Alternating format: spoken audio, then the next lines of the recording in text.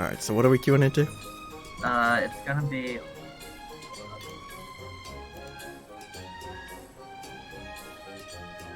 World of Darkness. Oh, so that's the last raid of the tier. So, Uh, there's only 324 mans in every expansion.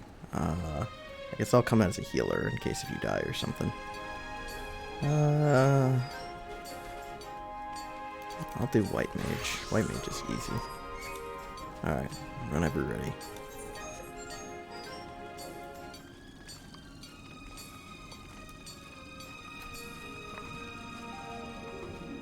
Which, I don't know if you've been paying attention to the quest line at all for these raid tiers, like the story. yeah, The reason they're making you do this is so you have a better understanding of Grahatia and the Crystal Tower. yeah, I figured as much given the whole everything that went down in Shadowborn. Or Yeah. And also, this World of Darkness has some amazing glamours in it, so just a heads up. Alrighty. I don't know what the caster glamour looks like. All I know is I used to really love the tank glamour, and I used it a lot back in Realm Reborn. Because obviously this content's like 8 years old now, so the gear isn't actually worth jack shit. But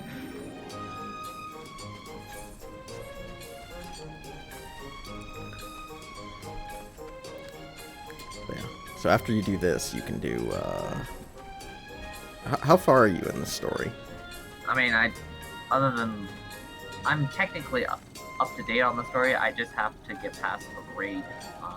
Okay, so Wall. you're all the way up to the newest patch then. Yeah. So that means you'll have to do Hero's Gauntlet and the Seed of Sacrifice. Okay. And I assume you haven't done probably like the Ruby weapon, and maybe you've done Sapphire weapon. No, I didn't do. I was still. I remember when the Ruby weapon came out. I just never did it. That's fair. Dude, the Ruby weapon with pugs, like I tried day oneing that shit, and I kept getting pug groups that I was stuck in for like 3 hours each that could not meet the DPS check. Like the players were that bad. Ugh. Which, it's funny, because the DPS check in that fight is super easy. It's funny, they kept having to try to have these powwows, which the entire group would be like, how do we handle this mechanic? And I kept having to explain, I'm like, you don't get it. This isn't a mechanic. That is the enrage. We are dying because we're not doing enough damage. It's enrage. It's a DPS check.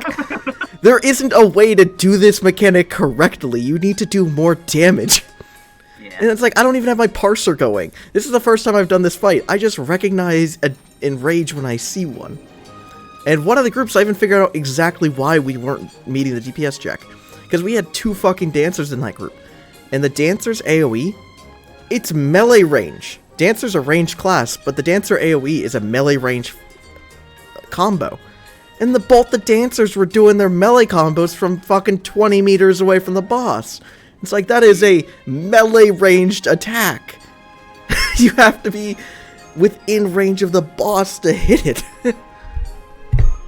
So they straight up, our dancers just weren't even hitting the boss like 60% of the fight, and they're wondering why we're not meeting the DPS check. It's like, you're not hitting the boss. You're hitting nothing. You're literally just fucking dancing in the background. I mean, hey, gotta admire that roleplay. Yeah, exactly. It's like, Jesus, you gotta hit the fucking boss. Maybe they will clear. Ugh.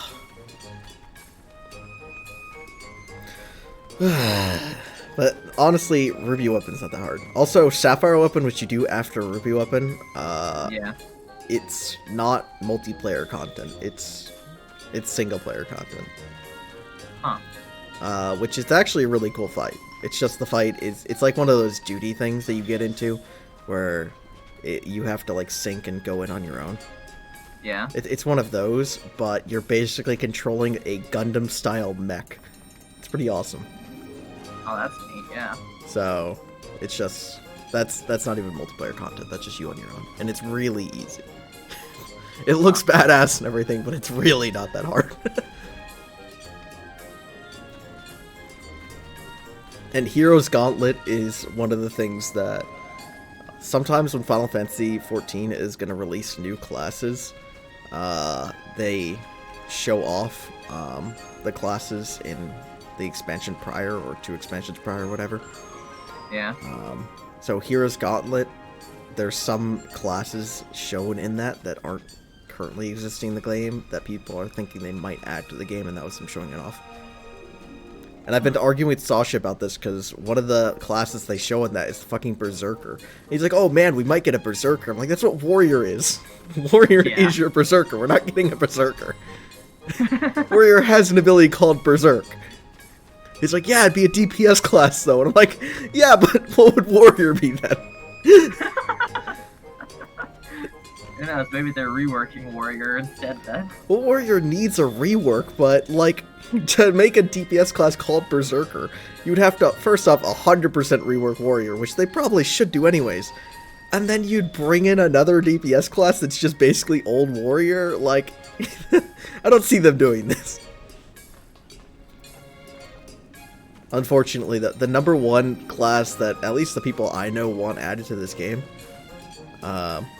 oh, hey. Somebody's actually watching my stream. That never happens. This must be a glitch. Hey, DeBomb. Yeah, don't worry. We got this. So... Oh man, that completely threw off my train of thought. Jeez. But a lot of my friends want Chemist to be added to the game. But they didn't show that off in Hero's Gauntlet at all, so basically, I feel like there's almost no reason to think we're actually going to get Chemist, but god would I love if we got Chemist. Because it would be a healer class. Yeah. I love the idea of a non-magical healer that just fucking throws potions at people. Like that would be pretty funny. Yeah. I also think it'd be really cool if it had a mechanic like Dancer or Ninja, in which, you use like dance steps or kind of like the ninja hand signs where you mix potions and they do different things. Oh yeah, that would be neat. So I would love to see Chemist, and part of the reason people think we might actually get it is because next expansion we're definitely going to Garlemald. Like that's where the story's leading. Yeah. So, and the thing is, the Garleans, they don't have the ability to use magic.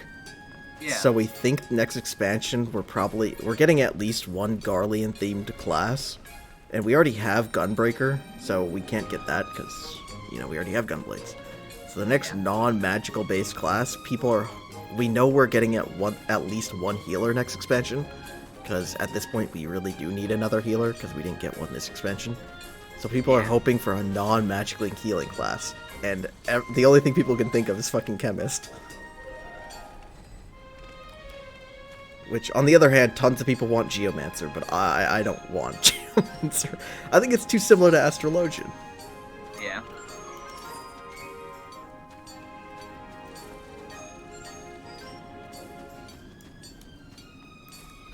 But yeah. Alright, so, World of Darkness. This is pretty old content, so it won't be that hard, but I'll try to explain the mechanics and stuff as we do it. You're on Black Mage, right? Yeah. Also, for one boss, even if different alliances are supposed to do different things, but I think you need to experience what Alliance B normally does. So even if we're not in Alliance B, I'm going to tell you to do something and just go with it. Alrighty. And technically there's 2 strategies to do it, so you don't need to do the Alliance A does this, Alliance B, Alliance C does this.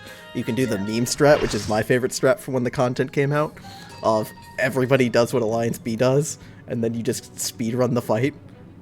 So technically, it's not like we're griefing doing it if we're not in Alliance B, but I want you to do it anyways, because I think it'd be hilarious for you to see what it is. Alrighty, sounds good.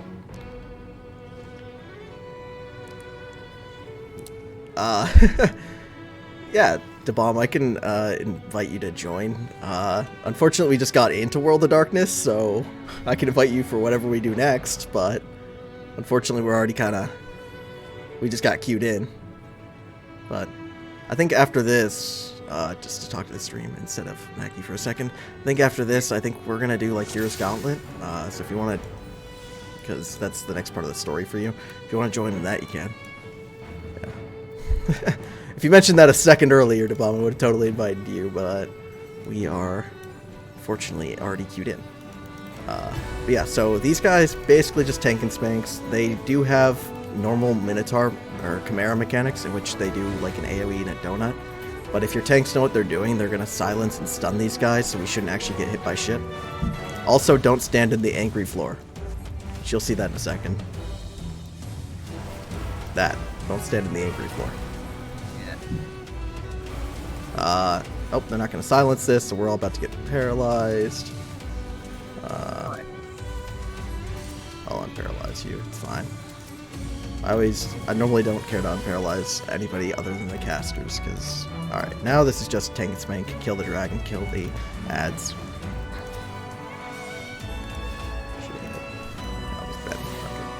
Oh shit, why am I dying? I Ben-eat someone else because they got really low on us being lazy. I immediately almost died and fucking the other healer Ben-eat me. Which, do you know what Benny is? I remember you mentioning it. I think it's some sort of heal, isn't it? Yeah, White Mage has a ability that's on like a 3-minute cooldown called Benediction. It's an off GCD heal that instantly heals the, but it instantly heals the, sorry, target for their full HP. So, yeah. So it's like White Mage is, you know, what's the term? They're ace in the hole or whatever. So if anybody's ever too low, they can literally just heal the person to max HP with an off GCD. And it's 3 minutes. Alright, so you're gonna see the floor is gonna turn white and orange. You need to alternate between these colors. So if you get hit by white this time, next time this happens, get hit by orange, and vice versa. White is always in front of him, orange is behind him. Whoever's tanking this thing is completely lost because this thing is running around lasering everybody. Whenever you see the eye, look away from him. If you don't look away from him when the eye appears on him... Oh, just get out of the flare, by the way, for a minute. Same with if you are in the death, just get out of it. There's a way to handle that correctly, but nowadays everybody just gets all the way out of it. Oh, kill the hourglasses around the side. But if you get hit by the eye mechanic, you're going to get doom inflicted on you. What you have to do for that, you see these glowing plaids around the arena? Yeah. You have to touch the glowing pad before, and that will cleanse your doom. If you don't, you instantly die. Right. So, yeah, alright, look away from the boss. Cool. The other healer got hit by it, so did the other black mage. So if they don't cleanse, they instantly die. Oh, get out of the cone with the finger, by the way, or else you die. I think I'm out. Cool. This fight has a lot of mechanics that just kill you if you do them wrong. Also, kill the ads, because if you don't, they start doing giant room-wide AoEs, which I can heal through fine, but they're gonna hurt. Alright, do the opposite of what you did before. Unfortunately, the tank who's tanking this is a fucking maniac, so it's hard to predict where those are gonna be. Oh, get out of the death. Oh, hello. Basically, if I remember how to do that death mechanic correctly, if you see it's like level 150 death, you're supposed to have your levels add up to it. So one person gets bound and trapped in it, and in order to save him, you need levels up to 150 but not over stacked in it. So basically, at our level, you need 2 other people to stay in it, and everybody else needs to bail. Something like that. Oh, I got the doom. Shit. So did I. Touch the pad. If you don't touch the pad, you die. That's the right pad. Oh, Gotcha. Oh, The pad's rotated around the arena, so sometimes it's better to run in front of it to the next pad, because it always rotates clockwise. That's fine. Our alliance has had significantly less deaths to that mechanic than I'm used to anyways, since normally there's a ton of new players in these raids who just die to that. Alright, yeah, the boss is pretty high health, so let's kill the hourglasses. Alright, and make sure to alternate colors if you can. See, the Dragoon almost just got 1 shot, and that's because he hasn't alternated colors the entire fight, so he's got 3 stacks. So if he doesn't do that again, which we probably won't get it again, then he will basically instantly die. Normally you can ignore the second set of hourglasses, because this boss dies pretty quickly, but we killed it pretty slowly, so we should, just to be safe, do the hourglasses. Alright, look away from the boss.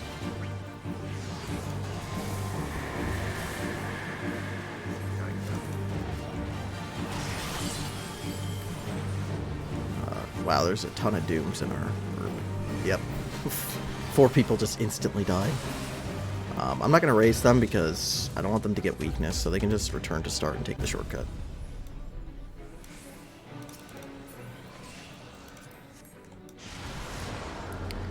Okay, so this next fight, we're going to be attacking the guy in the middle of the room. Once he gets to about 50% health, portals are going to spawn on the sides of the room. We have to kill the portals before they finish their cast, or else it's going to spawn an ad. Okay.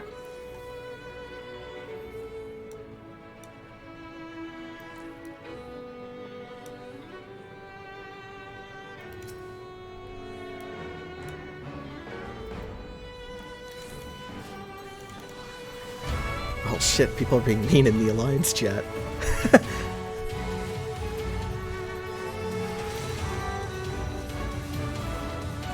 Alright, so... yeah. Alright, kill the portals. It's not the end of the world if the portals finish their cast, it just summons an ad, but it's just a pain. It's better just to kill the portals. The portals have a lot less health than the ads. Okay, now, see, the boss is almost dead. Now just kill that last ad. And see, there's a nice treasure chest in the middle of the arena. So, once you open the treasure chest, the boss is back. Alright, kill the portals. That was funnier the first time when this raid was old and like day 1, because I played this game back when this stuff came out. Yeah. And it's like, oh, you kill the boss, there's just a chest in the middle of the room. It's like, that's weird, that's not what the chest looked like for this fight. You open it, the fucking boss respawns, and more portals open. It's like, ah, I see.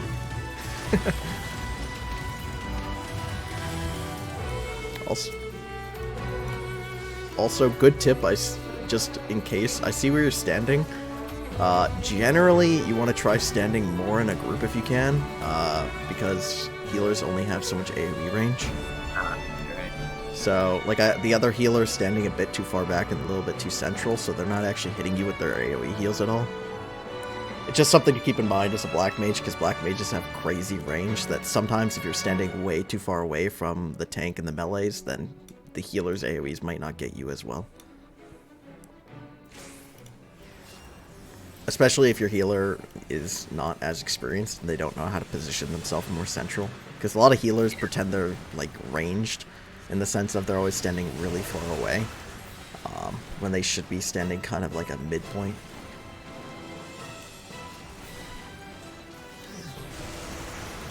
So basically, there's going to be a bunch of ads that spawn in this fight. Just kill them when they spawn. Honestly, this fight's mostly just killing the boss, and if you see an ad, kill that as well. Also, don't stand in front of the boss, and as you can see, 2 tanks are fighting over aggro right now, so the boss is spinning like fucking top. So, yeah. Just don't be anywhere near the front of it, because it might cleave you and kill you. Joy. Like that white breath, that's a cleave, and it keeps spinning because 2 tanks are fighting for aggro. Oh, kill the heads. So, a bunch of heads just spawned on the front of this guy, just kill him. Nowadays, it's a really easy DPS check to meet, but basically, if you don't kill the heads by the end of the Discordance cast, which if you kill 1 head, it resets the cast, then it wipes, and for every head that's alive by the end of the cast, it does more damage and does like a different status ailment, if I remember correctly. Oh, get away from the ice, and get extra far away from the ice. Like, keep running. That ice is going to expand outwards. Oh. Yeah, keep running from it. As far as you can get. Just try to slide through it.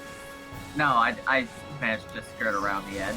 Oh, the other black mage did, and the other black mage lived sliding through it somehow. That was impressive, to say the least. Huh. Like, they chopped... I saw some black mage, I don't know if it was ours, but some black mage did the fucking cha-cha slide through it. And technically speaking, it only actually affects you if you're in it on a server tick. So, that means he managed to slide through it in like a 2-second window without being on it in that 2-second window, because server ticks are only like every 2.5 seconds or something like that. Oh, get away from the ice again. Oh, if the dragonfly tethers to you, you're supposed to basically pass it around between people. So just run it to somebody else and give it to them, and if they get killed by it, then they can get wrecked. Again, there used to be more of a proper way to deal with it, but now you just kind of play hot potato with it.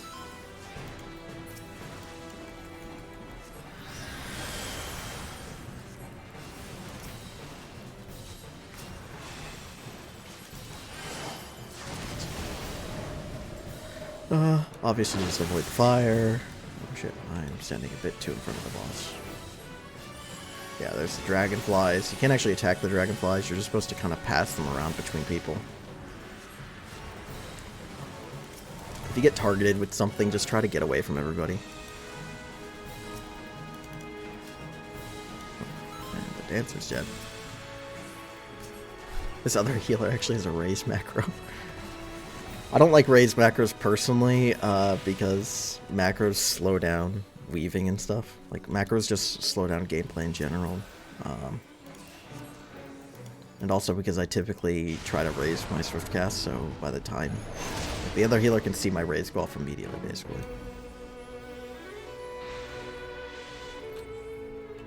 Okay, so for this next one, we're gonna split up between different pads and fight our own boss, basically. So, we're Alliance A, so we're gonna take the left pad. Yeah. So, yeah. So, yeah, take this left one. If you get targeted, get away from the rest of the group. If you see somebody get targeted, get away from them. If you get knocked down off, then see those giant the giant glowing pads down there? Oh, somebody else pulled, so just attack. If you get knocked off, just take the jump pads to get up. If you see a glowing pad up here, one of the big ones, not the little ones, like these, you press them. Yeah. Because this reactivates the jump pads down below for the other groups. Obviously don't get hit by the AoEs. Yeah. Basically, if you get targeted, it means he's going to suck you into his mouth, and he's going to suck in anybody in a cone of you. And spit him off. There's an ad. Oh, and got knocked off. See, the other alliance has to activate their, or hit their button to get us back up. Normally if you see Shockwave, you should try to get really in as possible, but it's hard if you're knocked down, then jump up and get knocked down again. But basically, we don't kill our boss. Every alliance is attacking their own, and every time you quote-unquote kill it, it comes back, but with more vulnerability, like resistance. Vulnerability down until, yep, and now they're all dead. Now take the jump pads to get out of here. You can see a gauge, basically that entire fight on the right side of the screen, that shows how much health the encounter basically has left, and every time you kill one of your guys, the encounter health goes down. Okay, so this is the one which different alliance typically do different things. A does the ads, B does the belly, and C does the chains. But we're going to ignore that, and we're going to have you do the belly anyways, because I want you to experience the belly. So what that means is you're going to see him spit out something called the gastric juice, and then you're going to see him spit out another thing that looks like purple goo. You're going to go stand near the gastric juice. Don't attack it. And when you get hit by the AoE from the gastric juice, you're going to turn mini. Once you turn mini, you're going to go and stand in the purple goo puddle. And when you stand in that, he's going to eat you, and you're going to be in his belly. And then you're going to attack his belly. Okay. Alright, so... let's see. See the gastric juice? Go stand near that. And I'll go in with you, actually. So stand in it, and you should become mini. And let's see. Where's the other purple puddle? Oh, there we go. Now I'm mini. Where's the purple? Alright, it's all the way at the end of the room because somebody's new and they didn't know what to do with it. So go run to the end of the room and stand in the purple. I see it. Here's a regen for you. Get in there! Hopefully this doesn't awaken any fetishes in you. And now we're in his belly. Kill it! Kill his belly! Neat. Give him a tummy ache. The retro meme strat for this fight was all alliances would go in the belly, So basically everybody but like a few healers and tanks would go into the belly and just kill the fucking belly. So get in there, kill the belly. What are these ads? Ignore them, just kill the belly. Don't worry, I came in here with you just so I could heal you in case if you started taking too much damage. Alright, and now we get flushed out. Exactly the direction you think we get flushed out. You pop out kind of behind the ad, or the boss. I went in one end and came out the other. So I think that's an experience you need to experience. And if it's awakened any new fetishes in you, I apologize immediately. No. I wonder if there's probably some correlation in this game when this fight came out to certain increase in search results for certain few fetishes. Oh, God. I wouldn't be surprised. I wouldn't be surprised either, but, get out from in front of him. Yeah, if you see the chains, basically when you're in him, after you hit him enough, he kind of gets stopped and chain spawn. Then a couple players will carry chains over to him and rechain him. If you don't chain him before he finishes his cast, then he turns into Madman and just starts dashing around everywhere. Oh, if you get marked with a debuff called, I think, Abandonment, you need to stack with another player who also has the debuff. Or else you'll get feared. Because you're afraid because you got abandoned. yeah. Huh. I already got my raise off. Okay. Oh, he's dashing again. Oh, the Black Mage's about to die. Huh, he slid cat. Or he tried cha-cha sliding to somebody, but he cha-cha slid through the animation, so he still died. And I'm not raising him because the boss is almost dead. Alright, cool. So, final boss. This guy, don't stand in front of him basically ever. Because every time he teleports to a different side of the room, he's going to shoot a giant laser just straight in front of him down the arena. So try to stay kind of to the edges of the arena, to his sides. Alright. Just don't stand in front of him, but that's good advice for basically any boss. Yeah. If you see ads, kill the ads. If you see meteor circles, if you see somebody not standing in a meteor circle, go stand in it. We need one person in each meteor circle. If you get targeted, then you need to run away, because basically he's going to start dropping a line of meteors behind you, so just keep moving and keep running. It's hard for a Black Mage, but if you see somebody else that gets targeted, get the fuck away from them. I think our Paladin's going to die. Yeah, see all those people taking massive hits and vulnerability stacks? They got targeted by the fucking meteor and didn't know what to do, so they killed other players. Dude, that healer's got a raise macro, but they're not. It's not tied to the raise, because get out from in front of it, because it does that.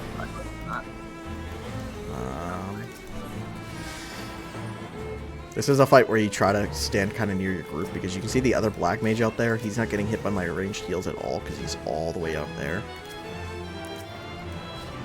Which, you know, I gave him his own regen, but he's still far away, so...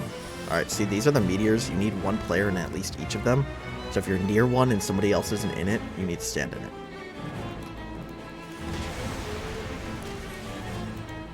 Shit, I'm tanking. No, I'm gonna die! Nope. Oh. Rip. Yeah, I was the main tank for a bit, so... As you can tell, a non-tank cannot stand being the main tank, or else you die. Alright, kill the clouds. So there's a bunch of ads, and you have to kill as many as you can before they reach the boss. If you actually stand in the clouds, they move slower. So if you're near one and you can stand inside of it, especially the big ones, then do it. Nowadays, these clouds die really quickly. So a lot of what people will do is just the range will kill the clouds, and the melees will just stay on the boss. You're obviously ranged, and so am I, so I mean, you're both gonna kill the clouds.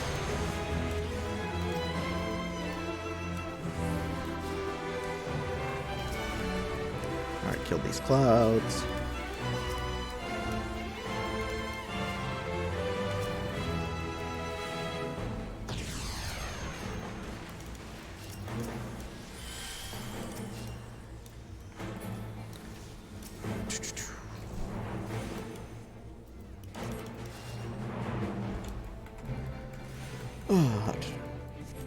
And now he's gonna do a room-wide AoE and leave, and he's gonna spawn 3 clouds, or not clouds, 3 somethings, but get close to them because they're gonna put a jail around them.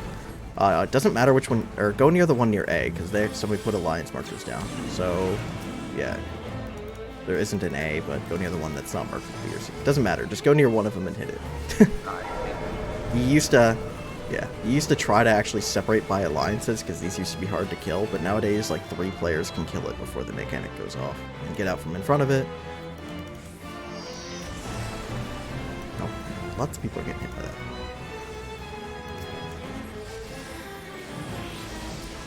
Okay, and now just kind of kill the boss. This alliance's DPS is a little bit low. A lot of groups would have it dead by now.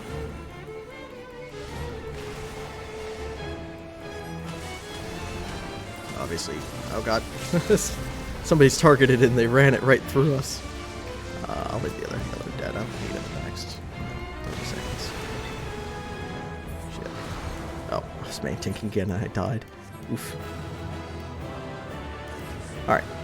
Good job. Okay. Easy peasy. Sure, I'll come in the other game. Good on them. At this point, everybody and their grandma has that minion, so your chance of winning is pretty high.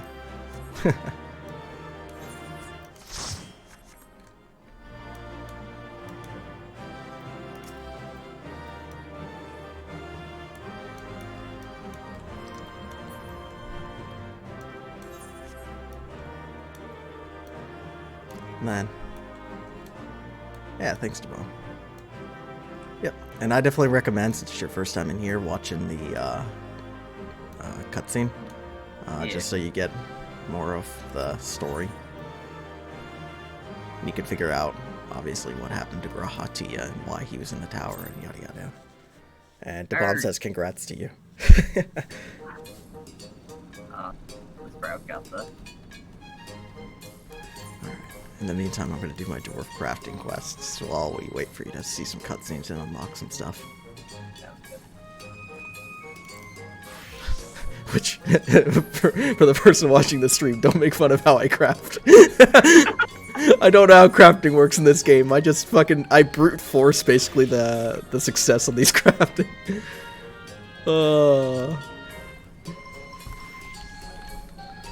I like to keep my crafters maxed out because you can repair your gear in combat if you know how to craft. Oh, sure. Can you make me party lead for a minute, Mackie? I'm going to invite DeBomb so he can join us for whatever stuff we're doing. Oh, once you get out of the cutscene. Yeah, once I get out, I'll do it.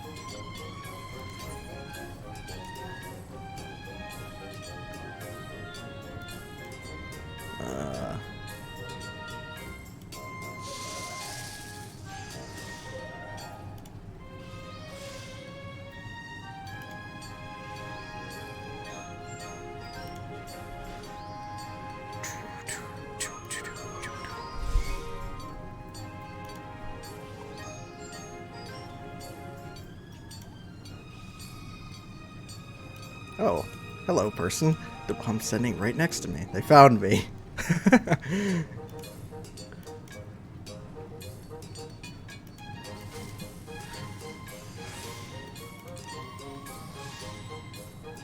Yeah, basically, since I don't know how to craft at all in this game, is I just pray on good RNG, and then I fucking spam the rapid synthesis button, which is complete RNG, and most of the time it works out for me somehow. I have been getting really bad RNG in this one. But the thing is, if you fail at craft for the dwarves, they just give you the materials again and you can just keep trying it. So now I'm just going to do this, and this should give you a 100% chance, maybe? 89, close enough. Now if my rapid synthesis succeeds... Damn it. Alright, I gotta do it again. Alright, dwarves, I need more materials. I fucked it up. Which, leveling your crafters is worth it, just for the sake of being able to repair your stuff in combat. One second.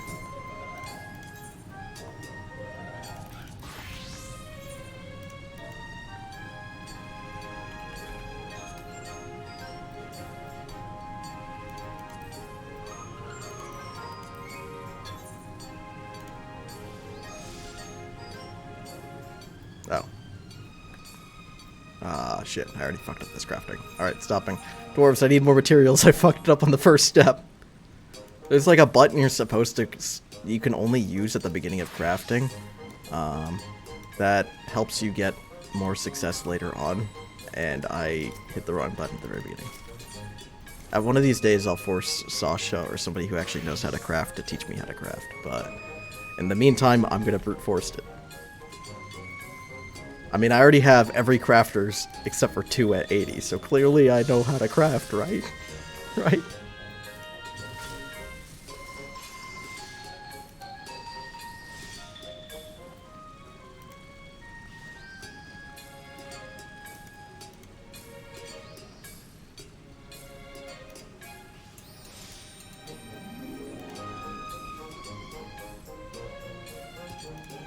If I fail this again, I'm gonna hold off on finishing up my Dwarven Beast tries until I turn off the stream later, so nobody has to see my great shape. I failed this simple craft like 3 times.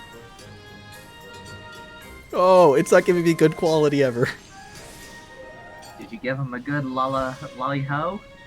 I didn't, that's why I'm failing. Because when you're crafting, it gives you different conditions, and the better condition, the better quality you get from each step. And I'm not getting luck on these conditions. It's not giving me good or excellent like ever.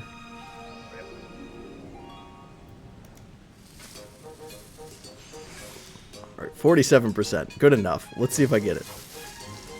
Oh, rapid synthesis. Don't fail me now. God damn it. Alright, try it again. Dude, fucking... DeBomb, I think, showing off their crafting gear. Don't shame me, I don't know how to play this game. Oh, god damn it, I fucked up this first step again.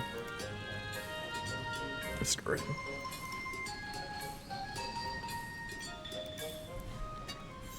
Dude, I stream tea every week, and it's so much more stressful streaming each crafting.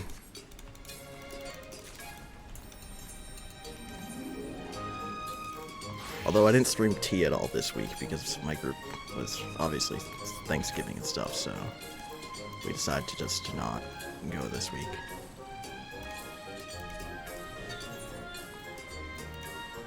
Which, Mackie, if you don't know what tea is, god damn it, DeBomb's laughing at me. Well, do I not know? What, Mackie? What was that? What was that? What did you say? I was just gonna say, if you don't know what tea is, it's the Epic of Alexander. It's the newest Ultimate fight.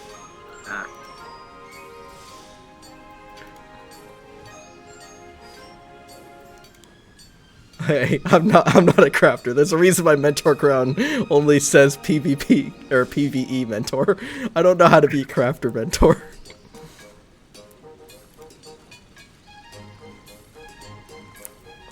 I've played this game for like, oh jeez, how long has it been at this point? Like 9 years, and I never learned how to craft. God damn it! 78% chance of success. I failed again. Dude, I've never had this much trouble doing this. Alright, hold up. I'm gonna get this eventually. Let me know when you unlock the stuff so I can stop crafting. I got it this time, DeBomb. Don't make fun of me.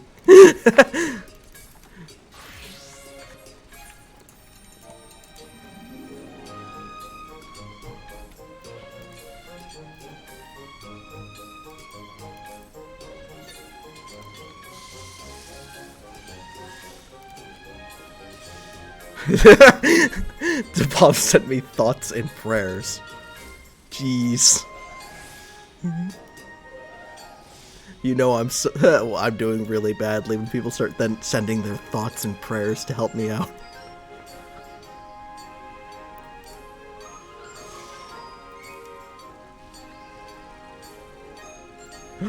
This is the time! It gave me 2 excellent qualities in a row! Alright, so Mackie, right? Yeah. I have ability that if it succeeds a single time, I will succeed this craft. But it's a 50-50 chance of succeeding, and I have 4 attempts. I needed to succeed once. Let's do this. Enter the lottery. Alright, failed. Failed. Failed. Success! I did it! It has a 50% chance of succeeding, and I swear it fails for like 90% of the time. I did it! I finished the craft successfully. I'm a genius. Dude, I don't know how to craft in this game, so whenever I craft, it makes me look like a complete fucking fool. It's great.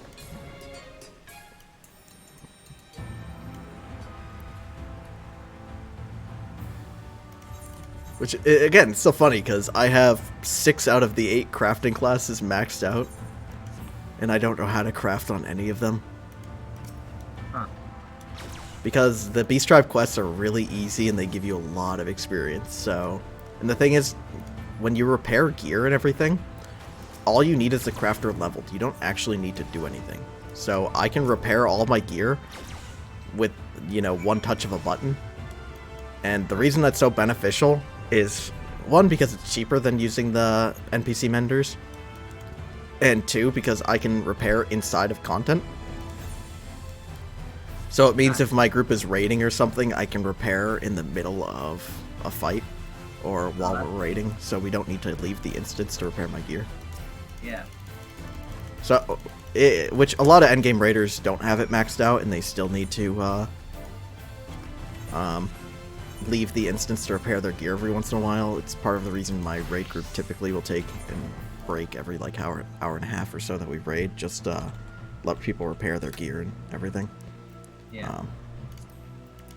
But it's still, if you're going to get really hardcore into raiding or anything, it's definitely worth just leveling up your crafters just to be able to repair your gear in content.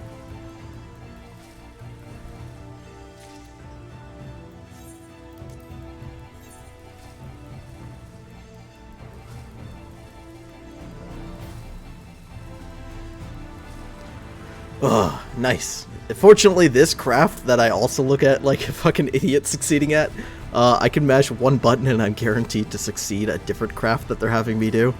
It's like the most low brain way to do it, but it always succeeds, so... I'm the smoothest brain crafter on this server. Nice. Which, yeah. Which, people try to tell me that I should get into crafting, because that's really how you make money in this game, is being a, like, omni crafter. But since I just do a lot of roulettes between my main character and my alts, it means that combined between my main character and my alts, I probably have like 20 to 30 million gil. So I kind of don't really need money. And all I use money for in this game is buying raid food, raid gear, raid pots, and... like, it's not that expensive to do that. Yeah. I mean, you really need money if you're going to get into housing. If you're not going to get into housing, you don't actually need that much money in this game. Not to mention, most raid groups always typically has one crafter in it that is willing to help out with getting your group raid food and stuff if they need it. Like, I know Sasha says all the time that if I ever need raid potions, if I just give him the materials, he'll make it for me. To which I respond, I'm too lazy to gather materials, I'll just pay you to make it instead. I have the money! The difference is, somehow, there's some people like Sasha who always seem like they're terminally poor in this game, and I don't really know how. Because he actually knows how to craft, and yet he's terminally poor, and I never craft, and I'm always filthy rich somehow.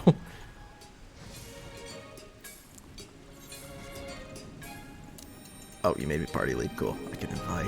Where'd they go? Friends list.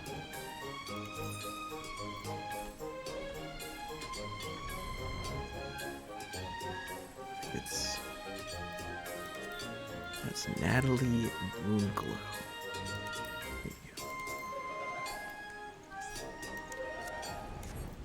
Yeah, so there we go.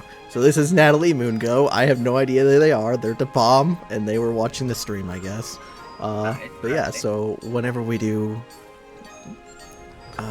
probably the Heroes Gauntlet, they'll accompany us.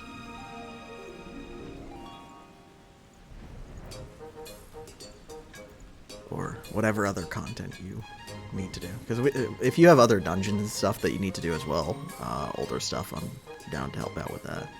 Yeah, right now I'm just trying to get the main story, and then I'll try to. The only content I'm willing to help you with, but I don't really want to, is the Stormblood 24-man content, because I don't like those at all. I'm willing to help out, but, like, I don't actually know the mechanics for those fights. Fair enough. Basically, Stormblood... Yeah, no problem, Natalie. More than welcome to have you. I would invite you to Discord, but since I am kind of new to streaming everything, I don't have an actual Discord set up for stream people and everything. And I'm still being a little bit cautious with who I let in the audio of the stream. So I definitely, now that I know somebody actually watches occasionally, or somebody's willing to watch or whatever, and I'll definitely get a Discord set up for my stream and everything. But yeah. Dude, I gotta say though, it is so nice being able to fly around from Reborn. Yeah, dude. A Realm Reborn, adding flying to them is amazing. And it's funny, because you know there are tons of areas that they didn't have the collision and everything set up for, that they definitely had to. Yeah, oh, thanks, Natalie. I didn't know if you wanted to join the voice, and if you did, I apologize, because I'm definitely fine with... That's part of the reason I was streaming, is if anybody did want to join. Like, I used to stream Monster Hunter a bit, and people used to have me help them out with hunts, because when I did stream Monster Hunter, I was basically just saying, if anybody wants to join my lobby and hunt with me, I'm down. Which, that's what I intend to do a lot when Monster Hunter Rises comes out.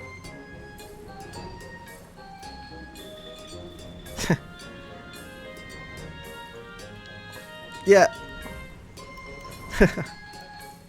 And definitely, Natalie, you should let me know what your Twitch is so I can check out what you do. Because I'd definitely be willing to check out what you're streaming. I'm kind of a new Twitch watcher. Before COVID, I never watched Twitch. I would watch YouTube content that people posted, but never Twitch. But since I have been trying to do streaming more, mainly for Final Fantasy XIV and miscellaneous stuff. A lot of it, though, was I am trying to get stuff set up for Rises. Basically, I'm going to become a Monster Hunter Rises streamer when that comes out and just play that game every day. Yeah. Oh, right. Of course that's your Twitch, because I saw your Twitch name in fucking Twitch chat. Dude, if you think you're small, I mean, you should see my Twitch channel. Here you go.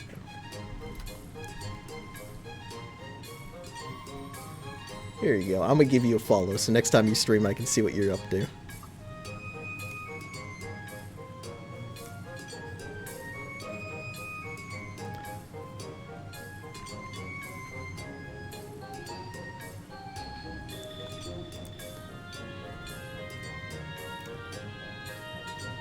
Alright, so yeah, so definitely, the bomb. Next time your stream's up, I'm following you, so I'll come and check out and see what you're up to.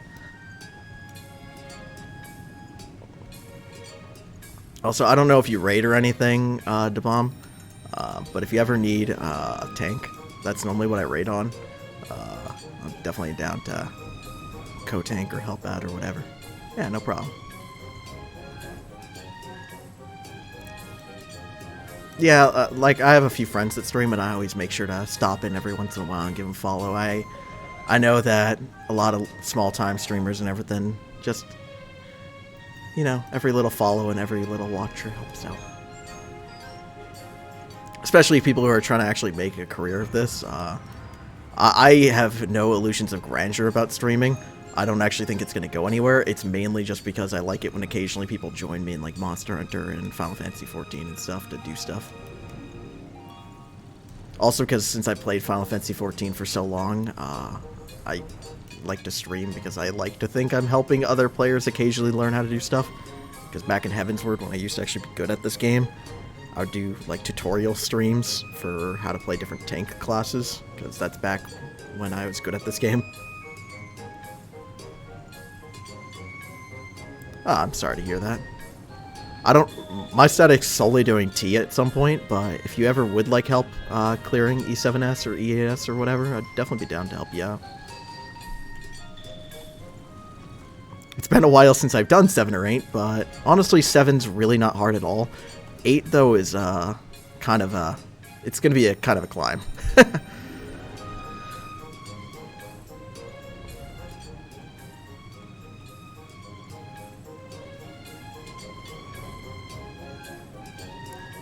Yeah. It's not that bad either. There's like 2 or 3 mechanics in 8 though that can kill statics. Which is Light Rampant is the first one, and then it's kind of Icelet can do it. It's largely Light Rampant that just kills groups in E8S. Fortunately, my group started using a Brain Dead strat for rotating mirrors and Light Rampant, so it's actually pretty easy now. I haven't streamed. Yeah, it's all good. We're still just waiting on Cadigan to do some business. I haven't streamed 8 in a while, but yeah. Yeah, most of my streams are raiding, so it's also just like a first-person perspective to help people learn how to do different fights.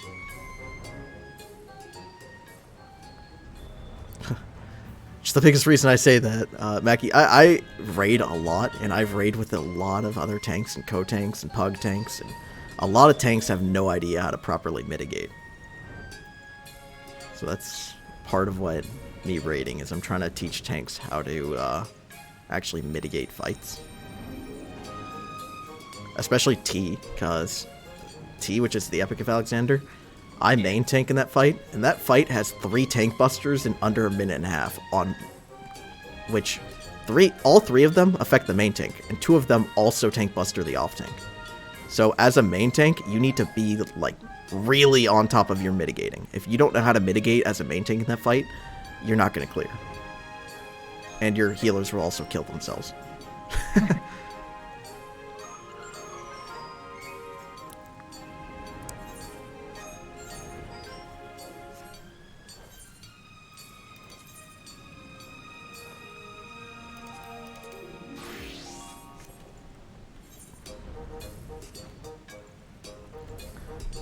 Are you still watching the raid cutscenes, or? No, so I'm just trying to, at least, I don't know how far past like the raid it like makes me go before being able to continue on with the main quest. I just figured I'd just quickly get all these little like raid quests out of the way. Yeah, it's fine. Just chilling out. Just if you unlock anything and you want to do it, just again, let me know. I'm down to help out. And now Natalie's in our trap party, so they're also coming to help with whatever we do. You're stuck with us. Welcome to the train.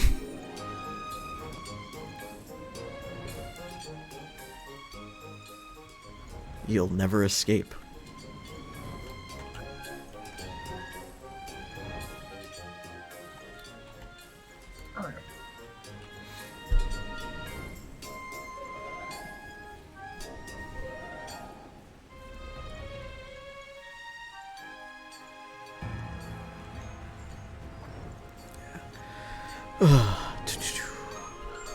I'm looking forward to the new tier coming out, though. Probably stream a lot of that, too.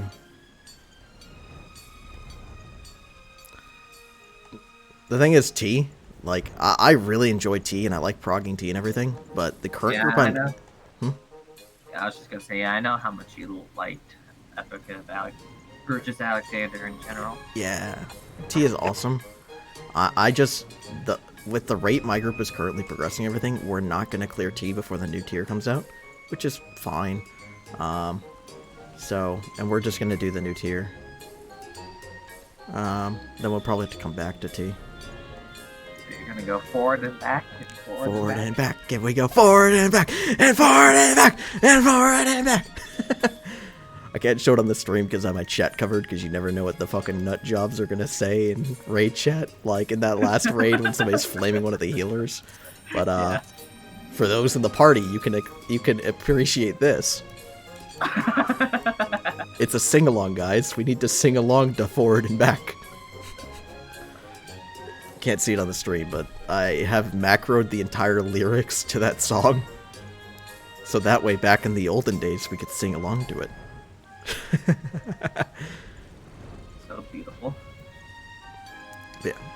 But even if you're not going to clear an ultimate fight before the new tier comes out, progressing it is worthwhile because it forces players to get really good at this game. Yeah. Because that is the hardest content in this game. So in theory, if you can progress or even clear an ultimate fight, then normal raid tiers are going to be like a joke to you.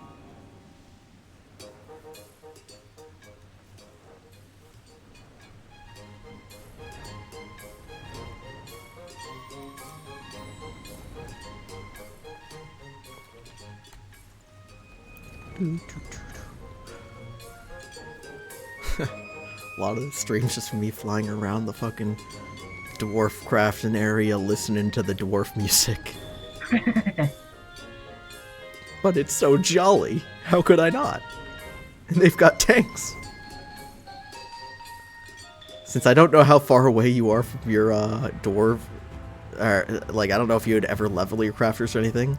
So I guess mild spoilers here, but I assume you don't mind because it's the dwarf crafting quest. Yeah. You basically help them build up a tank manufacturing plant. Nice. Yeah. And then they give you a tank at the end of it to use as a mount. It's pretty great. Oh, I think I remember the memes, yeah, for the when it first came out and everybody was excited about their tank mount. Yeah, it is one of the best quest dialogue lines in the entire game was something along the lines of, now that the dwarves are bloody stinking drunk, it's time to start building weapons of mass destruction, or something along that line. Because basically you help them build a booze refinement plant so they can start working on the tanks. Nice. Because they're using the booze as effectively fuel for the tanks. I mean, hey. It's all good, Alcohol. Natalie.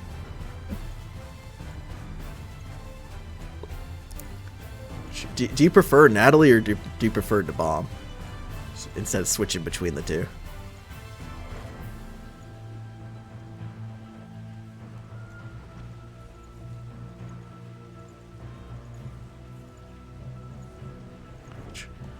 Or we could just refer to, or I can just alternate between the two in rapid fire succession and see who gets confused.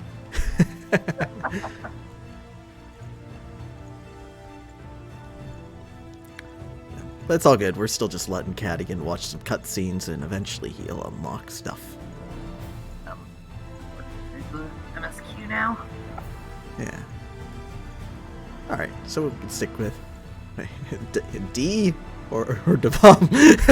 I can call you D if you prefer that. Problem is that I'm going to be so tempted to, shout out D's nuts, right? Oh my gosh. I normally don't even, care for that fucking meme, but it's just so tempting.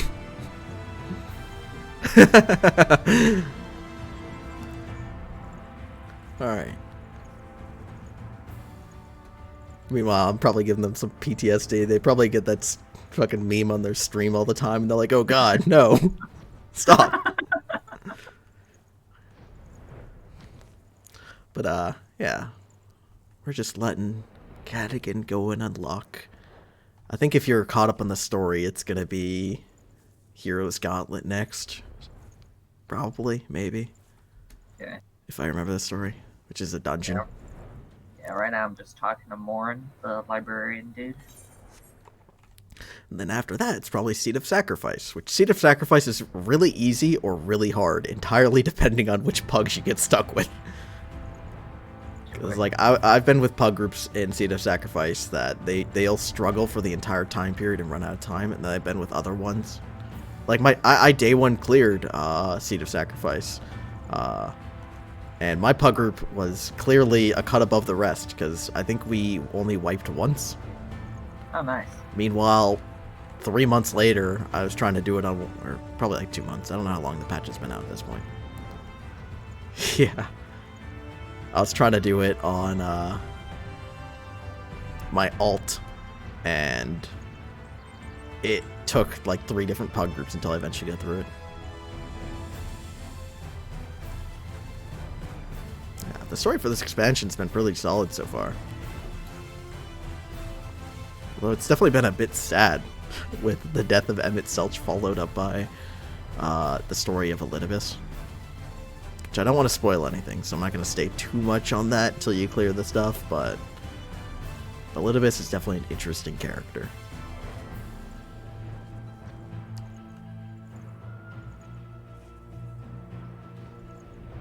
I'd miss Emmett Selch, though.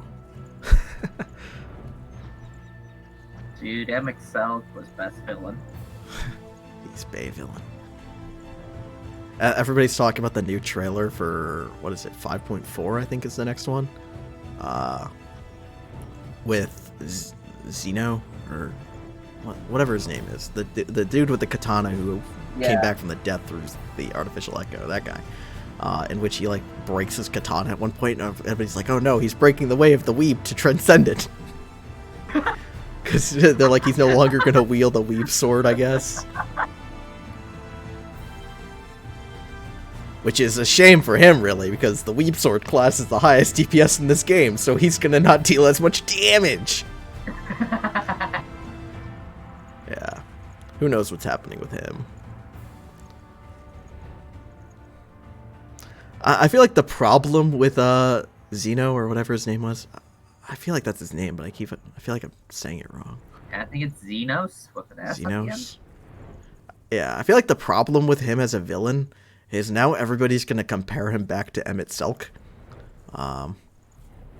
Because Emmett Selch was a great villain, and even these last couple patches, in this patch, Elidibus has been also an extremely interesting villain. It's hard to go back to Xeno. Yeah. Yeah, which if you haven't watched the trailer for next expansion, it looks pretty interesting. It looks like we're fighting another fucking Nidhogg Shinryu amalgamation. So another dragon trial of some sort. And obviously we're going to get the new Ultima weapon, which is, I think it's the Emerald one or something. So whatever that fight is. Makes sense. Ruby, Sapphire, Emerald. Yeah. So I think we got Emerald next, and then after that I think it's Jade, something like that.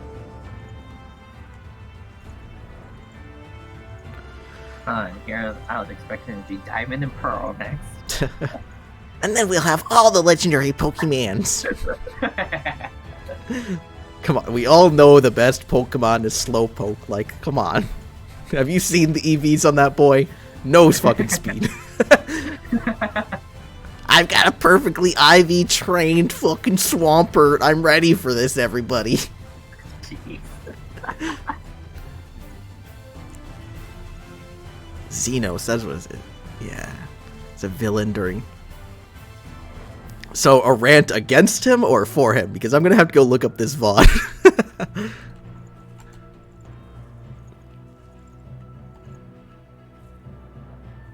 Because I imagine against, because... I don't know, Xeno's not really doing it for me. He's, like, kind of weird. I kind of feel like we actually were supposed to kill him, and then they kind of retconned the story, because they're like, wait, we need a reason for them to go to Garlemald, so let's bring Xenos back, because then we'll want to go there and deal with him, right? Yeah, but I feel like the reason why we would have gone to Garlemald was for the Black Rose weapon, and then, they retconned it with bringing Xenos back and having him destroy it. Yeah, exactly. So, like, I don't know. I don't really know what they're doing with that whole story arc. Yeah, I feel like in Heavensward, Xenos was a fine villain in the fact like he was pursuing the ultimate strength. But once we killed him, it was like we became the... We killed him, we were the ultimate strength. He's out of the picture now. Yeah, and it's like we've only gotten stronger. And like, yeah, I feel what you're saying, Natalie. I'm kind of not feeling him too, because... Or D. Because we already beat him once and we're stronger now. So unless if he somehow got magically stronger, I mean, we're just going to kick his ass, right? Like, how are they going to justify that?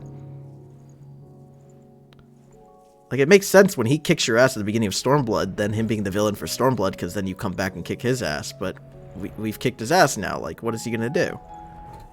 I mean, he even said the thing, he's not even hunting us anymore or whatever. He's trying to hunt down Zodiark. Which it's like, well, if he can't even beat us, how is he going to beat Zodiark? Alright. Hold on. I'm going to save that link. Since I am on stream and everything, I wouldn't be able to show it, just have the audio. So I'm going to hold on to that link personally. I'll put it in the Discord as well.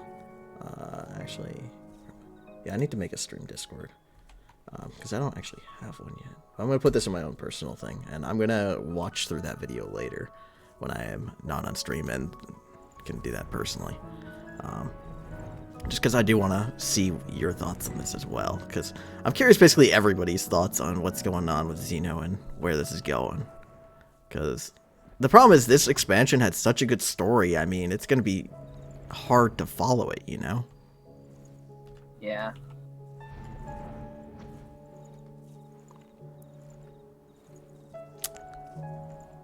But yeah. It's gonna sound weird, but I wonder if Xeno Vex, like the streamer, is slightly tilted because when you used to talk about Final Fantasy XIV and mention Xeno, you were talking about him because he was like the best warrior player in the world at one point, I think.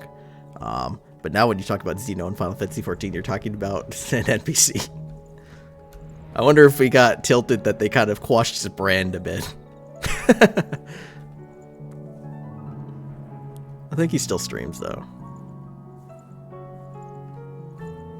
I remember bumping into him a few times in Stormblood. And that's pretty cool, because back when I was learning to play Warrior, at the beginning of Heavensward, before I got really good at Warrior and started making my own tutorial-like things,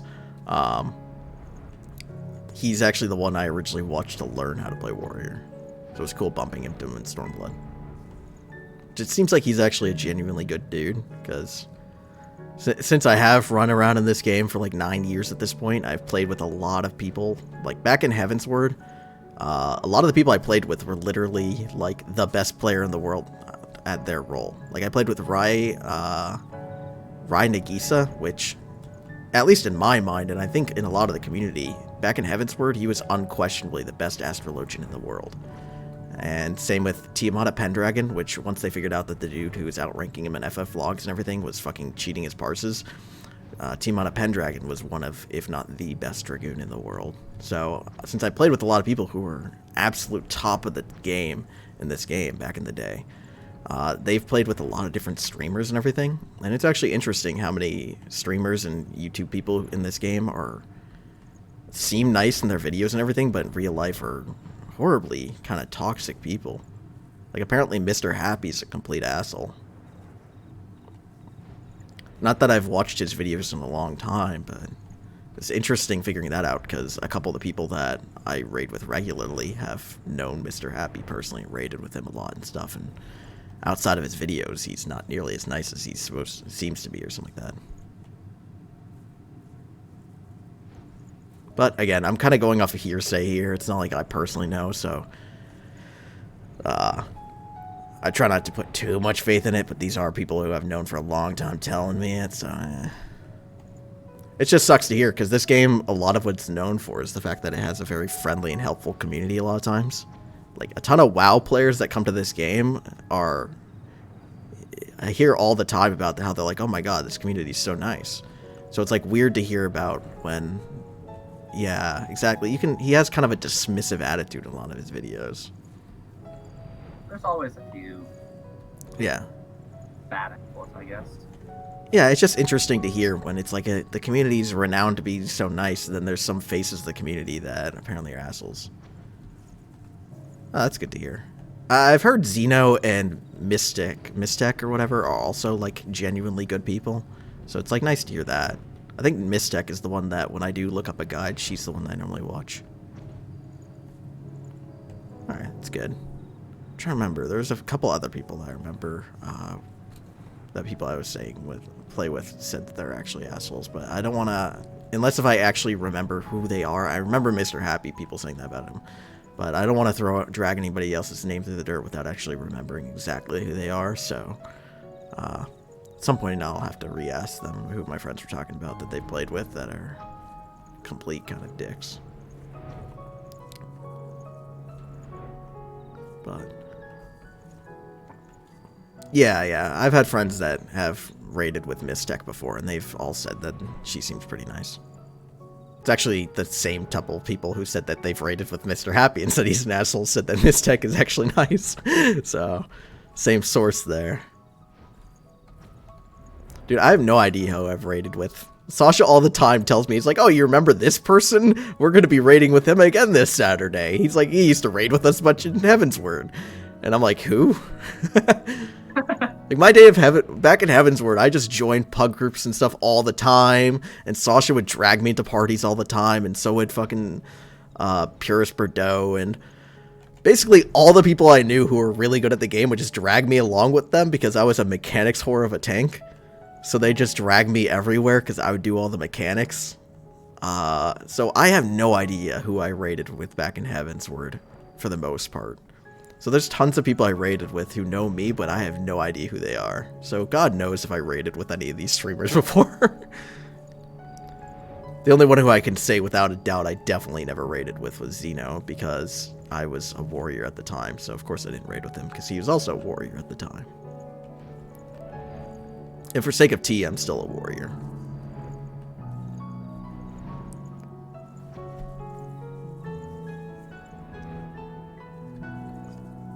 Yeah.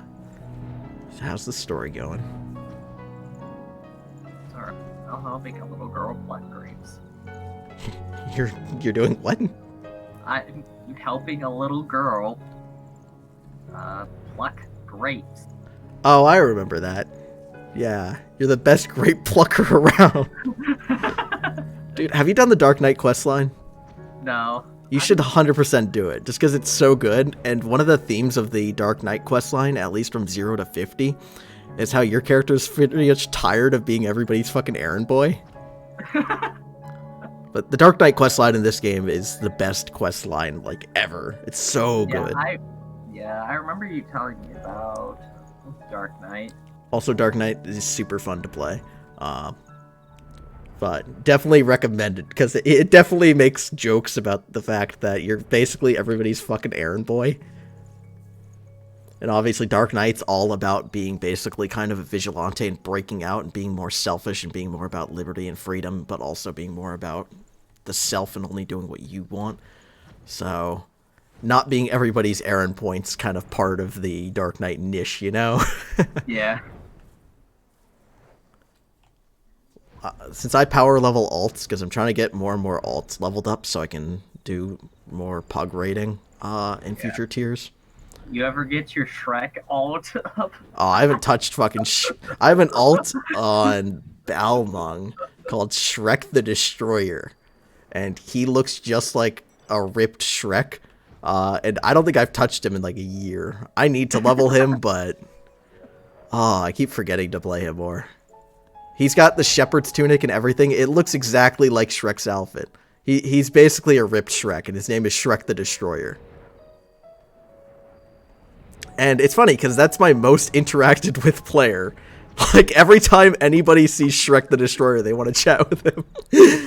That's part of the reason I don't level Shrek the Destroyer much. It's because I get so many private messages of people, like, trying to chat and do stuff with Shrek the Destroyer that it actually just interrupts me being able to play the game.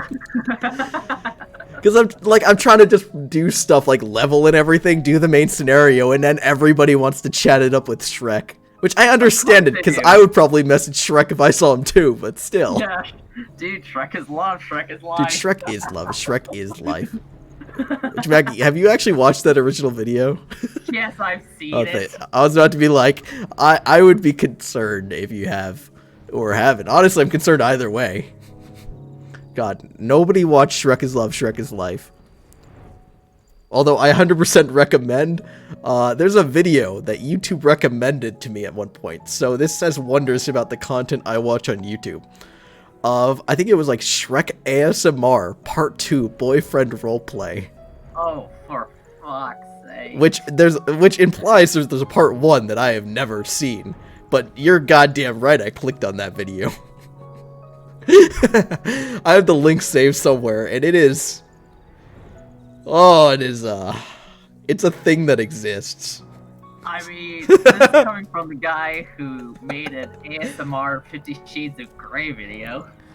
Yeah, so so something I actually do as well is my stream VODs, I'll typically just throw them on YouTube, mainly for raid VODs. Just so my raid group can go back and see how things goes. I've been trying to put more and more of my raid VODs on my YouTube. I made a separate YouTube account for my Twitch VODs that doesn't have the Hana Reads Chapter 1 of 50 Shades of Grey ASMR on it. So it's not linked by any means to my stream YouTube, to my Discord, or anything. But there is a YouTube channel out there that has a video of me reading in ASMR style the first chapter of 50 Shades of Grey. Beautiful. Which is funny, because since then, I was using my brother's mic for that. I got myself a nicer mic. Because I needed one. And my nicer mic that I actually bought is bidirectional. And it's not always bidirectional, it can be. So I could probably make a much better version of that ASMR video now if I wanted to.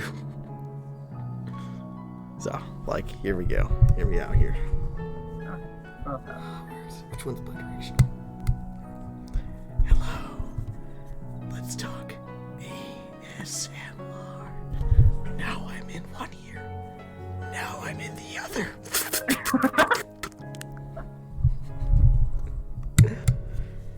So assuming if you actually had bidirectional headphones, I just fucking raped your ears and you're gonna be very discouraged. I do not have those, which I'm now glad for. Good, because if you do, this is a bidirectional mic, so that means I would have been whispering in one ear and then the other, and it's an unpleasant experience to say the least. So the reason I know that is because when I was making that 50 Shades of Grey video, I obviously wasn't listening to anything other than the playback of my own voice to hear it sounded back. So, which means that video I have listened to the entire thing because I listened to the playback of it when I was making it to make sure it sounded alright. And by the end of the video, I think I had the biggest headache I've ever had in my own life. That video physically hurt me to make. But I'm a man of my word, and I told my static that if we cleared E8S before 5.3, then I would make that video. And by God, I'm a man of my word. Same with I told my group that if we clear T before the end of this expansion, if we clear T before the next expansion comes out, I will do a stream shirtless. Oh gosh. Yeah, nobody wants to see that, but by God did they want me to do it. And also, one of the guys was very flamboyantly, you know, swinging for the same team, if you know what I mean. Oh so he was my. kind of interested in the idea. Oh hey, there you go. So, fair warning, if my group ever clears T, there's going to be a mental scarring that follows after. Although I'll have to look at Twitch's terms, because if I'm going to get banned for that, then no, I'm going to stream over Discord instead. It's going to be streamed somewhere. I'm a man of my word, if anything. And if we clear both Ultimate Fights, I'll do a fucking nude stream and stream it on Pornhub. Which, that's a joke. I'm not making that promise. Jeez. Dude, imagine getting fired from my job. Dude, we found a video of you streaming video games nude on the internet. We don't want to be associated with you. Jeez. Yeah, I don't need that. But you're also in the Lakeland. I found you. Yeah. But I'm not going to help. I'm just going to watch. Because that's all I like to do, is watch. Oh my god. Alright, I'm just going to follow you around like a protector riding my sexy Ramu daddy. Oh boy. Which led to the most disturbing joke of the patch 5.2 or whatever. Of, yes, we get to ride sexy daddy Ramu, but when do we get to ride Reen Shiva? Oh fuck. Everyone's like, when do we get that mount? And I'm like, never, ideally, but it is Japan, so you never know. Yeah, the worst part about doing that fight is when the fact that she straight up gets changed in front of me during the fight. It's like, Jesus, Japan, what are you doing? Stop. I don't need to go to jail. That's illegal over here. Yeah. Which, if you've been hearing the debate in Japan, in which a bunch of students signed a petition to have the age of consent risen in Japan from 13 to something more reasonable. I'm like, why is this a debate? If the fucking kids want it higher, why is the age of consent in Japan only 13? Let's start with that. Like, I get it. Kids are gonna, do their thing and they're gonna experiment with one another. The problem I have is the age of consent being 13 implies adults can get in on that. And I'm like, that should be illegal. Like, that's not okay. I mean, this is the group that, popularized the lolicon, fetish, so. Just because I haven't made this joke on stream, so I feel like I need to. It reminds me of when I was at Epcot. Which is down in Florida. It's like a Disney theme park. They've got a section of Epcot, which is an international museum of sorts, like in which you can go through different international areas. And in the Japan area, you can find different Japanese foods, and there's like a Japanese souvenir store, so it's all about Japanese culture. Well, there's a History of Japan museum. In that museum, it starts with normal Japanese history, and it goes through like feudal lords of Japan and the samurai and yada yada yada, all normal Japanese history. Then comes World War I, World War II. They stop being a tsundere. Sorry, what'd you say? Oh, I was yelling at Alice, saying stop being a tsundere. Oh. But then comes World War I and World War II, and we know what happened at the end of World War II. So, bomb number 1, bomb number 2. Just right after that part of the exhibit, there's bomb 1, bomb 2, end of that part of the exhibit. We knew to the next period of Japanese history. What do you think the next exhibit in this museum is called? Directly after the atomic bombings. Japan's Rise of Kawaii Culture. I'm like, oh god, we really screwed them up with those bombs. We bombed them into kawaii culture. What have we done? But yeah, that's one of my favorite anecdotes. God. I mean, all that nuclear radiation had to do something to them. Which I'm gonna let you know the first person who I told that to? I was at the museum. I noticed that immediately, and I texted a picture to Sean Casey. Which, for people without context, Sean Casey is my half Japanese, half American friend. I was like, I regret what we've done. Which is funny, because I had previously had a debate about the atomic bombings of Japan and the morality of it with him. Because basically, my argument was, it's the right thing, we should have done it, because Japan wouldn't have surrendered otherwise, which is accurate, they wouldn't have. And it would have cost a ton more lives on both sides, and yada yada yada. But I'm not going to fill out the whole debate here. Yeah, he was arguing against the bombings, which... Was he just doing it for debate's sake, or did he actually believe that? No, he actually believes it. Sean Casey's not a history major, let's be straight here. Fair enough. So it wasn't exactly a fair debate here, but yeah. He was arguing against it, so that's in part why I felt the need to text him and say, I'm sorry, I was wrong, you were right. We bombed them into kawaii culture. I feel bad, look what we've done to them. What did he respond with? I think he just responded with like a fucking ...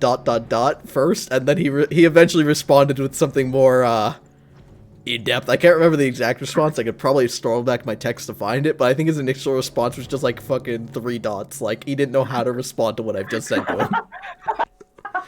And also, I think he eventually responded basically saying how he was disappointed with the museum or something like that. He's like, oh, there's so much more than kawaii culture. He's like, only a small percent of Japan actually engages in that stuff. And I'm like, look, dude, I'm just looking at a museum here. I didn't make the museum. All I know is this is what they're teaching the children of Epcot. Nice. Dude, I nerded out at that amusement park. They had, since I was a robotics major in college, right? They have an exhibit there in which you, it's obviously you don't get to do that much with it, but you get to program a industrial arm that they've attached a couple of chairs to the end to, and then ride around the ride that you just made. Oh, nice. Obviously, it's like simple in how you program it and everything because it's supposed to be accessible to younger kids and everything. But me, Yeah. grown man, is like, I need to participate in this because I love industrial robot arms, and I've never thought I'd get the chance to ride one. Yeah, that's My actually school won't pretty let me cool. do that. My school will let me attach a lion fishing hunting harpoon gun to the an industrial arm, but they won't let me attach a chair to it. Something about safety.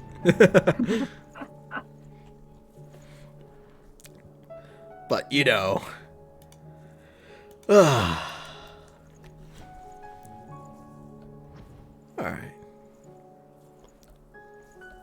So, how's the main story? Alright. To circle back, yes, Alice is a complete tsundere, and she's absolutely in love with the Warrior of Light. Yeah. Which, it's a little bit sad, because I made a joke to that about my static, to which the static begins trying to figure out how old exactly is Alice. Did they? I thought they said, like, shoot. Like, not that I've done the math or anything, but, you know, I'm pretty sure in Heavensward she was 14, and then what? She spent, like, 4 years in the Shadowborn realm or whatever? Well, here's the argument, right?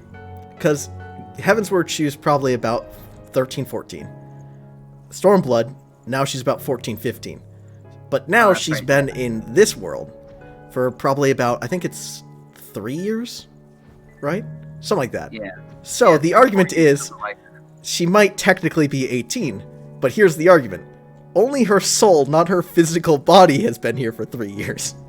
yeah. So her physical body hasn't aged past what it was when she left. So here comes this pop-up of the morality of it, and I'm like, guys, no. Just don't. Stop. It's not worth getting near that wall. Like, it's not worth even touching that with a 15-foot pole, like... And then some fucking asshole in the back is like, but what are the age consent laws like in Eorzea? I'm like, do we really need to talk about that now? Like, just stop. Stop. No. This is an unneeded conversation. As it lets me know that I raid with a bunch of fucking perverts. Then again, that's like 90% of this community, especially the raiders. The raiders are super fucking weird people. I mean, gaming community. Would that shock you? Yeah. Dude, I used to raid on Balmung, so I feel like the weird community just followed me. God, I miss Balmung. Balmung was so much fun. Yeah, that's probably another reason why Shrek is so popular. Because he's on Balmung. Yeah. Part of what I miss about Balmung, though, is Balmung's the, like, hub of the RP community, right? There's a lot of people who don't like RPers. But I actually liked RPers because they make the world feel more lively. Oh, I did it! How do I... Aw, shit. How do I use the, sightseeing thing again? Slash lookout? Are you doing the jumping puzzle in Crystarium? We're waiting for you to unlock a dungeon! Well, I'm sorry, there was... It's right next to the lookout tower, and I got... Oh, you managed to land? Alright, so heads up if you didn't know this, those sightseeing things give you experience points, so you kind of typically want to save them for when you're leveling. I don't care, it was a challenge, and I accepted it. Like, he's like, I did it! Alright, I'm proud of you. After this, we gotta run over to Kugane. Because you know the giant tower of Kugane, you can jump all the way up to the top of it, right? Yeah. It's like the mountain in Destiny. It's a giant climbing puzzle. Yeah, I know. I haven't beaten that one yet, but holy shit, I was impressed that I managed to do it in the Crystarium. Alright, one time this weekend, we're gonna have, I'm gonna stream for 3 hours of just climbing the fucking Kugane Tower. I did it once. I feel like now that they have so many Leap of Faith events at the Golden Saucer, I'm actually pretty good at platforming in this game. When did they change the Leap of Faith event? I think it was last patch they added a bunch of new variations to the Leap of Faith event. Yeah, because I played it, I think a couple weeks ago, And I was like, what the hell? This is new. Yeah, they had the one where you climb up the side of the wall. That's been around forever, but they have the new one where you jump around the floating city of Nim. Yeah. Yeah, so that was, I think, last patch they added in a ton of new variations to that. It was part because you in part missed it, but over Halloween, since they didn't have an actual Halloween event this year, like 2 weeks before and after Halloween, they had a gold saucer event instead, in which you'd get 50% more golden saucer currency from everything. Yeah. So, because they were like, well, because COVID and everything, they didn't have a Halloween event this year. They're like, we're just gonna do this instead, because at least it's something for the community, and I appreciate that. Same with them bringing back the Yokai Watch event until the next patch. Was they're like, well, we're not gonna have many event quests this patch because, you know, COVID and everything. So Yeah. we're just gonna throw this out there. Just good on them.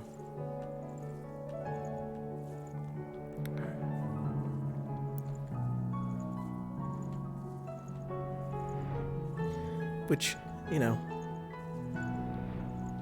fortunately, after you unlock the Hero's Gauntlet, Seed of Sacrifice is like directly after that, so we can do both of those kind of in a row without many cutscenes.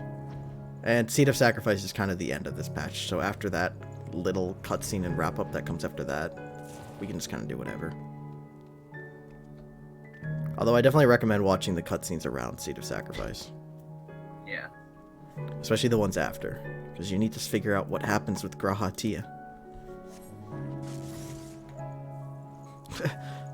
Grahatia is my perfect cat boy, and if anything happens to him, I'll kill everyone else and then myself. Love the fucking memes. If anybody hurts Grahatia, I'll kill everybody and then myself. He needs to be protected. He is a precious resource and a commodity.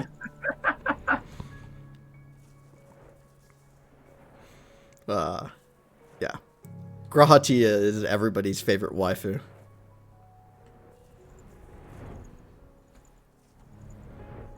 Meanwhile, I still can't get over it for my love of Harchifont and his intense flirting with the protagonist if you're playing in any other language than English. Fun fact for people who may not know. Apparently, in the Japanese dialogue with Harchifont, Harchifont is very aggressively flirting with the main character, but they toned it down for the English translation. Which, I regret that. I think they should have left it in there. Who doesn't want their sexy elf boy flirting with them, am I right?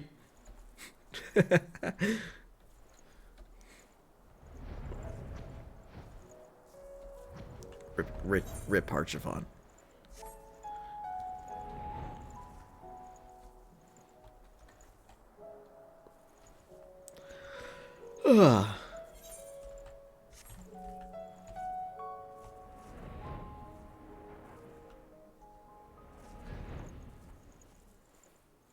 This game's got such good music, man. Yeah.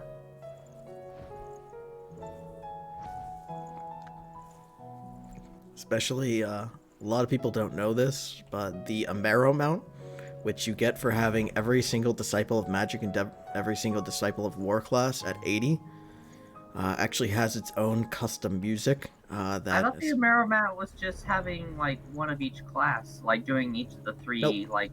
You need all of the job quest lines completed, but you also need every single Disciple of War and Magic at 80. It's the reason you don't see many Amaro mounts running around. But the Amaro mount actually has its own custom music, which from what I remember isn't actually available anywhere else in the game.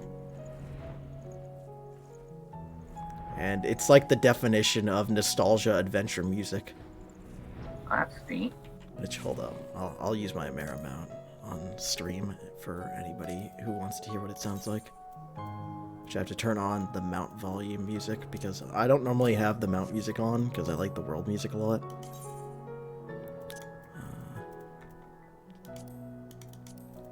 There we go. So now I'm on the Amaro.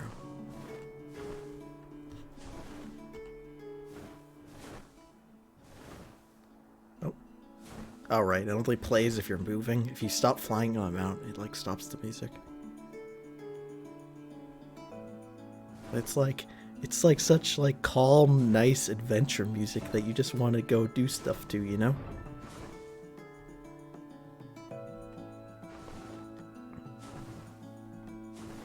One of the big quality of life features I want them to add to this game is they've got the orchestrons and the orchestron rolls and everything, right? Yeah.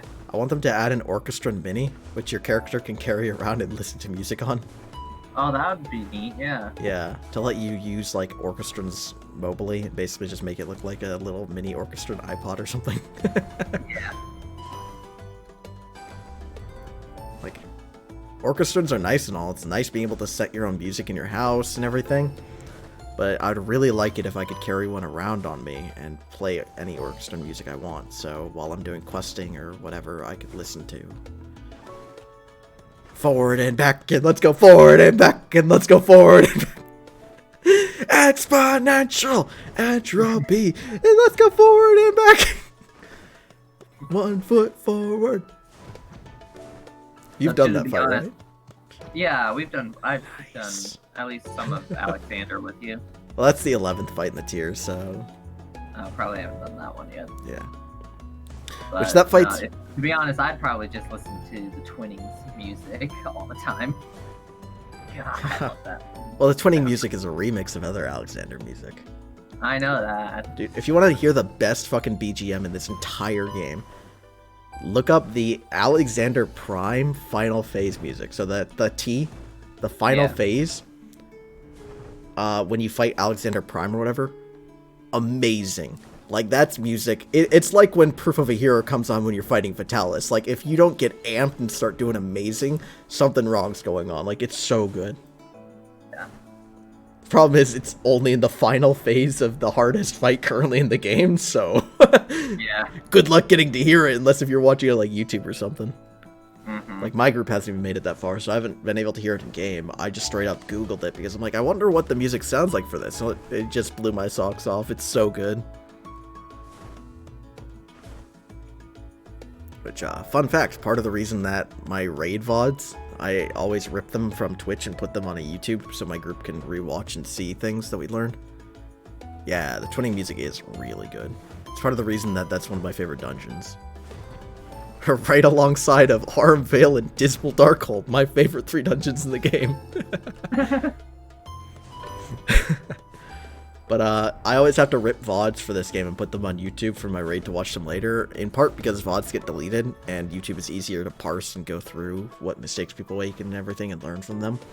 But because Twitch always mutes my VODs for playing copyrighted music, because the T music, Twitch automatically flags and mutes it. So, yeah, it's annoying. But if I rip the same videos and put them on YouTube, YouTube doesn't copyright claim it or try to mute it or anything. Yeah. Fortunately, all Twitch does is mute it, so I don't get like actual claims against my Twitch channel. So I can stream T as much as I want, and all that ever happens is my VODs get muted. It doesn't make me. I don't get actually punished for it, you know. Yeah. That's actually a huge issue that tons of, you know, actual popular people on Twitch have an issue with right now is VODs getting muted left and right. Because the number of DMCA claims on Twitch this year compared to previous years has gone up like 100-fold. Yeah. Which actual people who do Twitch as full-time jobs, I mean, it's really hurting them. And a lot of it is people playing... Twitch is a lot of people playing games on Twitch, and it's a lot of, again, like what I was saying with T, my VODs are getting muted, and it's not like I'm playing custom music, it's just the game audio. Yeah. But yeah. So, lots of content creators are dealing with that. It's part of the cool thing, Cyberpunk, it's actually going to have a toggle for streaming I or not. saw that. Yeah. Yeah. Which you can turn off copyright music, so that way your stream won't get muted. Mm-hmm. Which, that's really smart. Same with Cyberpunk's also going to have a nudity trigger flip. Yeah, Twitch is going ham on the music department, which it's unfortunate, and it's part of the reason that I actually have Twitch set up in such a way, which I'm not using it right now, and I don't use it generally, that I can listen to my own music while Twitch just plays back the game audio, because the game audio might get my VODs muted, but it won't get me actually banned or anything. But it's such that I can still listen to whatever I want without having any issues with Twitch, because only game audio will play back off of my stream while I can listen to whatever music I want. It's just the way I have my headphones set up. I'm not using it right now, but I have it set up so I can. Just in case if the T music ever does drive me batshit insane, I can always listen to whatever I want and just have my stream play back the T music.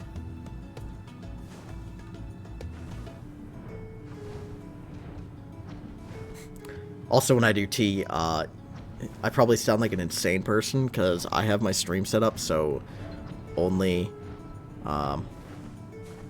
it can only hear my voice and not the rest of my group's voice, because I don't know what the fuck my, I can't trust what my group mates are gonna say. Well, Mackie here, he won't say anything so absurd to the point of getting me banned off Twitch. I know, because Mackie won't say anything more insane than I'm willing to say. As Mackie starts building up the perfect statement, he's like, I think I can do this. Hold my beer. Don't tempt me now. He starts just like Daniel Tosh's pretend career suicide letter starts, as he opens with, Dear the Jews. So it's going on a rant. It's like, oh god. How fast can I hit the turn up stream button? I'm that, or I could start. I mean, Twitch it's really not that bad, but I could start quoting Donkey's rant. Donkey, whatever Donkey says wouldn't get me banned off Twitch. I know. But so Twitch is starting their own non-copyright music service. I feel like what Twitch should do is Twitch should try to team up with like Spotify.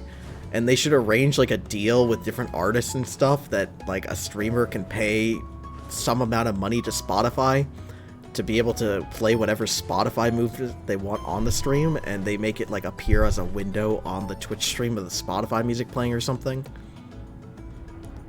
Like, I don't know exactly how they do it, but I feel like if they're really worried about Twitch ripping off artists and streamers and everything, they should make a deal with Spotify to have Twitch be able to stream music through there, basically, so streamers and everything can listen to all the music they want to. And again, for a Twitch streamer, it could be like a $20 a month subscription or whatever. Like, that wouldn't be that bad, honestly. So artists still get paid, record labels still get paid, Twitch still gets paid, Spotify would get paid, and then the music is all paid for and they can listen to whatever they want. They're partnering with Monstercat. I haven't used Monstercat before, but is Monstercat all like non-copyright music or something? Because I feel like the problem with that is if it's all just non-copyright generic music, I might as well listen to the game soundtrack, you know? I feel like the problem is wanting to listen to like music by actual artists and stuff. Like, I'd love to listen to some Tool while doing stuff on stream, but I obviously don't want to get like DMCA'd by Tool or something. And also because I actually like Tool and I want to support them, so I buy their music on iTunes and stuff, so I'd want to make sure that if my stream is playing their music, I'm somehow paying it back, you know?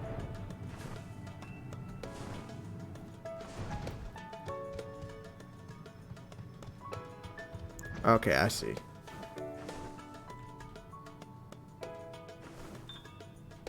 I'm gonna have to look up what that is. Mackie, are you almost unlocked the content? I'm working on it. I just got done talking to Kryle. Oh, you're back in Arrows, you know. Yeah. You're picking up the lambda spread. Apparently. Or Charlie and Loaf or whatever. It just makes me think of the lambda spread from Lord of the Rings. How it's like you're supposed to be able to eat very little of it, and it's like super nutritious. Somebody in real life actually made the Charlean Scholar's Loaf or whatever it's called. Which, Like an IRL supposed to be super healthy bread? Well, the thing is with the bread, right, is it tastes disgusting. The whole point of it is it's extremely nutritious, so you could literally eat it for every single meal and it meets all your nutritious needs. Like, it's made with fish and stuff in it. Oh. Like, it's literally like got grinded up fish and everything. because it's supposed to be literally for scholars who don't want to take their attention away from studying for even a second. They would just eat some of this bread. Like, that's the concept behind it. So somebody made it in real life, and they're like, yeah, it tastes vile, but here you go. I made it. It meets all of your nutritious needs in a single slice of bread. Huh.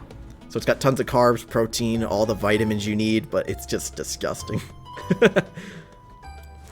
But then again, it's literally like fish bread, so what do you expect? Yeah. And also the thought is it's something that you can preserve for basically forever without it going bad. Yeah. Ugh. Dude, I was reading the other day how, I guess like the Swedes or Vikings or whatever, figured out that they could eat Greenland shark meat, which is supposed to be extremely toxic. If they like buried it in the ground and let it ferment for like 9 months, it would no longer be toxic and they could eat it. It's like, yeah, but now you're eating... Is that how that started? Because I knew about the food that they would like take fish meat and bury it in the ground for like a certain amount of time. I didn't realize it was Greenland shark meat. Yeah, they do it with other types of fish, but apparently they figured out with Greenland shark that it's toxic, so you can't eat it on its own, but they figured out if they buried it and let it ferment, it would no longer be toxic and they could eat it. I don't know if that's how they figured it out. All I know is that some fucker at some point realized Greenland fish was toxic, buried it for 9 months or something like that, and came back and ate it later and was like, oh, it's good now. Just smells and tastes like shit. Huh. You gotta wonder who in their right mind buried fish for like 6 to 9 months and came back later and was like, oh yeah, this looks good now. Yeah, especially Greenland shark, because if I remember, I wish Kyle was here, because he would probably know, but I'm pretty sure Greenland... Yeah, he would probably, like, I think Greenland shark's supposed to be, like, one of the deep-sea dwelling sharks. They only come up to the surface every so often, so, like, some random shark happened to get caught, and this guy just decided to experiment. Yeah, you're right about that. They are generally deep-sea living sharks in the close Arctic region. And that was also my thought of, who the fuck even caught a Greenland shark, much less figured out how to make it this way? Also, like, it's still the point of they caught one, and apparently the meat is toxic. Which means some fucker caught one, some fucker ate it, some fucker got poisoned by it, and then some other fucker comes along and goes, hey, if we bury it for 9 months, maybe we can eat it then. Like, the train of discovery that had to happen here to figure this all out. Like, who took the time? Yeah. And you can't say my stream is anything but educational now, because you're learning.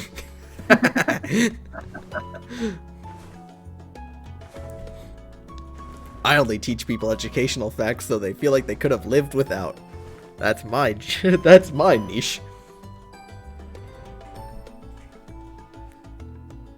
Oh boy, I feel like I'm about to see Kyle die. Or Kyle. Oh, Kyle. I was like, Kyle? Kyle's not here. Rip Kyle. Kyle's been playing a ton of Destiny, I guess, with Will and John. Yeah. I've actually been thinking about texting him because I know that Destiny, it has cross-content platform. Like, I want to know if I have to buy the expansion on PC. I don't know if I want to spend more because, like, now that he's switched over to PC, like, my uncle and cousin don't really get on anymore, so I'd like to... I still like Destiny, and but I'd like someone to play with, you know? Gotcha. Yeah, Kyle and them, they've been trying to get me back into it, and I keep pointing, or Will was trying to get me back into it, and I just kept pointing him at Kyle, and if Kyle ever asked me about it, I kept pointing him at you. I'm like, hey, he has it for PC, go play with him. Yeah, that's like, fine. Like, I just don't want to get back into that game. Especially with Cyberpunk around the corner. Because I'm going to fall off the grid for like a month when that game comes out. See, I've been debating if I want to stream any Cyberpunk, but 2 reasons I feel like I don't care to is 1, because like everybody's going to be streaming and doing that, so like what's the point? And the second one is because I'm a fucking weird ass motherfucker, so you know I'm going to be playing with that nudity toggle on, and last thing I need to do is get banned off of Twitch. Like, I know my lane, I know what I'm swimming in, I know what I'm going to be doing. Gotta participate in the Judy% speedrun. Dude, people have already been joking about that because there's some. I don't know how heavily you've looked into the speedrunning community at all, but Not really. I love speedrunning. Although I've never thought to myself to actually do it. But there's tons of weird percents in speedrunning. For instance, the Legend of Zelda Ocarina of Time Blaze It percent, in which there's tons of like crazy speedrunning percents. And people have already been joking that there's going to be a speedrunning percent called the Get Laid with Judy percent in fucking Cyberpunk, in which you speedrun to sleep with Judy as fast as possible. Yeah, I know that like there's a speedrunning percent in Legend of Zelda Breath of the Wild for like that one girl or whatever. Oh yeah, they go to bed with like fucking whatever her name is percent.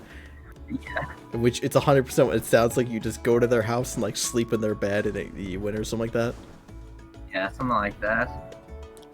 Breath of the Wild speedruns are fucking lit.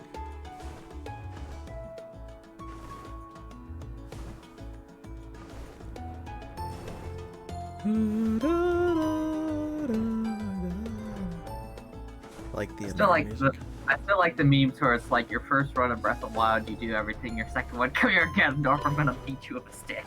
I mean, it's accurate. I mean, it's funny because the entire time you play Breath of the Wild, I don't know about other people. I guess this is more speaking from my perspective.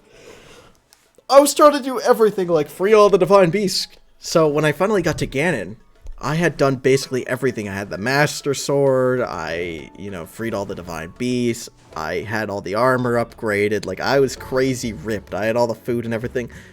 So by the time I got to Ganon, it's like, I wasn't Link anymore, I was Lunk, like, fucking ripped. And then Ganon really was super easy, and I'm like, alright. Fair. As it occurs to me that the harder you grind the rest of the game, of course Ganon would be easy. But the entire time I thought he was going to be so hard. And then it occurred to me, it's like, oh, I just did all this stuff to weaken him. No wonder he's easy as shit. Yeah. It's kind of like I've been playing Ghost of Tsushima a lot. And that's something I've been streaming recently while I've been playing through that.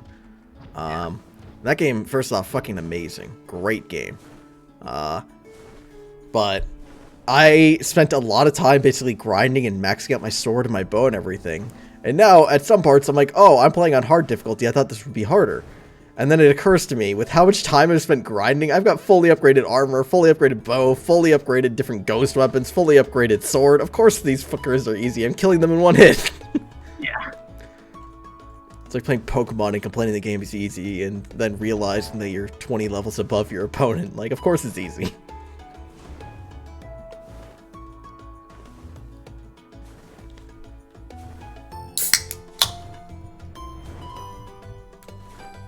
So, you said you're coming back for the holidays, right? Yeah. When are you, making your way back here? So I fly in, sometime on the 23rd. I say sometime because I originally had, like, a set, like, itinerary, and then things got moved around. So I'm still flying out the 23rd. I just don't know when now, per se. And then I'm flying back the 29th. So, Alright. anytime like the 26th, 27th, 28th, I'm down to do whatever. Yeah, sounds like COVID's still going to be a pain in the ass at that time, so we're probably not going to be able to do too much. And again, I don't want to get my parents sick with that, so probably not skiing, because I was hoping to do that, but we can definitely hang out and probably just be hanging around the house or whatever, because... Yeah, that's fine. I mean, I know for a fact that I'm going to be getting a Switch. Does the Switch have, like, I'm trying to remember. Does it have online? Well, not even just that, like, you know how, like, with the Wii U and Smash Bros, like... The online was terrible. No, but, people who had their DSs could... Oh, wait, no, that wouldn't work with the Switch. Never mind. Yeah, the Smash Ultimate game's only on the Switch. Yeah, so, whatever. It's fine. Yeah, the Switch does have online pay, but it's like $12 a year or something. I don't know, it's pretty cheap. Yeah. It's a lot better than what it used to be, but it's still not perfect. Mm-hmm. Switch is pretty How good. was it for Generations? Ultimate? Like, I don't know. I don't have any friends on Generations Ultimate, so I've been playing it solo. yeah, but I mean, like, even, like, the old Ultimate games had online. Yeah, it has Lobby. Ultimate. I just haven't tried it yet. Or it has Yeah. online. I just haven't tried it yet. I thought you had by now. No, I've been trying. Oh yeah, I mean, I've been trying the game. I just haven't tried the online. I mean, I can give it a try and let you know. I just have been playing it through it solo, so Yeah, that's fair. yeah. I'll give it a try and let you know though. Yeah, because hopefully, I mean, I imagine it's fine. yeah, I mean, they were pretty good back when it was just on the DS, but Yeah, Monster Hunter 3 had pretty good online. yeah, That 3 was and for- 4 had pretty good online, and then I'm hoping they'll definitely have their A game up for when Rise comes out. Oh yeah, they Generations was a port, so there's always the iffy of, is it good, is it not? I'm sure it's fine. But Rise is, considering how that's a brand new title that tons of people in the States are now looking forward to, I mean, they're going to have to understand that online's a big, like, requirement. Yeah, but they should have known that for Smash, and look how that's going. Well, Smash is a lot better than it used to be. Also, the problem with Smash compared to Monster Hunter or something is Smash is PvP competitive, and you basically need frame... Like, the game has to be to the frame accurate. While Monster Hunter, it doesn't have to be as perfect frame-wise, because we're not interacting with other players, you're interacting with the monster. So as long as the monster still interacts well with the players that are not hosting, it's fine. So, like, yeah, basically Smash kind of has more stringent standards for what it means to be a good game online. Yeah, that's fair. Because, yeah. If they added PvP to Monster Hunter, though, then yes, totally, it would be a lot more intense of a requirement, you know? Hmm.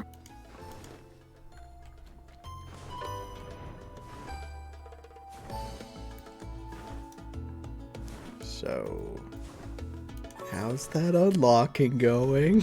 I just got done delivering the bread to the Crystal Exarch. Waiting Alright. for something to happen. Let me know whenever you get to Yilmore. Okay. Just so I, like, know what time frame we're kind of on. And not to rush you or anything, since I totally think you should Yeah. pay attention to the story. Yeah, I'm definitely trying to power through as fast as I can. Yeah, again, don't rush through it too much. I mean, I don't have anywhere to be, you know. And D hasn't bailed yet, so clearly they're into the just riding along here. Yeah, I kind of feel bad. I'd be willing to drop out of the party just so that way you two could go do something. Yeah, but it's whatever. I'm cool waiting.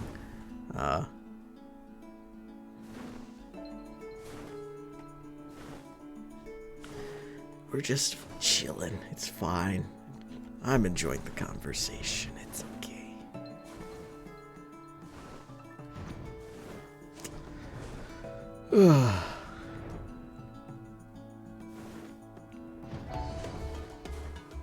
That's right. Again, once we get into Heroes Gauntlet, yeah, they're still here, so clearly they're not that bored yet. But once we get into Heroes Gauntlet, Seed of Sacrifice is pretty quickly afterwards. So we'll be, you know, actively doing stuff for a little while at least. That's good. Then I don't know if you have a bunch of dungeons or anything that you haven't done yet, but we could always do that stuff afterwards. I'm sure I do. There's still. I go around and I see all these blue quest markers. I was like, I'll get you later. Yeah. That's cool, Natalie, or D. I'm not going to be staying on that much longer tonight anyway, since I also work tomorrow morning. I'll just figure out how to at least help with these couple things. Oh yeah, it's no problem, Natalie. Sorry that we haven't actually been doing much. Again, this was more just trying to help Cadigan here get caught up on the story and everything. So, sorry if we haven't been doing much with you. But definitely glad you joined in, and it's cool to have somebody come hang out. It's kind of why I threw the stream up, was just to see if anybody wanted to come, you know, hang out or anything. Unfortunately, I was under the impression that we were going to be doing the entire old raid tier, but no, he only had World of Darkness left. I mean, we would have been here for much longer if I had the entire raid tier. Well, the other fights aren't that hard. Anyway. Yeah, but the quest procession, though. Oh, I'm glad you feel that way. I appreciate it. Yeah, trying to... That's part of the reason I also feel like I've been throwing out the stream lately is, you know, I'm playing video games and stuff anyway, so if anybody does want to get some entertainment out of it, why not, right? And I'm going to be playing stuff anyways. Like, I've been playing a bunch of Ghost of Tsushima, and I've just been throwing up the stream because, I mean, it would just be me sitting on my fucking couch playing that game for 5 hours in a row, you know? If I throw up the stream, at least then it feels a little bit more like, hey, well, you never know if anybody else wants to stop by or anything, you know? I still have to try the multiplayer for Ghost of Tsushima at some point.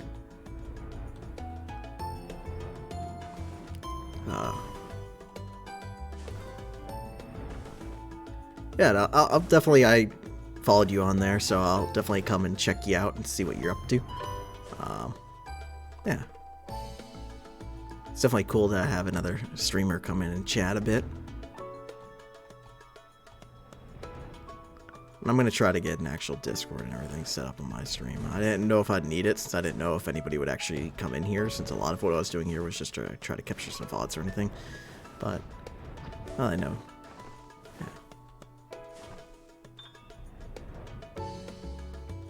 Yeah. I basically just upgraded to a new computer and was like, well, my computer can actually handle streaming again, so maybe I'll give it a go. And so I don't really have a ton of good streaming set up right now. But probably try to get more in the habit and work on that a bit more in the future.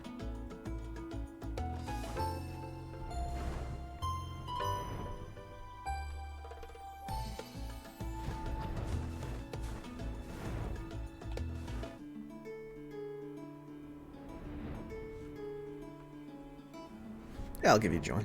Check out your Discord. Let's do it.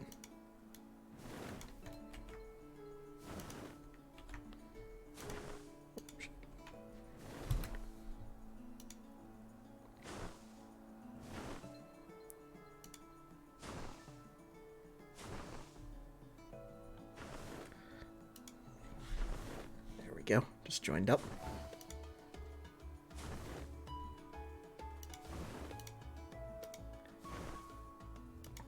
Nice. You gotta help out other small streamers, right?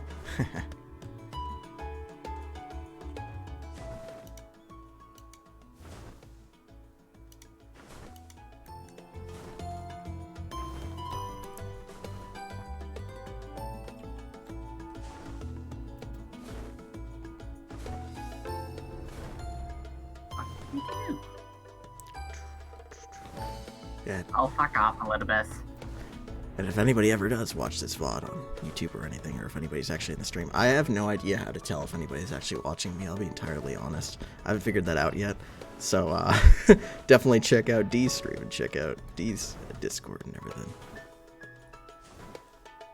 D is a pretty cool fella, and they've been chatting with us tonight.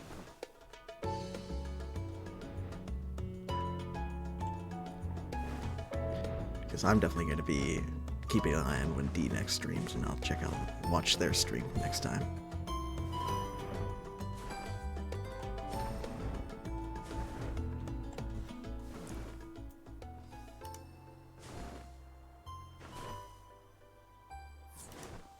Right. Missions.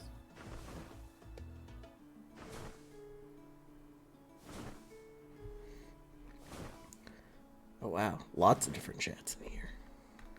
So you also do raiding in World of Warcraft then?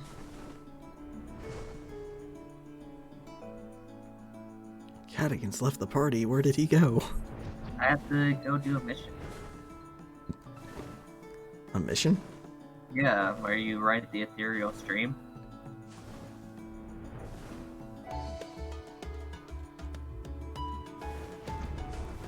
I'll be honest, I don't really know what you're talking about at all. When Elidibus kidnaps, Y'shtola. Oh, okay, that. Gotcha. Right. It's all good. Alright.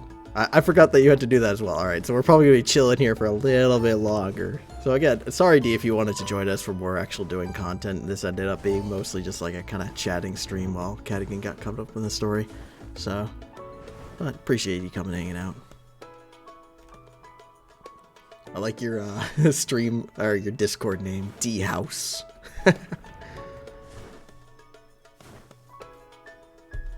Whenever I throw up my own Discord, it'll probably just, because of an ancient meme with Sasha, just be called Hottest Corner. Leave me alone for I live in a corner. Just a joke on that is, a lot of, this kind of started with Sasha, but started with a lot of the old people I raided with. It was always hard to get me to keep track of raid times, because I'm good if you tell me the schedule, but if you try to adjust things on the fly, I'm not good at reading messages in chat when it comes to stuff like that.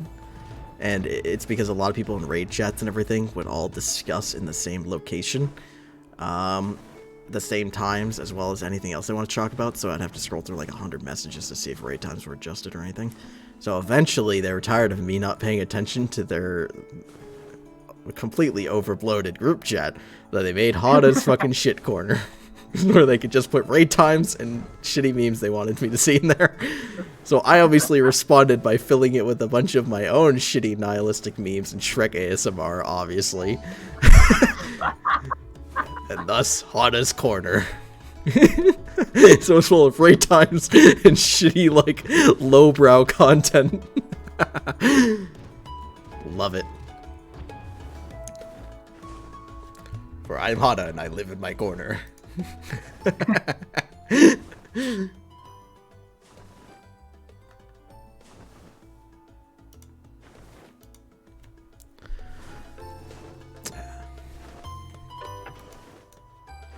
Oh man, it's gonna be weird having to work tomorrow. I mean, having Thanksgiving off, and then Friday I was technically working, but I was like the only New York developer actually working that day. So, like, I didn't have to meet with anybody or anything, so it was really chill. Now, Monday, I have to get back into the routine and everything. It's like, ah. America needs more holidays.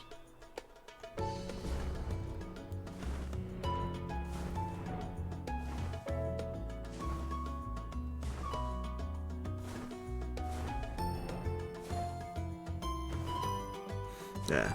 It's something I've been jealous about, because we have half our team is in India and half is in New York. So we have a shared, like, vacation calendar, so we can see when people are around and everything. And the India team has, like, 3 to 4 times as many holidays as the American team, it seems like. Because this is something true in, like, Europe as well, that European countries and India and everything have so many more holidays than the United States have. So... yeah. So it's like they've got 3 to 4 times as many holidays off, combined with the same amount of sick days and same amount of paid time off days as we have. So it's just like, get paid the same amount, and they're working so much less because they got all these holidays. It's like, America needs to just come up with a bunch more holidays. Like everybody's talking about, it's like we should make Juneteenth a holiday, and we should make this a holiday, and instead, they're like, we should get rid of this other holiday and then make this a holiday instead. I'm like, let's not get rid of any holidays and make other holidays, just add more holidays. America just needs more holidays, let's be honest here.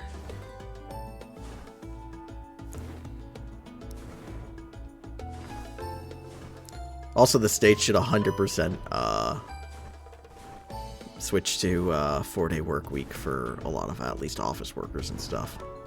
Because I know I personally would be way more productive working 4 days than 5. Because honestly, a lot of my time at work is just like, you know, biding my time. Like, geez, am I still here? I mean, I'm very unproductive on Fridays, I'll be honest.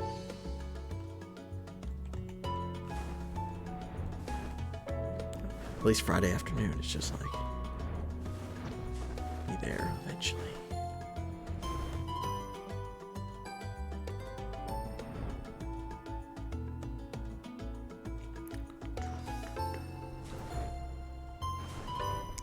So Mackie, one thing I was definitely planning on trying, just because when Worlds Without Number comes out, since I kickstarted that and everything, when I was going to do that campaign, I was actually planning on trying to stream it a bit, because Stars Without Number and Worlds Without Number is still kind of not very well known, so I was hoping maybe that could be a way to like help it share it with the community more. Yeah. Would you mind at all if I did that? Because I was basically going to plan on when Worlds Without Number comes out, running at least a one-shot, just so we could familiarize with it. Yeah, that's fine. Because, yeah, Worlds Without Number is like Stars Without Number, but a bit more world-focused. Yeah. Worlds Without Number, though, has a lot of really interesting rule sets. Like, it's got an entire rule set built out for players creating their own homebrew magic spells. So, like, if a player wants a spell that does something, they can invest a certain amount of, like, gold and time, and using a, like, magic spell laboratory, they can build their own custom homebrew spells. So it's a way for you to work with your DM. Like, oh, I want a spell that makes me, you know, climb up walls like a spider, and there's no spell in the book that does that. So, like, can I invent the spell? And then you talk with your DM about what it would take, and then they can invent their own spell. It's, like, a really interesting system. And for people who have no idea what I'm talking about, Worlds Without Number and Stars Without Number are kind of like D&D, but they're D6 based systems. But they're basically like D&D, but slightly different.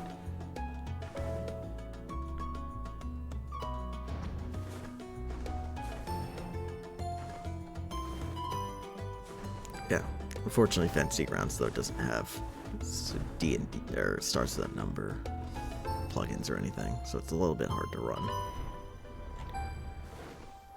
Roll20 does have it, but unfortunately Roll20, I don't like Roll20 as much as I like Fantasy Grounds.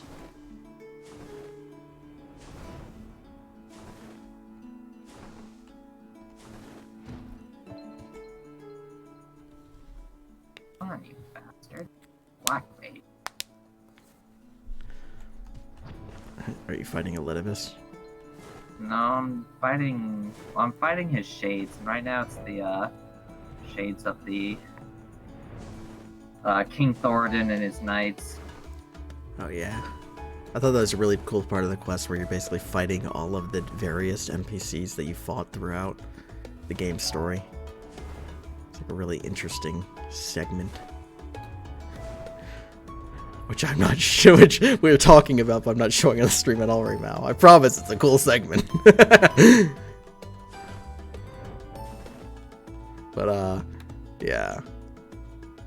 That was a cool part of the game.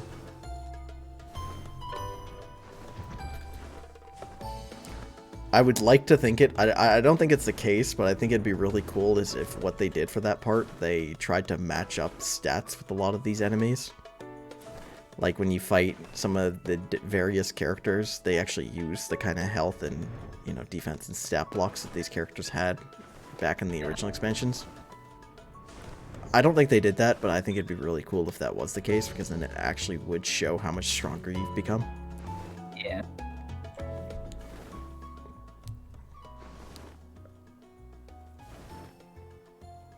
So much stronger that we can crush Thoradin like a bug. That son of a bitch.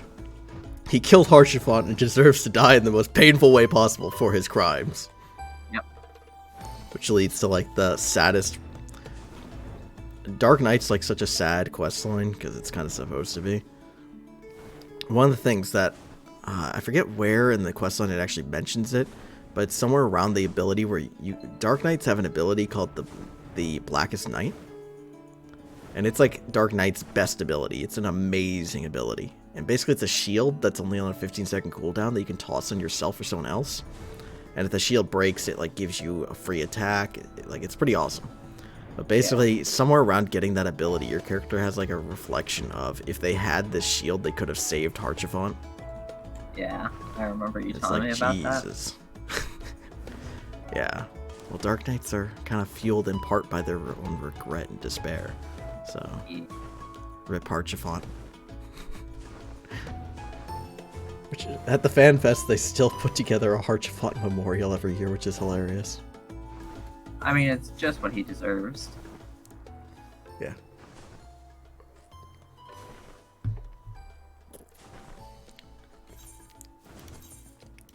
Hold up.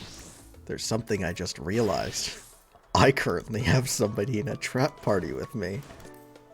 Oh gosh, what are you planning? Where is it? Where is it?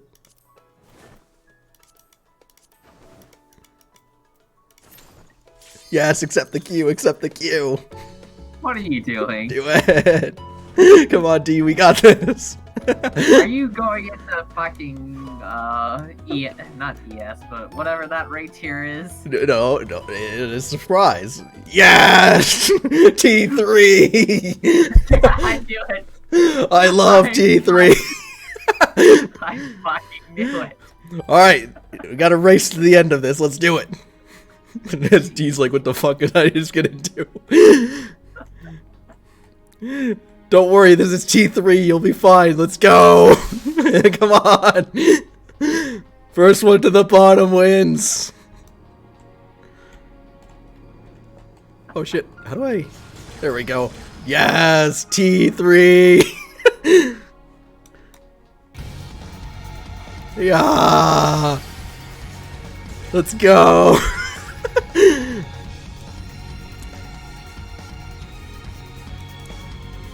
Since you may not know, T3 is my favorite content ever released in this game, and I have no idea how to make it to the bottom. I've done this a million times, and I have no idea how to navigate this place.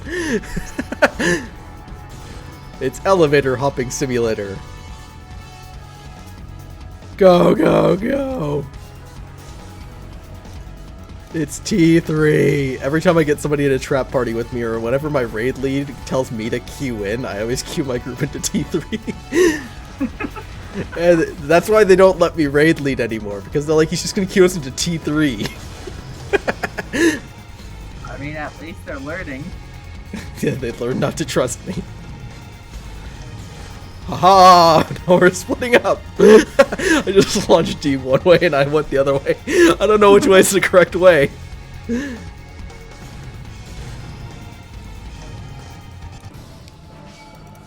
It's been a while since I've actually been able to get somebody to do T3 with me. It's T3. I've successfully dragged you into T3 before, right, Mackie? Yes, we went into T3 once, but I think it was, I saw what you were dragging me into, and I was like, fuck it, let's do it. D 100% saw us dragging them into as well, but was like, yeah, why not? Let's do it.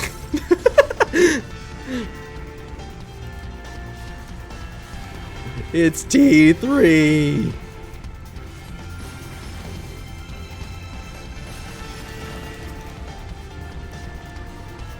I don't know where D is. I separated. Oh, there, they found me. I went separate ways from them at some point, and I'm like, I don't know where I lost them at. This is the best dungeon in the entire game. It's T3.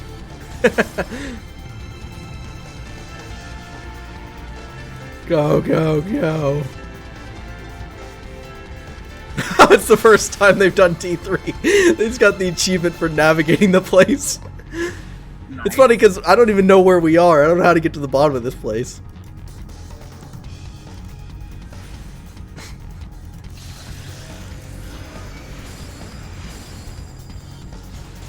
Go, go, go. Where does this go?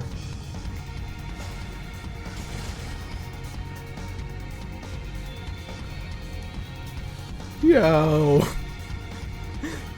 I figured this was better than AFKing forever. We could do T3, the best content in the game.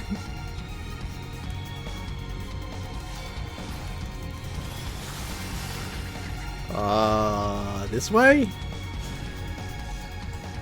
Is this it? Oh, that's backwards. Alright. I remember one of these points you have to like yeet yourself in the wrong direction. But I guess it's not that way. Let's go this way.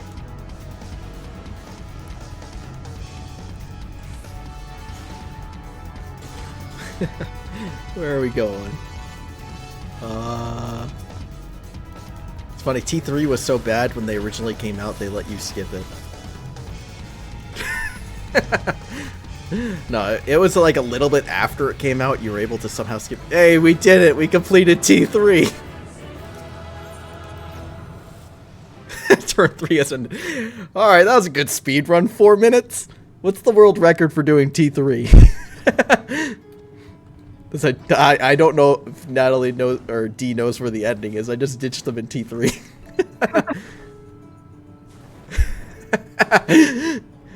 You're welcome, D. You've now experienced the wonders that is T3, and that's why people don't let me party lead anymore. I bring them into T3. It's elevator hopping simulator. It's funny, that's the very first raid tier of the game. They had all these actual fights and everything, and then just in the midst of it, they had T3, which everybody's like, the fuck is this? You just jump on elevators. You don't even need to kill any of the ads. You can just keep running. So yes, T3, the best content in the game. It's been a long time since I was able to get somebody to do T3 with me. I appreciate it, D. You're now my best friend. Get out of here, Mackie.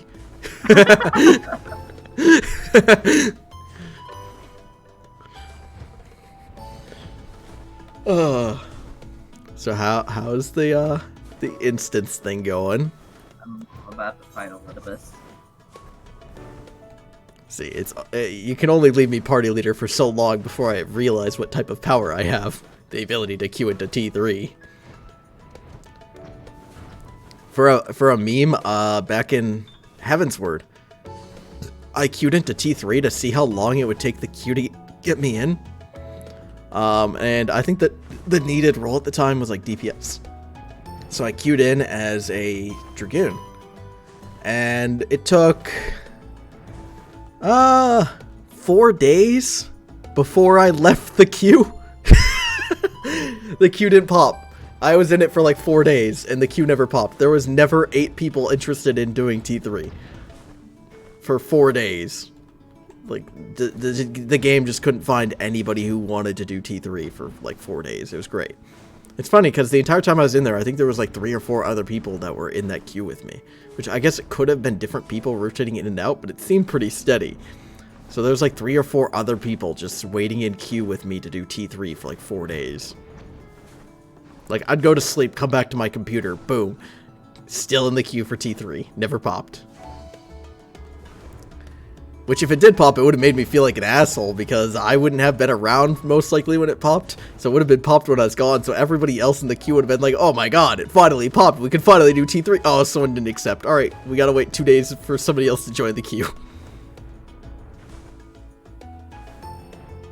Ah, god. T3 is great content. Which part of the reason that I had to meme on T3 so hard is because I didn't do the coils until super late in the tier. I did a couple of them, and in Heavensward I went back and did some of them to figure out what the fights were about and learn them and everything.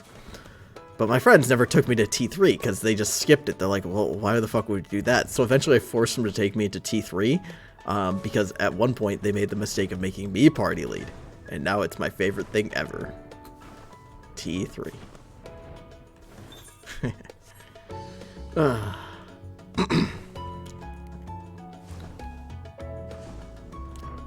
now you know, if anybody ever asks you what's the worst content in the game, everybody wants to say RM Vale, Blue Mage, Dismal Darkhold. The answer is T3. It's not that bad anymore if you do it unsynced, but when it came out it was the stupidest thing ever. It's elevator hopping simulator. And I was actually surprised how quickly we got down that, because normally it takes me longer to figure out how to get down there.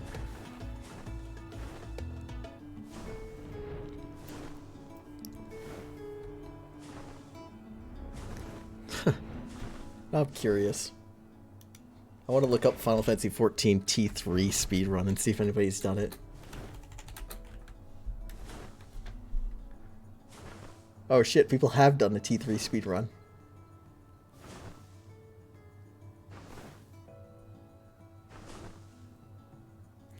Oh my god, somebody did it in under 3 minutes. They did it like 2.5 minutes. It looks like the solo speedrun. See, how long is a solo speedrun?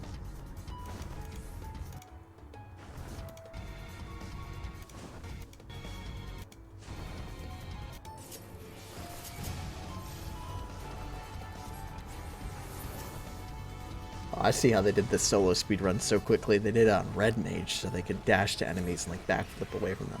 They did it in 3 minutes and 40 seconds, actually. I mean, we had a 4-minute pace. We could become T3 speedrunners, D. Yes, I'm sure that's what D wants to do. Yeah, D wants to become a duo T3 speedrunner with me. God, there's gotta be no worse way to spend your time. Oh my god, there's so many speedruns for this game. What? Synced. Dude, I didn't realize there's actually solo dungeon speedruns in this game on speedrun.com. Hold up. There's no solo speedrun pace for Hall Monster Switch, Don Meg, Quintana Ravel, basically any Shadowbringers dungeons. But I know for a fact I can actually do all these Shadowbringer dungeons solo. I should just go in here and do them all solo on my Paladin and claim the world record speedrun pace for all these. That'd be a fun stream, just to go and claim all the speedrun world records for these. That'd be pretty fun. I should do that at some point.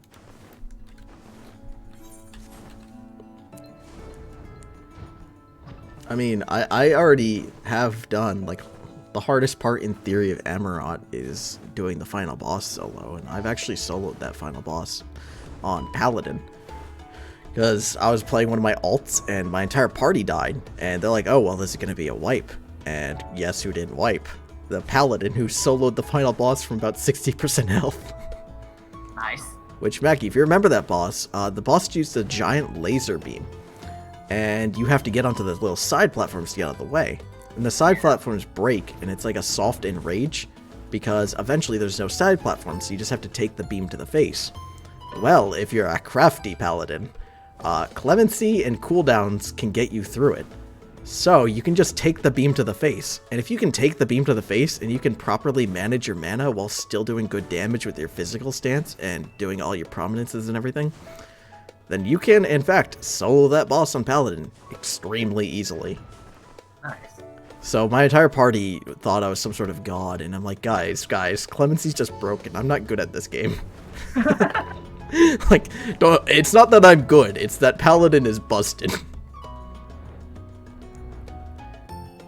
Which, for soloing Dungeon Paladin, truly is busted.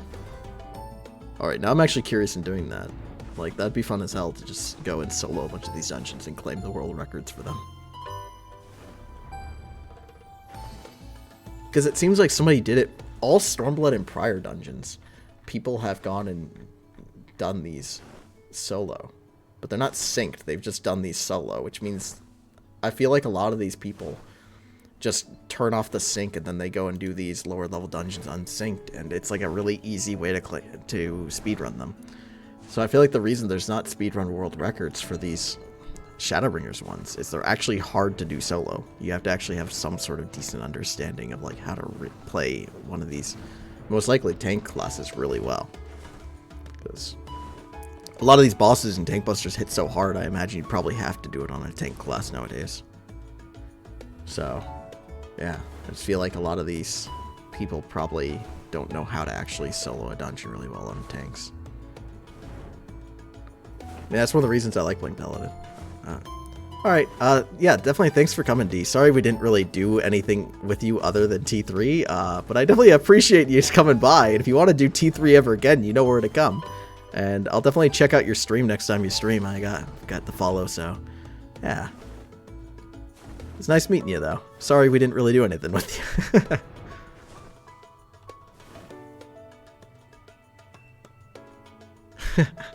Yeah, I'll make sure to let him know. He's not in the party right now, but I'll make sure he's stocked up. D wants to make sure you're stocked up on tissues, Mackie, before you finish this MSQ. Oh my gosh. Dude, I was not expecting Elidibus to be part of Zodiark, though. Well, he's the heart of Zodiark. Somebody had to be the heart. Which means Elidibus basically doesn't have his own identity, really. Or he doesn't have much of his own memories and identity from being kind of merged with Zodiark for so long. But Elidibus is the last of the unsundered Ascians, though. Which also, fun fact, if you want to learn a lot more about the Ascians, the Summoner questline's a good one for it. A lot of the Summoner questline, you deal with the Ascians.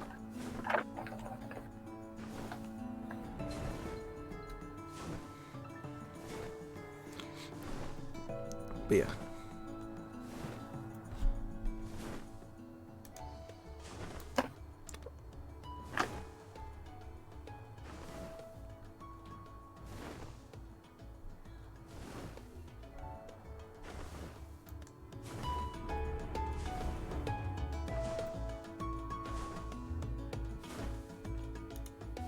Oh, I don't know if D's still on the Twitter, but sorry, I hadn't been looking at the stream chat. But yeah, thanks for the tweet. They tweeted at me. Nice. Thanks, buddy.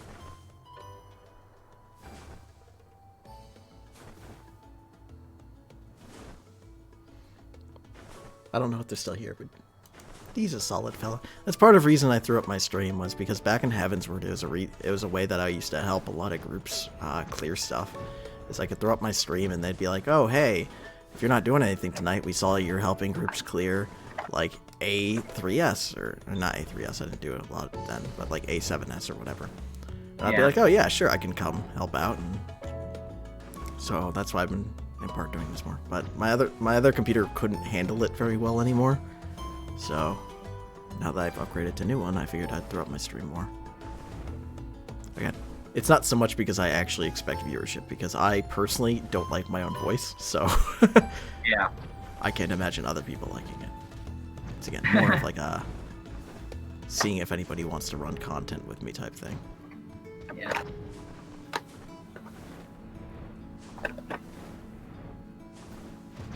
Yeah.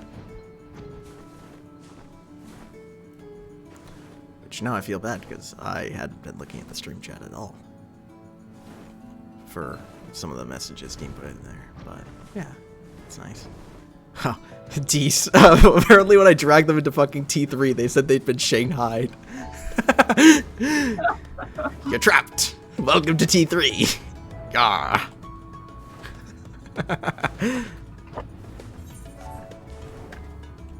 Jeez. This is why people don't put me in charge of parties.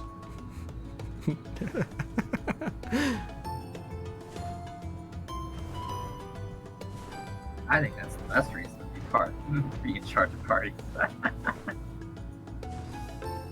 We're going on an adventure, boys.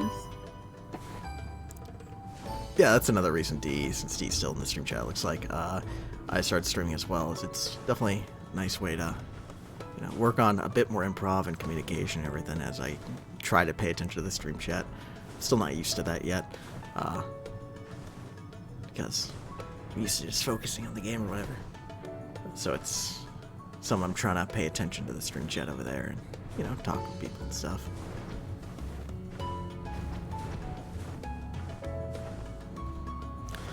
I also did it because I wanted to try to see if I could get better at video editing and stuff, so I was hoping to actually learn how to use some video editing software at some point. Yeah. Right now, I have a YouTube that I've just been putting stream VODs on again for my raid group, but I actually want to try doing some editing and seeing some stuff I can do in there. Because I had fun making that ASMR video, despite how much I hate the fact that it exists.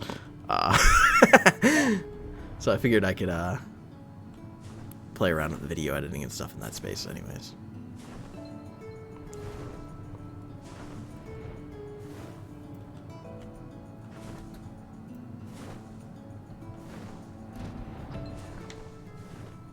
I need to at some point actually make a Twitter. I know I should. I haven't made one.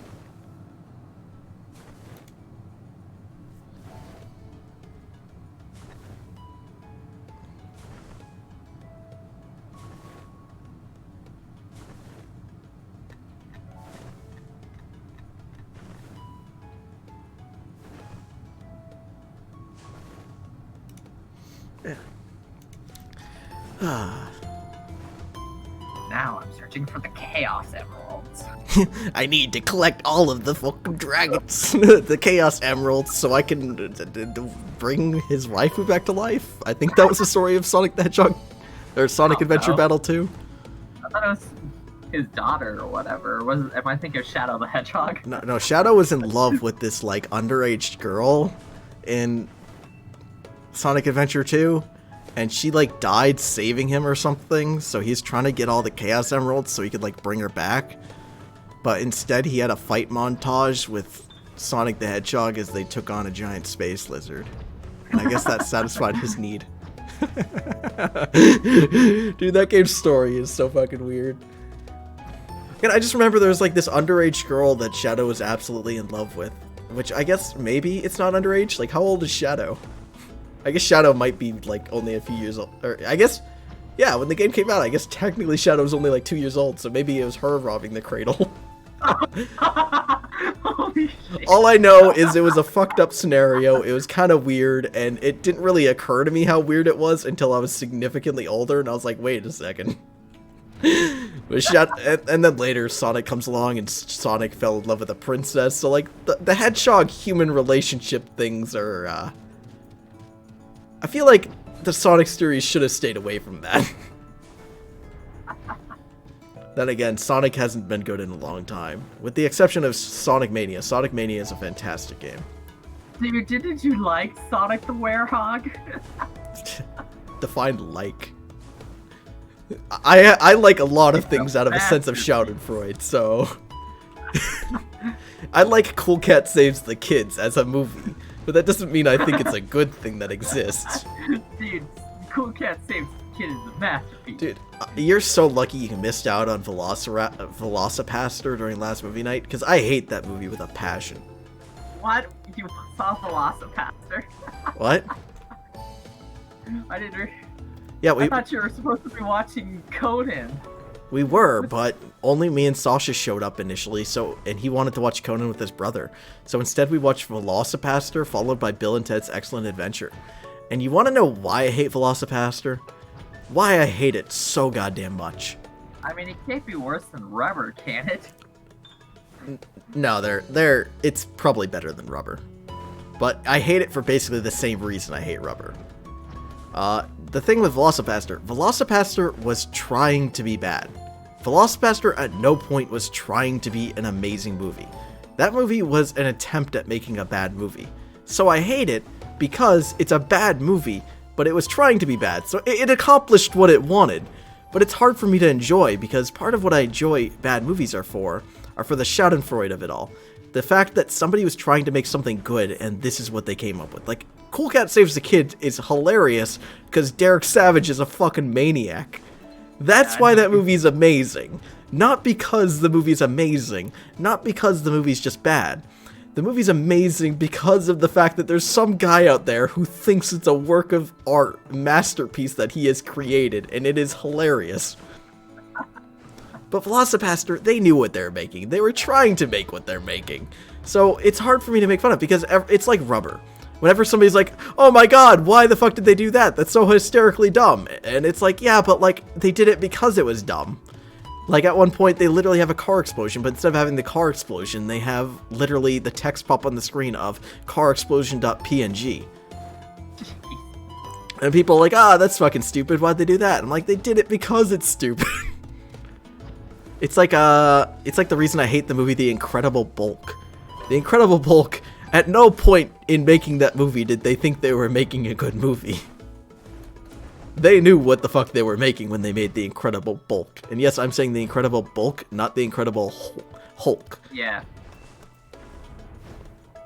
Yeah, no, I got what you were saying. So, in other words, Velocipaster, bad. Rubber, bad. Incredible Bulk, bad. Cool Cat Saves the Kids, masterpiece. Greatest movie ever made. I'm still trying to get somebody to watch After Last Season with me. Because supposedly it's the worst movie ever made, and it caused everybody who initially saw it in theaters to have a surreal, like, out-of-body experience because of what the fuck they were watching. So I need somebody to watch it with me. It needs to be a tag team experience. Because supposedly it's supposed to induce a spiritual experience in how terrible it is. Like, your body and mind can't register what you're watching. Like, it's so astonished. So at some point, I need to go watch that, and it's going to be fantastic.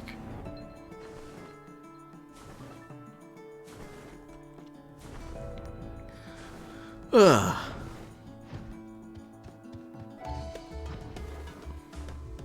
I also love the fucking dude who was watching Good Will Hunting with us, and he's like, wait, who's the smart one? It's like, dude, have you been watching this movie? Like, what? Some of the questions he's acting, I'm like, he's trolling, right? Like, I knew he was trying to troll, but then at the end, when he asked that, I'm like, okay, hold up. Are you trolling, or have you just not actually been paying attention to the movie? I don't understand. Yeah. But I know he thought he was going to come and watch something shitty with Sasha and get drunk. But then only me and you showed up, and me and you both weren't getting drunk, so... And also, both the movies we chose to watch are, like, master classes in cinema. Like, Good Will Hunting and Silence of the Lambs are both, like, extraordinarily high-quality movies. Like... Oh, yeah. Which, if Sasha doesn't show up again, we're just gonna keep watching good movies. You said you've seen, A Few Good Men, right? Yeah. Okay. I'm trying to think what you might have not seen.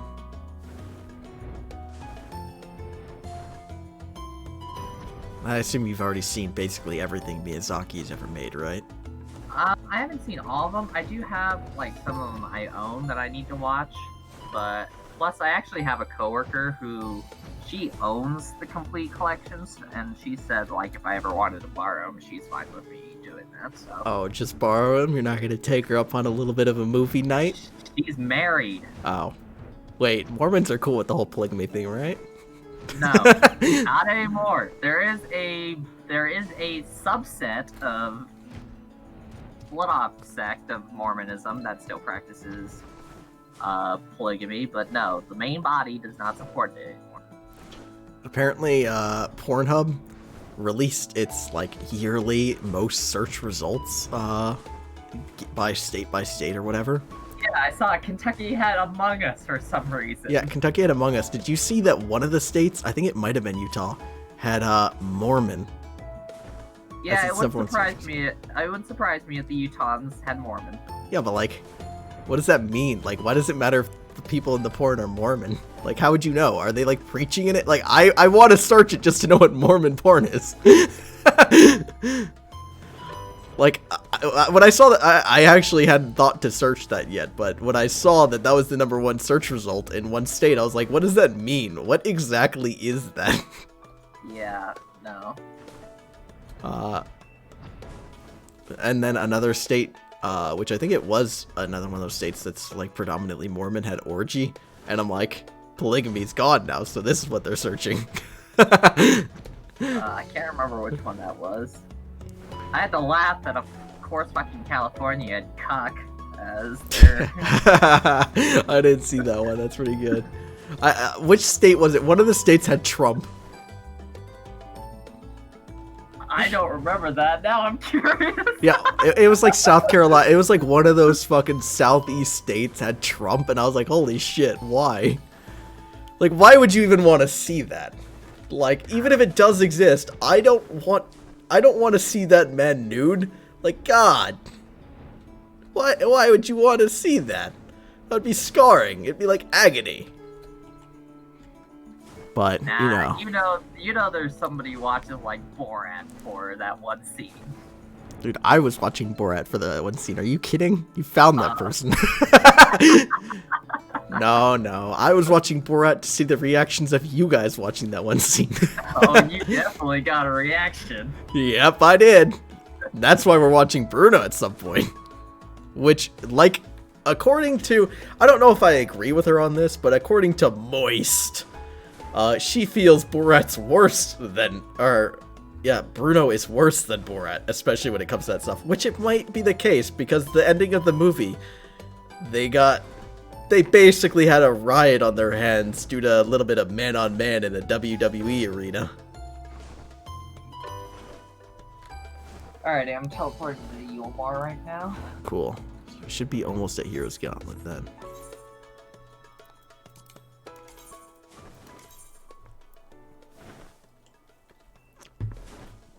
Since it is getting a little bit late here, after we do Hero's Gauntlet and Seed of Sacrifice, that's probably when I'll be getting off. That's fine. I understand. Also, Hero's Gauntlet, glamours are on point, roll on everything. Good. Which, to explain what I mean by that, all the glamours in Hero's Gauntlet are Ashen attire. Oh, nice. So yeah. if you want to dress up like an Ashen, then Hero's Gauntlet. The Black Mage robes, like, I can show you them. I have the full set on my Black Mage. Like, hold up, where are you at? I'm in Yulmore, right? Princeton right now, but I'm in Yulmore. Alright, let me teleport to you. I can show you. This is what the female version looks like, but I assume the male version looks basically identical because they're giant robes. Yeah. But I personally love this Black Mage set. Obviously, the staff, though, isn't part of the set. The staff I have is the Relic staff. Actually, no, wait. No, the staff I have is actually the current best Black Mage staff in the game. The Eden Choir Rod from the newest Eden Savage tier. As I remember that I'm actually full best in slot on Black Mage. Which means if you look at my Black Mage gear, other than the Glamour, but what I actually have equipped, I actually have the best Black Mage gear in the game equipped and fully melded. Nice. Because when I don't play tank, I play Black Mage typically. Which, in case you're wondering, my spell speed is, let's see, 3,385. I cast spells fast as fuck, boy. Nice. Because the hardest but best Black Mage build in the game is the spell speed build, in which you get over 3,000 spell speed and over 3,000 direct hit. Huh.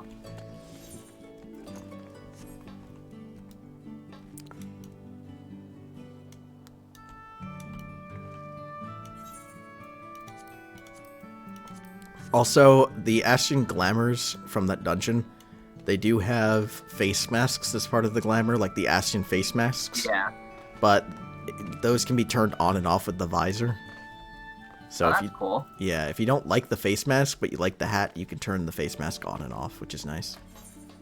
But I personally, I love the Black Mage set, even with the face mask. I think it looks great. And again, I mean, if you just wanted to dress up like an Ashen. Some people were disappointed when they saw that the Hero's Gauntlet new glamours were going to be all Ashen glamour sets, but when I saw that, I was so hyped. I was like, yes, let's do it.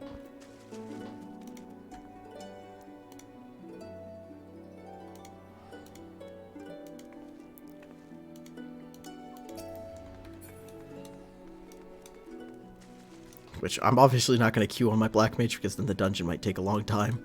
But, or the queue might take a long time. If we did double Black Mage in the dungeon, God, we could shred these fucking bosses. Nice. I mean, Black Mage is, in fact, the second highest DPS class in the game right now, I believe. As it should be. That should Damn be number weeb. one in my opinion, but fucking Oh, Weeb no, Sword. Yeah, I'm about to say, it should be the best, but damn weebs. Yeah, fucking Weeb Sword. But Black Mage is the king of AoE. I mean, nobody beats Black Mage on AoE, at least. Weeb Sword can't compete in that space. As it turns out, spam flare spam does a lot of damage. Which, when we do this dungeon, I'll probably just go on a fucking Glare Mage, just so we can go through it quickly. Which, by that I mean White Mage. Because then the queue would be fast, and I'm a healer that actually DPSs like crazy, so we could do the dungeon pretty quickly.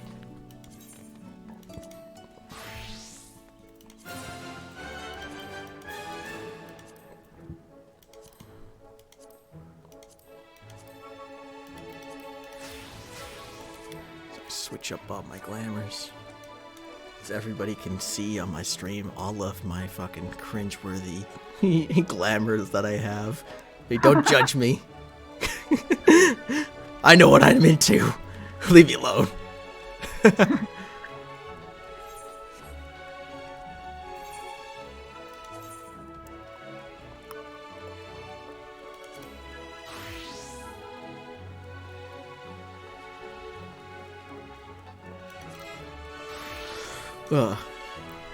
It's actually funny.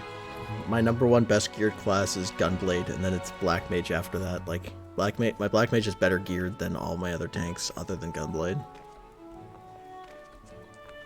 It's largely because when I'm doing roulettes and stuff, if I go on Black Mage, God, it speeds up the content a lot. Because I can hit so hard, and it's even faster than playing a Samurai, because Samurai can't clear out ads nearly as fast as Black Mage can.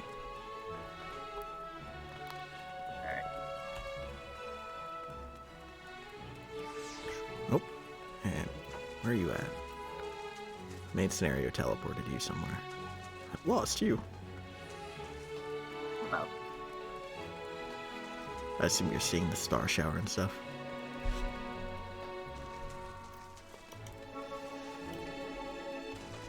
Which, fun fact that's really cool about... Alright, now I should be able to find you. Give me a second.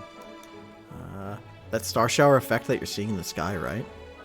yeah. You can see that in every single region of Novarint that you go to. You go to the Crystarium, you'll see that. If you go to the... anyone. But this is the Black Mage set.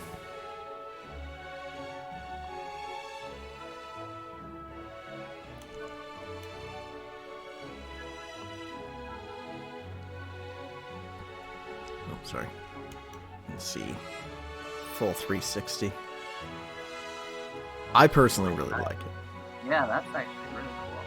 So if you want to look like an Ashen Black Mage, then yeah. The gloves are really cool too.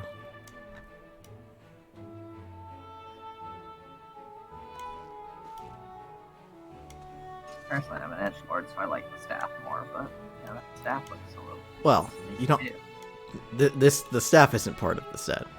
Yeah, I know, I'm just saying, like, the staff looks neat, but I'm an edgelord, so I like... Well, you could always glamour over the staff anyways. And the staff I'm wielding right now is... I mean, you can glamour over it, but this is also technically the best Black Mage staff in the game.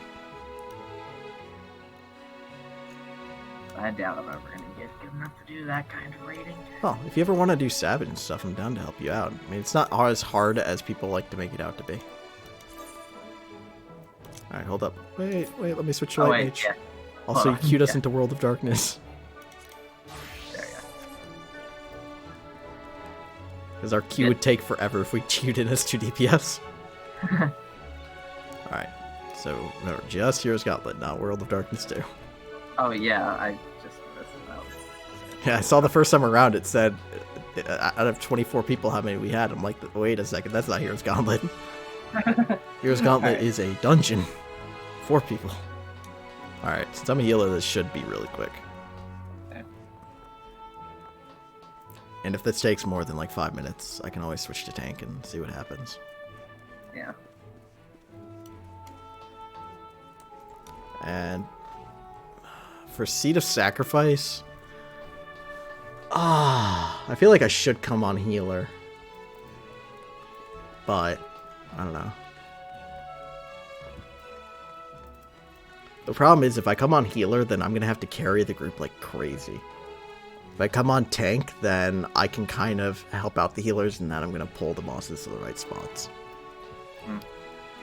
I might just come on healer, because I can help you position, because if you don't know where to go, you could probably just cha-cha slide to me.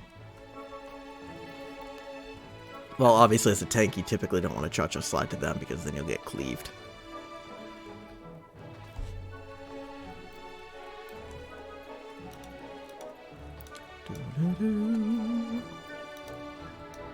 Aha! Mark. Oh no, that means that ability's gonna be on cooldown when we get in here. What have I done? It was worth it for the effect. Alright, let's wipe really quickly so my cooldowns will reset. Oh, it actually resets when you get into instances now. I didn't realize that they made that, so I actually have it back now. Nice. Cool. I'm still loading it. My computer's pretty strong now, so I load into things super quickly. It's great. Dude, I was playing Monster Hunter on the Uber graphics setting on my new computer, and it like draws a tear to the eye. The game looks so fucking good on the Super HD patch and everything. Nice. Like, that game is absurdly beautiful on PC, and it loads still way quicker than Xbox too. It's great. The problem is you need so much, like, graphics card RAM in order to run that game on the Just TurboGrafx. go to downloadmoreram.com. Oh, you right. I tried that, but they only sold me a t-shirt. Alright. Yep, so this is Heroes Gauntlet.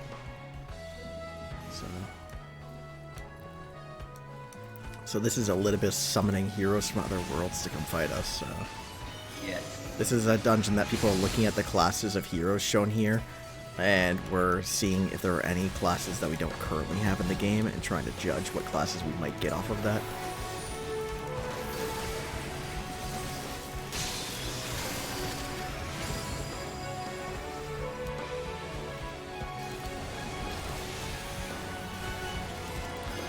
Which I'll point out the couple of classes that people have noticed. Or basically the main class. There's one class that gets shown in here that we don't currently have in the game, other than fucking Berserker, which Berserker's just Warrior, that I 100% want in the game, and if it gets added to the game, I'm probably switching my main.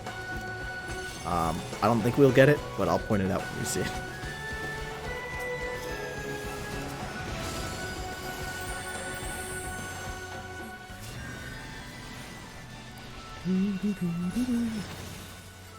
Oh no, now my stream can see how bad I am at healing. The only class I'm actually good at in this game is tank classes. At least my healing skills are way above my fucking crafting skills. I'm the worst crafter in this game. I'm gonna just say that outright. People who haven't crafted are better at crafting than me.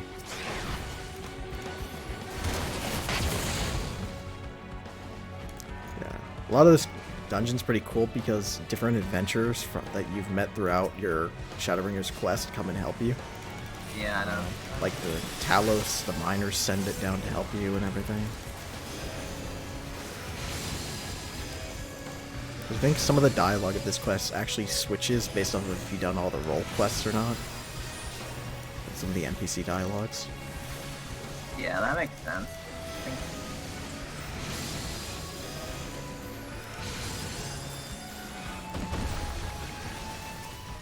Fortunately, it doesn't. The NPCs don't actually switch how many you get based off if you've done the role quest or not, because that'd be a little bit unfortunate.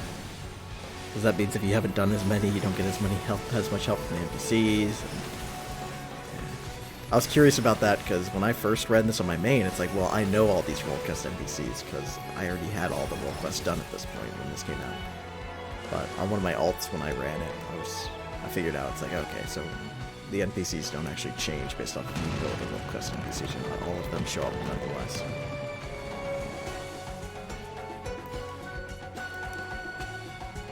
Okay. So for this guy, which we already have a thief in this game, we have Rogue. He's going to place a bunch of items, like AoEs in the ground, and then he's going to place a nail. And basically the nail... Spectral Dream is the tank buster. He's going to place a nail, and basically where you see the nail is where the AoE is going to move to. So that's just a big circle. But next time you see it, and it shows the green dots are how long till it goes off in the middle. The green dots around it. And then the nail is where he's going to move to and where the AoE is actually going to go off on. It'll be easier to see when he does a bit more. Which our DPS is pretty solid, so we might kill it before he does too much. Anyways.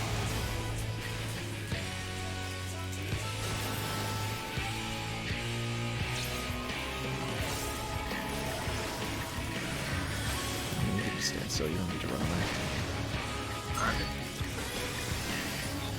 Well, I mean, you're a black mage, so you kind of have priority. If anybody's going to move away, it's not you. Alright, see that nails? That's where this line AoE is going to move to, so get away from the nails as if the line AoE is going to move to them. Like that, see? Yeah. That's basically this guy's entire mechanic set, is watching his AoEs and watching the nails, and that's where the AoEs are going to move to. So tank buster again.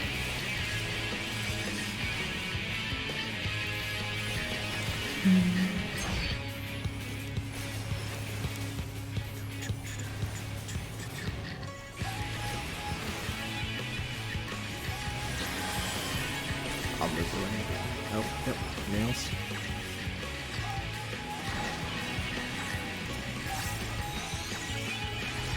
Ah, yeah. Oh, you're fine. Well, give me a better idea of what to expect. Yeah, and this guy's almost dead already anyways. Yeah, my rescue didn't quite go off fast enough.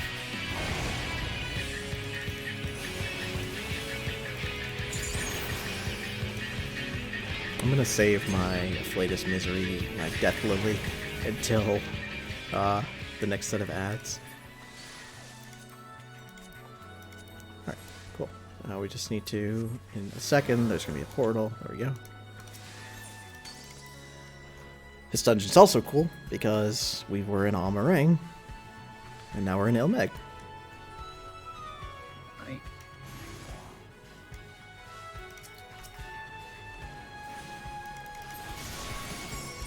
Oh god. Oh no, what have I done? My Afflatus Misery ripped aggro from the tank. Wait, tank, take this aggro back. I don't want to be hurt. Shit.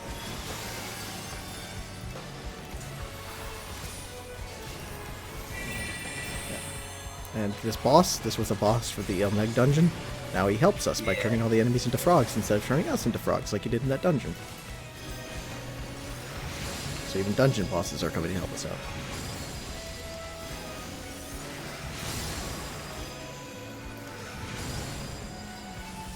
It's part of the reason it's always worthwhile doing a big pull right here because, I mean, this guy's just going to turn them all into frogs for most of the time anyways.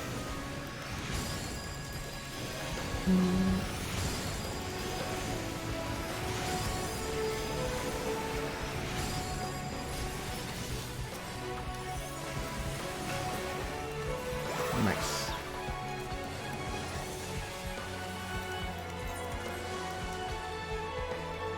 Okay.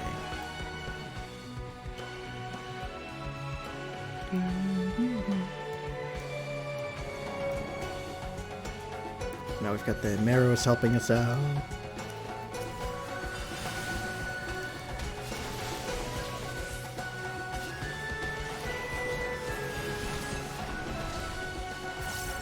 And those are the Twintanya ads. Yeah.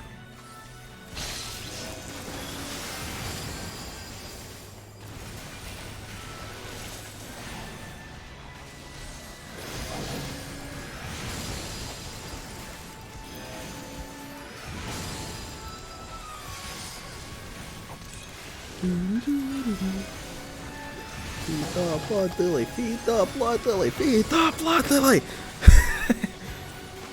The only reason I play White Mage is so I can quench the blood lily and fill it with bloodlust.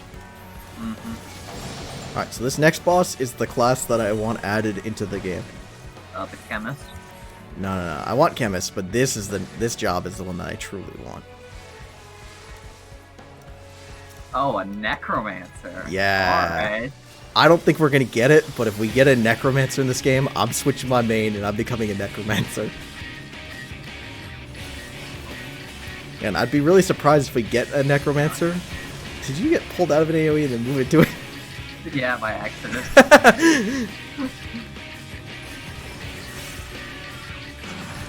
Alright, so these guys just run at you and explode, so just stay separated from other people and you'll be fine.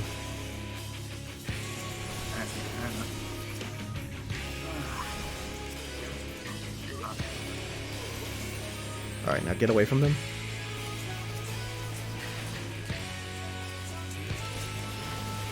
Yeah, stay away from them while they do their Necro Burst.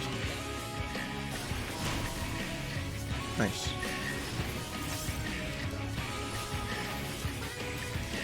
And obviously don't stand in the angry. Alright.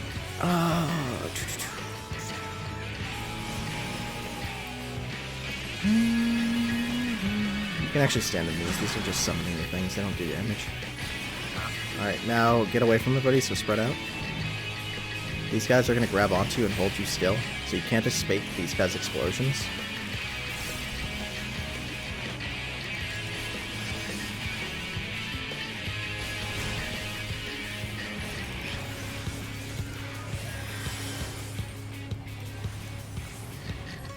just room wide AoE, I believe. Yep.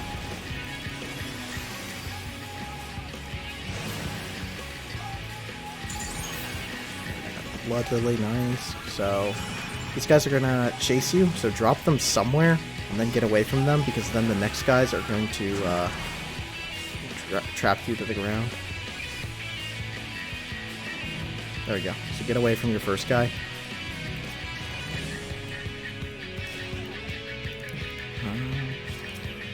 Just in case it needs. Alright, never mind, it died. New glamours and stuff. Maiming.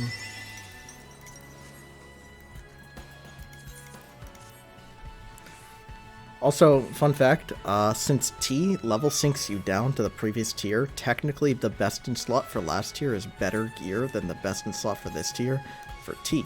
So some of this dungeon gear, though, is technically the item level of last tier. So some of this stuff is actually class best in slot for T. So, just fun fact that some of this dungeon gear is actually the best gear in the game for doing T on. Not that you're going to be doing that anytime soon, since it's probably better to do Savage before you try Ultimate. But yeah, so like Black Mages use, I think it's like 8 pieces of gear from this stuff for T, because it gives you a lot of like good spell speed and stuff for the level. But since you're not going to be doing T, you shouldn't worry about this stuff for best in slot. You should just stick to whatever you can get your hands on that's actually high item level. See, like Strongmonk Sirig, he's probably the role NPC that you're used to, because I believe he accompanies casters, and Lurek of the Guided Bow, I believe, is the melee or the ranged. I know Granson as well, because I did the Warriors last line. Yeah, so he's the guy accompanying you for the. He shows up here as well, and then you'll also see Giat the Aleforge, which is from the Healer questline. These are all the role NPCs. Which is pretty nice getting to see them come and join in. Also, fun fact, if you do all the role quests, there's actually an additional quest that follows after them that, like, unites all the stories into one. So, if you want to know more about the Calamity and how it was sparked, and about Ardbert and his group of companions, then you have to do all the role quests, and then there's an additional quest that comes after that. Yeah. So I'm not gonna do the Healer's quest for a long time. Like, I might have got, when I stopped playing, I might have just gotten the White Mage. Yeah. If you don't like playing healers, you don't have to. Wasn't I? I just kinda got tired of the grinding at the time. Yeah, I feel you. Leveling new classes is basically just grinding. Part of what makes me okay with grinding is because I can, like, watch a TV or something on a second monitor, and it's just something to do, basically. But, again, I played this game so much that a lot of leveling and stuff is, like, second nature to me.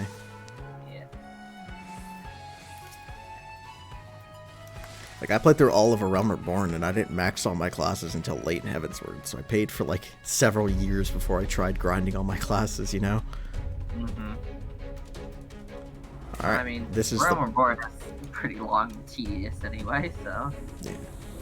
This is the Berserker, which Sasha's like, oh, we could get a Berserker in the game! It's like, that's what fucking Warrior is! Yeah, it's basically just a warrior with a big sword instead of a big axe. Yeah, which also pissed me off, because I'm like, why is the Berserker wielding a greatsword? Dark Knights wield greatswords, not warriors. So, this boss annoyed me. Alright. But I would 100% love if they added Necromancer to the game. I don't think they will, but if they did, I would be ecstatic. Because who doesn't want to be a Necromancer, right? It's not like they can't add a dark class, because these are all summons of Warriors of Light and heroes from other planes. Therefore, that means the last Necromancer we fought with was actually, like, a hero of Warrior of Light, effectively, similar to us. Also because Dark Knight exists, and Dark Knight's another class in which you basically throw aside Heidelin's blessings to draw power from the Abyss instead. So it's not like they can't add dark classes to the game that you can play as. The biggest reason I don't think we'll get Necromancer is, one, because it'd be hard to add and kind of weird. This is about to push you back, by the way, so brace yourself. And now he's going to start doing a giant Room-wide AoE. When he does, get into the blue hole. But don't get in before then, or else you'll take too much stacks into the debuff. Oh, stack with your rock. Stay stacked with your rock. Stack with your rock. Stack with your rock. There you go.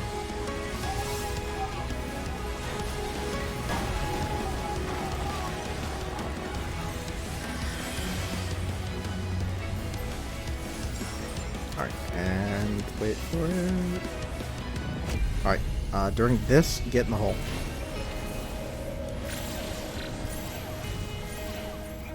And get out of the hole afterwards. There you go. That mechanic's gonna happen once more. Oh, and stay away from the dude with the Raging Slash on him. Oh, there we go. Yep. Alright. Just don't be in front of him when he does that. Yeah. Get out from in front of him. Turn around. Damn it. See, you're fine. I'm a white mage. I can heal like crazy. Another knockback coming.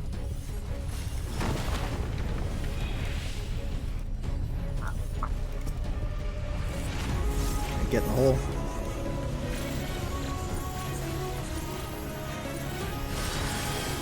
Get out. Spread. Let's stack with your rock after this.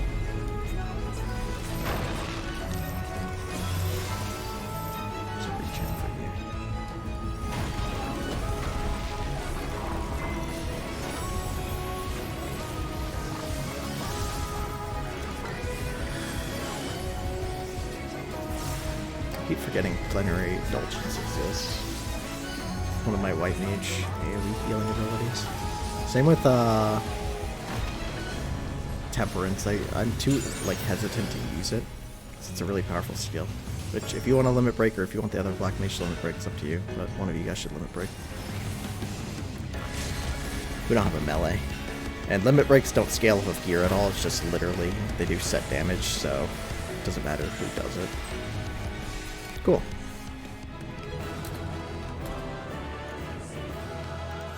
I'll just commend the Gunbreaker. They seem like they're doing fine. Oh, and the Black Mage pants dropped. Nice. Which, the Black Mage pants on men is pants. On females, the Black Mage pants is a fucking thong. So, Okay. you couldn't see it under the robe, but that is what it is. Alrighty then. Just letting you be aware of that. Like, if you want, if you wanted, I could literally show you on my stream what those look like on female, because it's basically a pair of panties and a little bit of socks. Like, that's it. I'm good. Yeah. Which was disappointing to me when I originally saw them, but I was no longer upset once I realized that the robe made it so you literally couldn't see them. Yeah, that's All right. nice. And now you're going to have a bit more cutscenes, and then once you get through those, we should do the Seat of Sacrifice. Okay. Which is cool, because you're going to figure out more about Elidibus.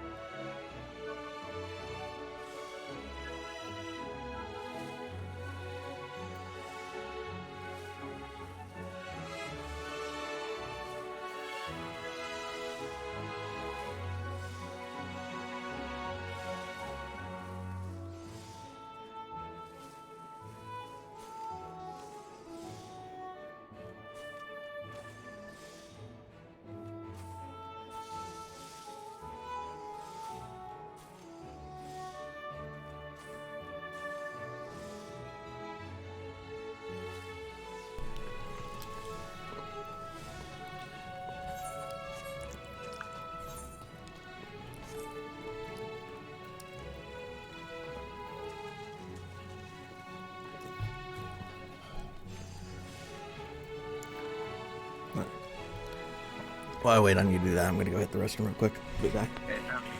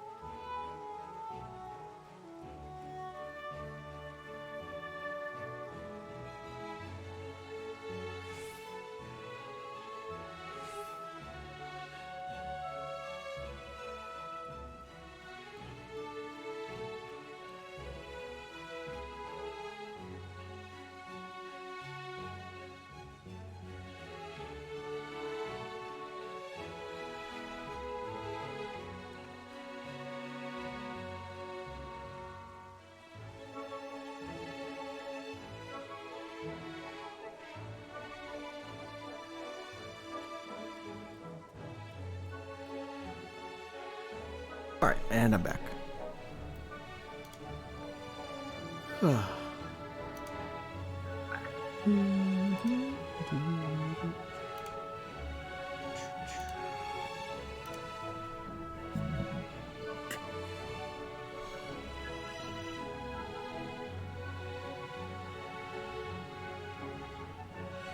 That's supposed to be the big range, honestly.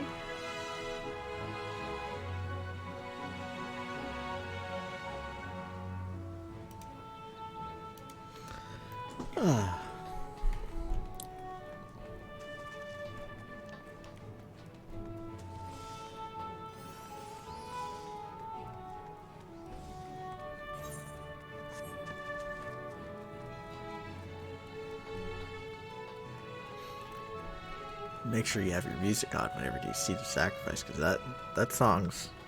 that fight's music is a fucking banger. Oh, let me guess. He does actually sacrifice himself this time. Who sacrifices himself? Grahatia, whatever his name is. Does he finally kill himself? He's been trying this I'm not entire spoiling expansion. anything. You guys are watching the video, and he's trying to kill himself because he thinks it'll release. I know. I'm just saying he's been trying to do that this entire expansion. Well, He the thing is, finally he thinks- doesn't want to either. He just doesn't want to keep you trapped here. Like, if you remember Grahatia when you talked to him on the cliff earlier in this expansion? Yeah. The thing he wanted most, more than anything in the world, was to go on an adventure with you, because he basically looked up to you so much during the Crystal Tower, the quest line. Yeah. So it's not that he wants to sacrifice himself, he just thinks it's the only way to get the signs returned, basically. Although, the Warrior of Light basically told him that if he sacrifices himself, then the Warrior of Light will fucking kill him for it, so... Yeah. Don't you dare try to sacrifice yourself, because if you do try to sacrifice again, it won't be a self-sacrifice, it'll be murder.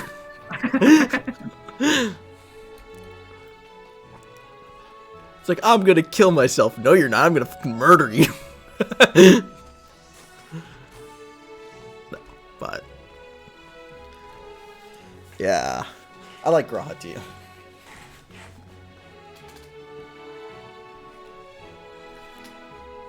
It's like, yeah, he has a little bit of a martyr complex, but, you know, other than that.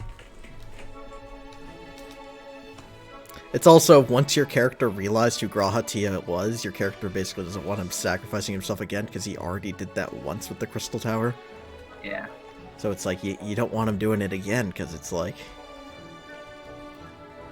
nah. Nah, man. You already sacrificed yourself once. Go fuck yourself. You're not allowed to do it again.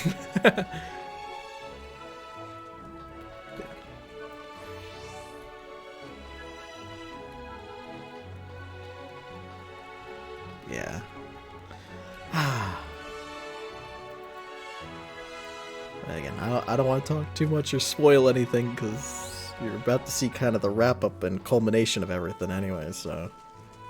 Because after a certain point in an expansion, they stop kind of telling the story of this expansion, and they start working on setup for the next one. Yeah. And according to Final Fantasy's team themselves, literally, the patch you're on, like, right now is basically the wrap-up for the story of this expansion. Makes sense. Plus, I've been, looking at all the other expansions. Somebody in our little friend group has to die every expansion. It's about time somebody did that in this one. Well, okay, our Harchifont dies in Heavensward. Our Realm Papalimo dies in Stormblood. A Realm Reborn, who dies in that? Well, it's not really an expansion, so I guess it kind of doesn't count. Yeah, plus we thought it was freaking, what's her name? Who? The princess, whatever her name is. Oh, Nanamo? Yeah, Nanamo. We thought it was her. Yeah. Well, that was a fake out.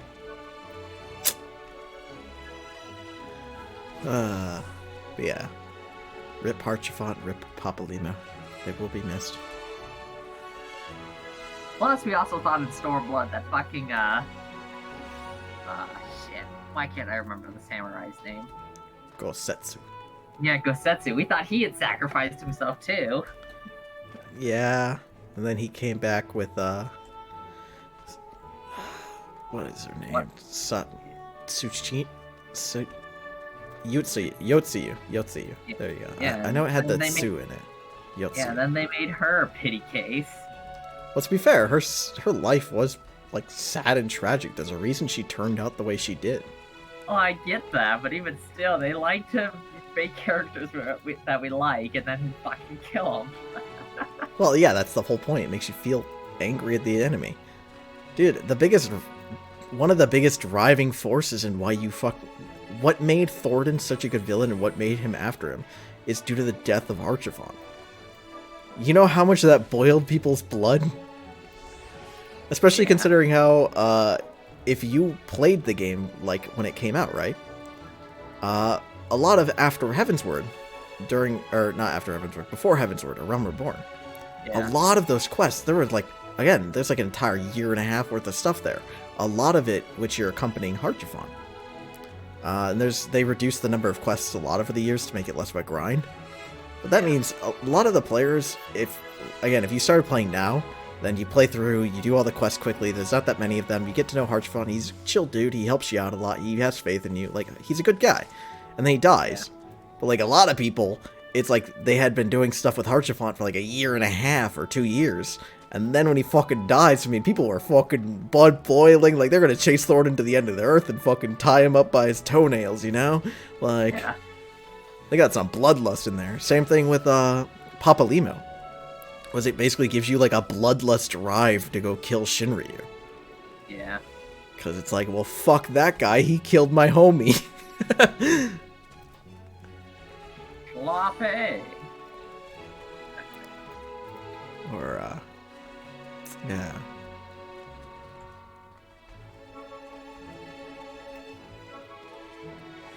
Or part of what gets you invested in the Bahamut questline is the death of Louisoix.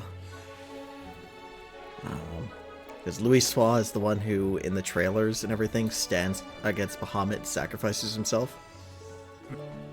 Which is interesting, because basically, the binding spell you see in the trailer is the one that Papalimo uses against Shinryu.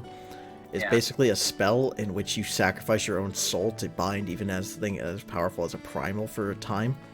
Can't last forever, though. But what's interesting is he didn't only do that, Louisoix, because he's basically a genius and he had that magical staff and everything. He used all the prayers that you see around the world and everything. Those prayers weren't going to the spell, necessarily. He basically summoned himself in the form of a primal, and that's the Phoenix Primal. Yeah. That then he was able to basically strike a blow to Bahamut that actually weakened him to the degree that you could actually fight him and everything. So Bahamut was effectively defeated by Louisoix and the prayers of All Eorzea, in which he basically turned himself into the primal of the Phoenix. Nice.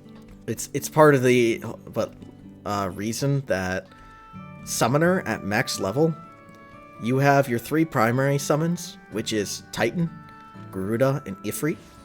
Yeah. And they all serve different purposes. Then you gain the ability to summon Bahamut, and Bahamut fights with you. After that, you learn how to summon the Phoenix, and the whole point is you alternate between the Bahamut and the Phoenix. Yeah. So you have your 3 like mini Aggies who you fight with, but then you enter the Dreadworm Trance, and then you do a bunch of stuff in the Dreadworm Trance, and then you get out of that, you fight a little bit with the Aggies again, and then you enter into the Firebird Trance, and you alternate between the Phoenix and Bahamut. Huh. It's interesting. If you're actually just straight up looking at the lore of this game and what class ties best to it, it's Summoner. Just Summoner, you deal with all the primals, you deal with Bahamut, you deal with the Phoenix, you deal with all the Ascians. Yeah. So if you're looking for a lore dump of a questline. Also, the Summoner NPC is Y'shtola's sister. Oh, neat. Yeah. Well, her name's like Ymitria or something like that. She's in the, she's in, New Gridania. And she's also the one that when you bring Y'shtola back from the stream the first time, you need some of DNA close to Y'shtola's, and you have to go visit her sister. Her. Yeah, I Yeah. remember that. She's the Summoner NPC. Neat.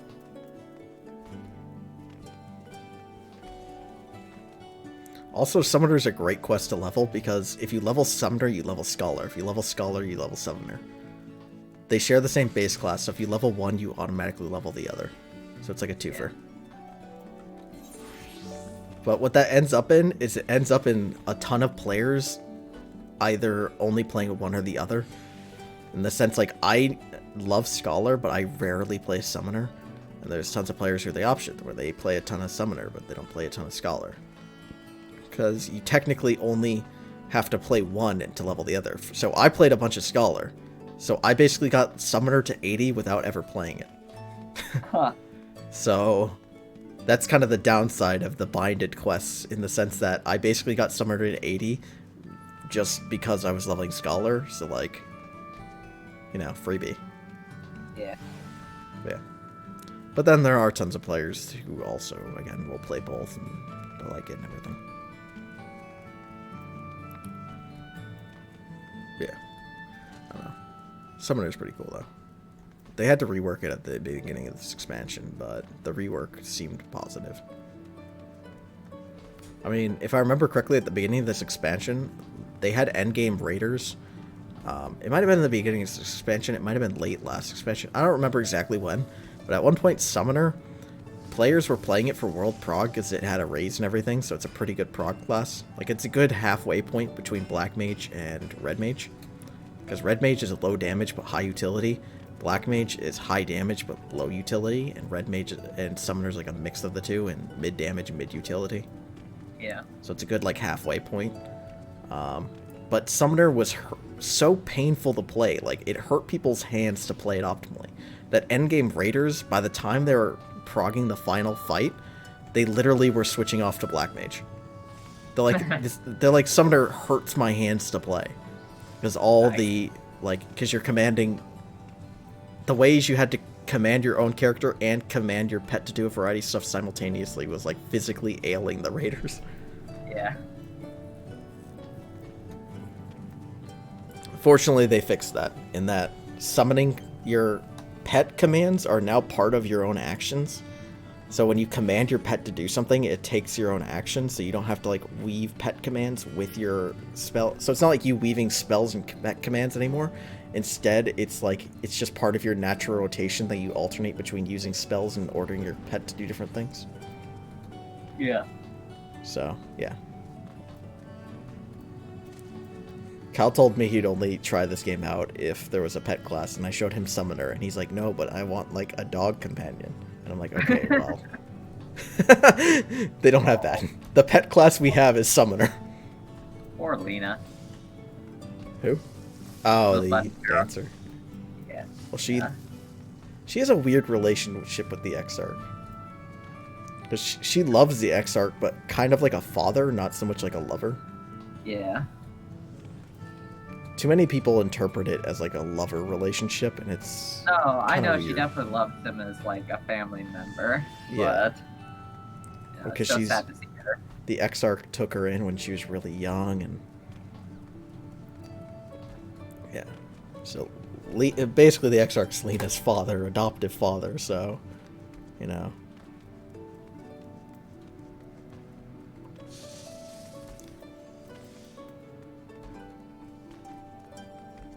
And Grahati is a great guy.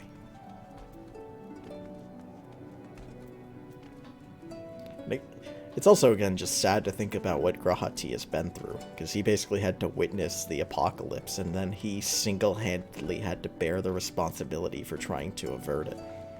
Yeah. He had to live through calamity just to be given the sole responsibility of only you can go fix this. Like, jeez. Talk about pressure. In order to do so, he's basically fused himself with the Crystal Tower, making him in it as basically a single entity. Wait, why am I doing this all by myself with Crystal Exarch? Is this a mistake? Did I start this accidentally? No. Okay. You can't just queue into the Seat of Sacrifice with just you and the Exarch. It's not physically possible. So whatever you're doing, you didn't accidentally fuck up. Okay. Because I assume you're just going to see some more cutscenes probably, and then you're going to get to the top of the tower, and then Yeah, like it did a camera pan sweep like it was the start of a dungeon. I was like, wait, what the fuck? Nah, it's just showing you and the Exarch storming the Crystal Tower. Because at this point, that's all you guys have left is you and the Exarch to deal with Elidibus. All the Scions are all fighting elsewhere. Yeah.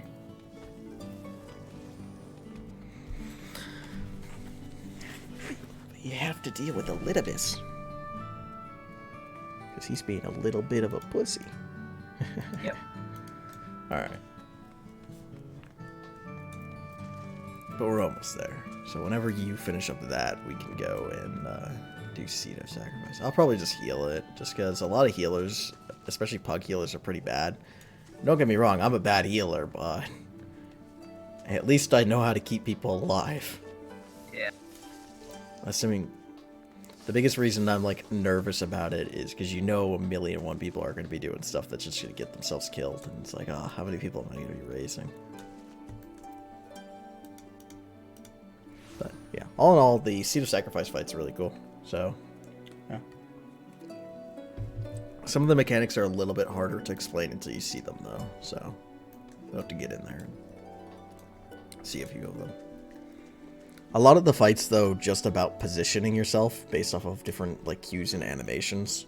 So a decent bit of the fight will probably be me telling you to like go to a certain place or try to follow me somewhere. So Sounds good.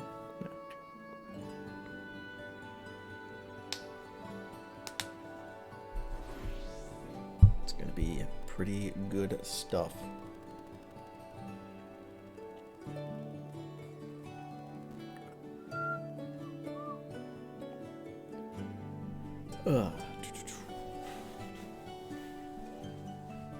Any time now.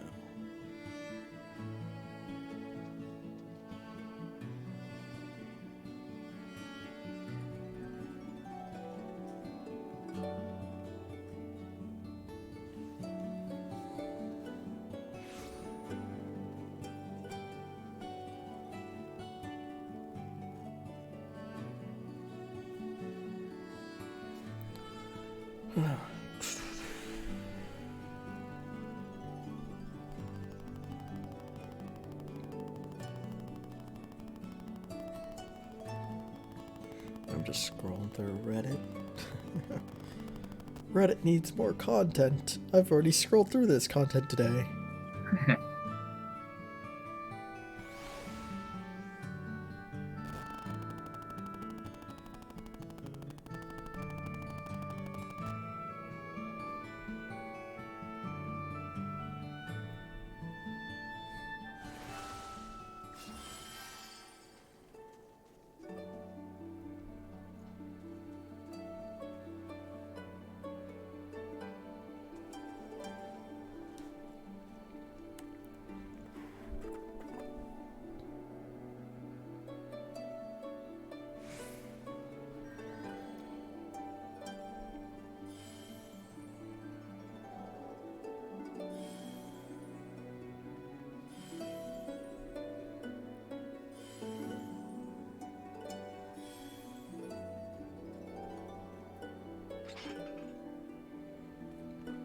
PS5 scalper group has more online stock than most major retailers. A group of PS5 scalpers have managed to acquire 3,500 PlayStation 5 consoles. Jeez. I mean, it's hard to prevent scalping, because, like, companies already do try to do it to some degree, but honestly, a lot of companies don't fucking want to do it because they can make more money off of scalpers, because scalpers are buying a bunch of their consoles, so why do they give a shit? But companies already try to do something to some degree in the sense that they will try to make it so only one person can buy it from each account, or only one person can buy it from each, you know, any given thing. So they try to limit like one per purchase, but I mean, people can just make up different accounts, people can have bots do things, so like unless they straight up enforce like a CAPTCHA every time you're gonna buy something, then they're not gonna really get around scalpers. And even then, it just means you couldn't automate scalping to the most degree. You'd still be able to just scalp like crazy. Ugh. I mean, I feel like the only way for us to really deal with scalpers is people just need to not buy from them. Because if nobody buys from scalpers, which I personally would never buy from a scalper, because A1, I ain't about to be ripped off because some other dude was an asshole. Yep. Second off, because I don't trust scalpers, if I'm going to buy something, I want it from the source. Yeah. I mean, it's not like you're getting it for a discount, because I could understand buying something from a less reputable site because I was getting it cheaper, and I was like, okay, well, if this does pay out, then I'm gonna get some, like, I'm saving money. But no, it's like you're paying more money to get it from a less reputable source, so, like, I don't know. I wouldn't buy from the scalper. The only people I could see actually having to put up for that shit is if there's people, like, Twitch streamers or whatever, people who literally kind of make their livelihood. They might have to put up with scalpers if they, you know, like, people who do reviews for game consoles and games and stuff, they'd probably need a copy of the thing. And if they couldn't get one straight from the company and they couldn't get one from the site, they might have to actually put into a scalper.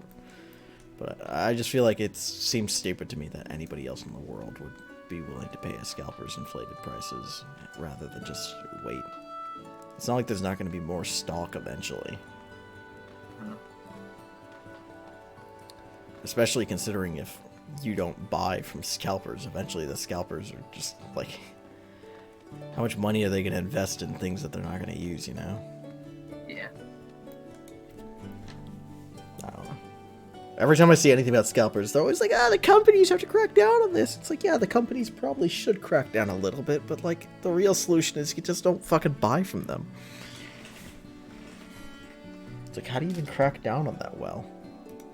As somebody who's in programming myself, like, making simple bot that just goes to a website, puts something in a cart, and buys it isn't hard at all. It's like, I don't know. But that's just my 2 cents. So, how's the cutscenes going?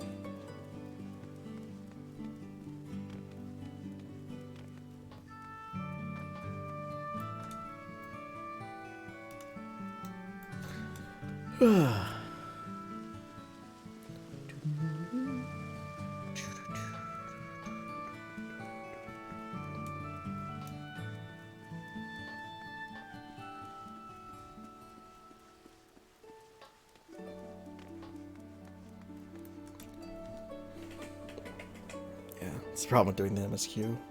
There's always a lot of cutscenes, you know?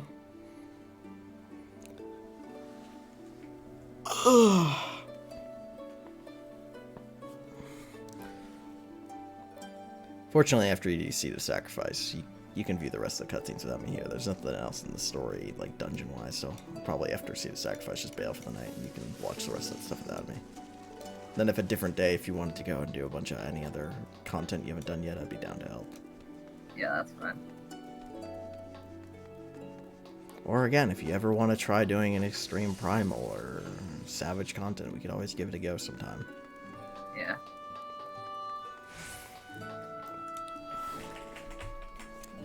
I mean, nowadays they have pretty firm pug groups out there, you know? Mm-hmm. Also, a lot of crafted gear isn't very expensive anymore, so I don't know what your gear looks like, but if you did feel like you needed better gear to do any of that stuff, you could probably just buy some crafted stuff. Yeah. Or, even if you could afford it, I can afford to buy you a crafted set if you really needed it. I'm rich, bitch.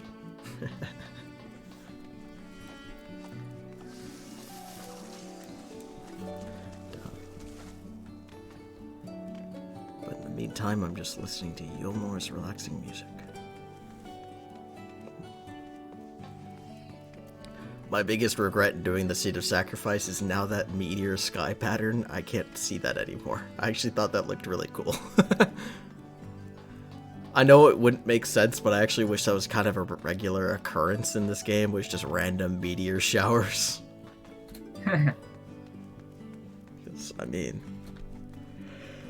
it looked badass. Also, the music was pretty cool.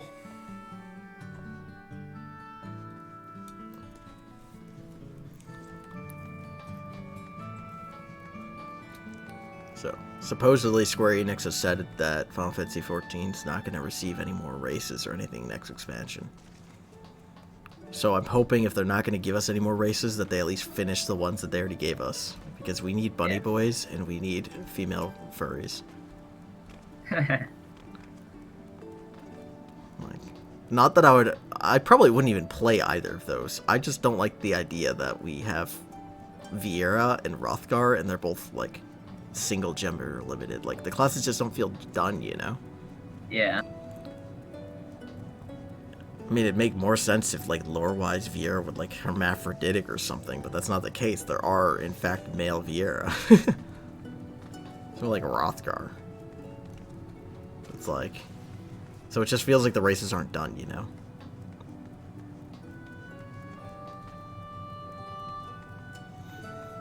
Kind of like how, I think when this game came out, you couldn't play as a female female Rogadin. But they got added later due to, like, large demand. So I'm hoping the same thing happens. If they're not going to give us any new races, at least finish the ones you already gave us. Also, if you didn't know this, Viera and Rothgar can't wear hats. Like, most headgear don't display on Viera and Rothgar because they didn't finish that aspect of the classes. So I'm hoping that if we can at least get the other genders, can we at least get hats all updated to work on Viera and Rothgar correctly? Like, helmets that look good on them and stuff. Yeah. I know why they felt they didn't have time to do that. It's because they, like, it would take a long time to remodel all the headgear to, like, not even just new stuff, but they would have to go and retroactively do it to all the old stuff. But still, like, very nice. It's part of the reason I don't care to play Viera or Rothgar ever, is because it's like, well, I can't wear hats or anything. Despite the fact that both those two classes both have excellent idle animations and stuff. Just, dude, I'm getting even more curious on what we are. Like, what the main character is? Yeah, like, both times that we've gone up now against, like... Dude, this expansion just told you. What? You're a Zim. Oh, is that... I was curious. When you collected the crystals, Hythlodeus literally told you who you are. You're the 13th member of the Convocation, the one who is tasked to travel the world. Oh, and you're the one who didn't agree with the summoning of either Zodiark or Hydaelyn. Oh, well, I had wondered about that back when we fought Emmett Selk, but, you know, it wasn't all... Yeah, it was implied. It was even implied back in Heavensward, because literally Thordan, after you defeat him, he looks at you and sees an Ashen and cries out, "What are you?" Because he was in the state of a primal, so he could see your true soul, basically. So yeah, you are a Zim, the 13th member of the Convocation, the one that was tasked to travel the world and to learn, and so on. The one who always felt they could face issues on their own. Or, not necessarily on their own, but basically they never tried to go back to the Convocation and be like, hey, this is just an issue. You'd always try to take them on and deal with them. You're also the member who didn't agree with summoning Zodiark, and instead went to face the calamity on their own, where it's suggested that you died in doing so. Of trying to face the, calamity. Yeah, so, yeah, the quest run straight up tells you who you are. As Hythlodaeus gives you your soulstone. That's why he calls you my new old friend. Because he knew you. Well, it made me curious because when Elidibus is like, what are you? I was like... That's because Elidibus is only a fraction of his former self. He doesn't actually remember what you are. He knew you in life, but he doesn't remember you. He just knows... Like, Elidibus is kind of fucked up. Yeah, makes sense. He doesn't really have memory. He doesn't even really know why he serves his purpose. He just knows that that's what he must do. Yeah, which, again, you'll see even more of this kind of like afterwards. But yeah, we basically are told at this point that we know who our character is. I hate fucking kidding me. That's annoying. It's part of the reason that Emmett Selk liked our character so much, because Emmett Selk recognized you, and he was friends with you in life. Damn. Yeah. It even makes it more tragic when you think about that. Yeah. We might not be able to do, Seed of Sacrifice? Yeah, looks like I'm just under the item level, and what I probably need to do is just augment another piece of my armor, because I never got done augmenting my entire set, so... Alright. Well, it's like 11:30 here, so I'll probably hop off then, and you can... I'll figure it out. Yeah, and if you want to do, like, roulettes or anything on a different day, or if you want to do the Puppets Bunker, since those give you materials to upgrade your stuff, we can do that. I need to figure out what I need to... I might have to do Titan. I mean, what level gear do you have? Like, what's the item level on most of your stuff? I'm on 463. You need 465 to... Well, if you look under battle currencies, you know Allegory? Yeah. Spending that gives you item level 490 stuff. Remember, since the new raid tier came out last patch, they came out with a new tier of gear and a new currency to go with it. So you're probably still rocking a lot of 460 stuff and 470 stuff, while nowadays the highest item level stuff is 490 and 500. Nah. Probably let me go see. Which, I think... Yeah, the dungeon we're just in drops 475 stuff. Alright. I'm probably gonna... So worst comes to worst, we can... Hold on. Let me change my pants. See what...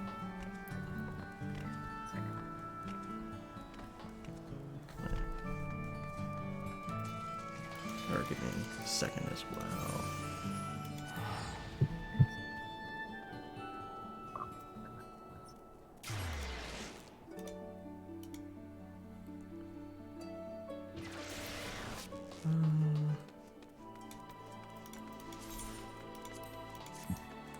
It's like, again, you haven't really been playing in a while, so we got new sets of armor and stuff.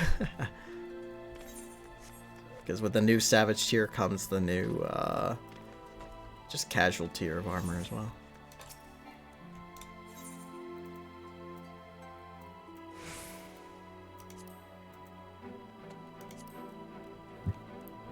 Yeah, what weapon do you have? It's a 470 staff. Okay. What's your lowest item level piece of gear? 460. Is that on a lot of your stuff, or? No, so I had augmented most of my set. I just hadn't augmented the head, the robe, and the arm guards yet. So let me just buy like a head. And then let's see if that bumps me up high enough.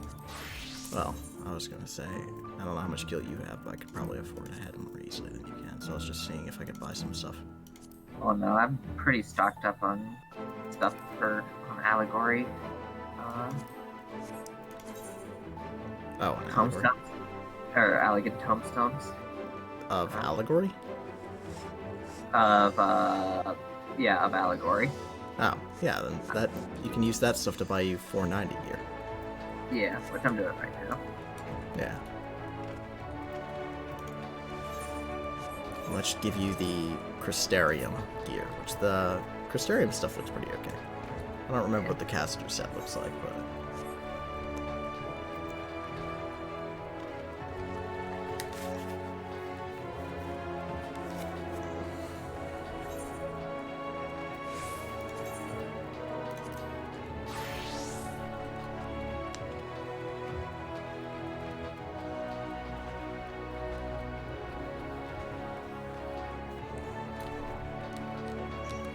Just let me know after you buy all that stuff and you still don't need the item requirement. No, I do now. Okay, cool.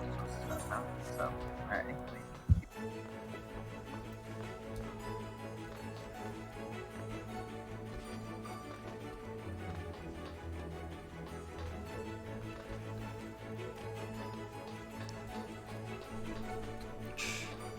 Alright, are you what class you want to be? Yeah, I'm just gonna go with White Mage. Okay.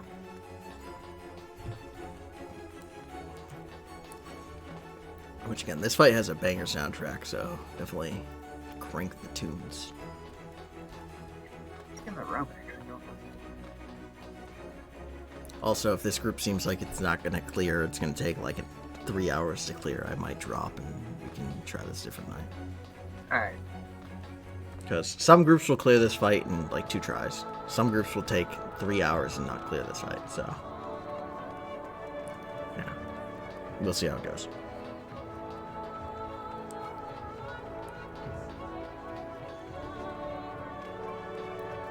This fight's really not that hard. So basically, the groups that take 3 hours and can't clear this fight is a group of people who aren't paying attention. Because there are some people in this game that are just trying to leech progress, in the sense that they don't actually know what they're doing. They just kind of want to leech on the fact that other people can carry them through it. The problem is, sometimes you get a group with many of these leeches in it. And too many leeches and you kill the animal, you know? So, ideally we get a group with people who are actually trying, and not people who are just trying to get carried. Which is part of the reason that doing this stuff day 1 is so nice. Because day 1, whenever you do this stuff, you always get matched with people who, like, give a shit and want to win. Cool. Okay, so a couple of things of note. The big thing that this guy has in a lot of his mechanics is, first off, you need to watch his poses, and then you also need to pay attention to his ice and fire. When his fire goes out, you need to stop everything you're doing or you'll take damage. When his ice goes out, you need to keep moving or else you'll be frozen solid. I'll try to call out when those are, because sometimes he'll also delay them and tie them to later mechanics. But it'll be easier once you see it.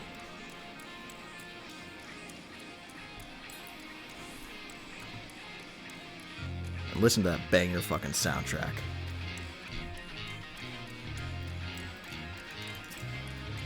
Hey, the Astrologians actually gonna work with me. Because I'm already a regen healer, so Astrologians can go regen or shielding.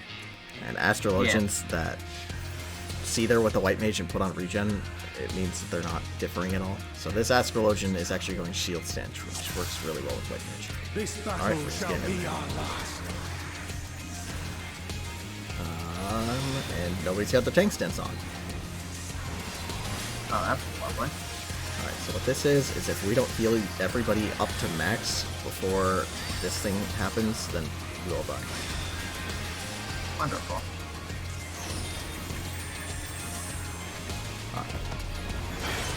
Hot. Ugh. Trying to heal in time, but the other White Mage wasn't helping, or the other Astro wasn't helping heal the tanks.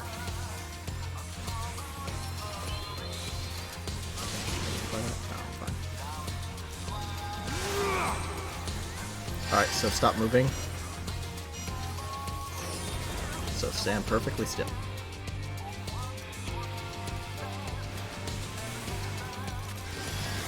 Alright, now keep moving, don't stop. Run around like a madman. Keep moving, keep moving, keep moving. Alright, now you can stop. Be gone! Sword of Shadow! Alright, now he's imbuing a blizzard, so not yet. So next mechanic he uses, you're gonna have to keep moving during it, because it's gonna do the blizzard at the same time. I think this is get in, get in, get in. Get in and stay moving. So just run around in circles under him.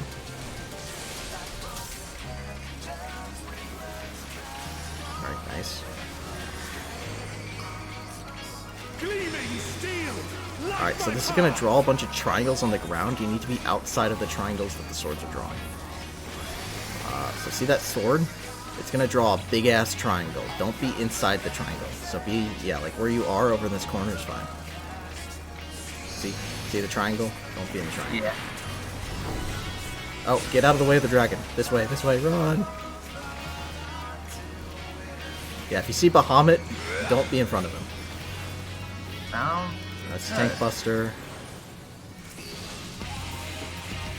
And the tank didn't pop any cooldowns for it, so he instantly died. That's lovely.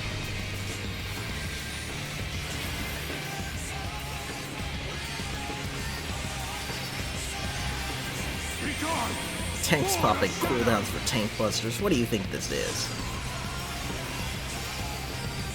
Alright, so next mechanic is imbued with fire, so during the next mechanic you need to not move. Alright, so I think this is get out. Yep, get out, and then stop moving as soon as this goes off. Alright, stop. And don't cast anything either, just stand perfectly still.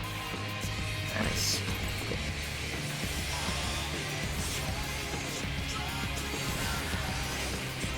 Okay.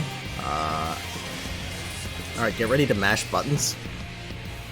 This is another one of those active time maneuvers, so you're going to want to mash the shit out of your keyboard once it comes up. And also pay attention to what happens during this lore-wise, because it's interesting.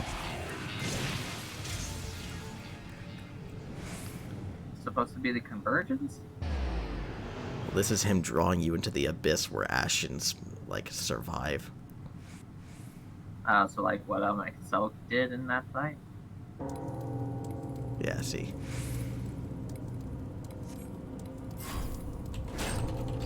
So, mash buttons like crazy. If your bar gets to the bottom, you die. Joy.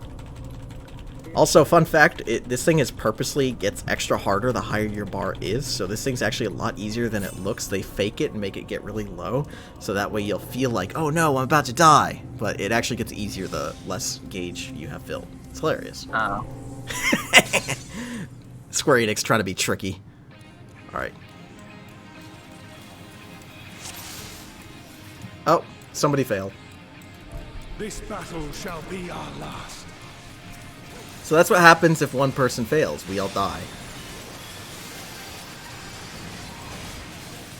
So, you know how I said that thing was stupidly easy? Well, it is. Somebody failed.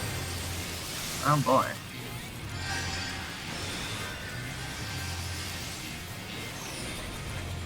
Dude, why the fuck is the Dark Knight is using Living Dead on himself when the boss put Living Dead on him? Get in? Nice. Like your cha-cha slide. Alright, so this is get out, I believe. Yep. I'm hoping the tank learned what a defensive cooldown is in the meantime. Alright, remember for fire you need to stop moving. Let's stand still. Dude, that bard's trying to get themselves killed. Alright, remember ice, you need to keep moving. Keep moving. Alright, now you can go back to doing your own thing. Be gone! Sword of Shadow! Alright, now this is imbued fire, so his next mechanic will also do fire along with it. Darkness must be destroyed! I think this is get out? Yeah, get out and stop moving after this. Alright, so stop moving. Alright, now you can get back in there. Gleaming steel! Light my path! Alright, and his next mechanic, I believe, is imbued with... No, this is the sword. So remember, stay out of the triangle. And the warrior's lagging, so I'm gonna rescue him over here. Oh, what? Can you not rescue someone who's DC? Guess not. Oh, yeah, remember, don't stand in front of Bahamut. Now it's the opposite corner, so it's fine. Yeah, I thought you were near me, so I figured it didn't matter. Dude, can this fucking Dark Knight use some fucking cooldowns? You shouldn't get one shot by this Tank Buster.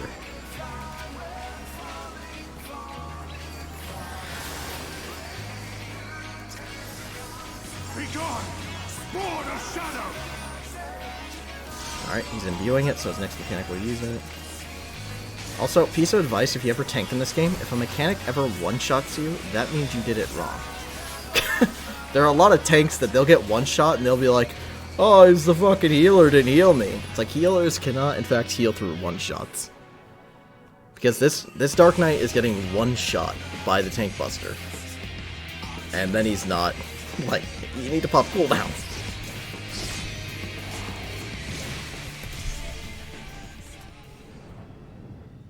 Yeah, which button? Just smash your keyboard. Yeah, you can just mash your keyboard for this. It doesn't matter what button you press. And again, if anybody fails, you wipe here. So... Great. And it's fun because I was confused the first time it happened because one, I was like, oh, well, it's stupidly easy to succeed at this thing. This thing is like tricking you into making it look harder than it actually is. It's not. Because again, like I said, the higher the bar up, but the harder it is. As it gets... time goes on, though, it gets harder and harder, so it makes you maintain it lower and lower. But the first time I wiped to this, there's no wipe animation or anything. It just, you know, respawns you at the start in the jails. And I was like, wait a second, did we die? Like, what? See, this is what happens if you do it correctly. See, you are Azim.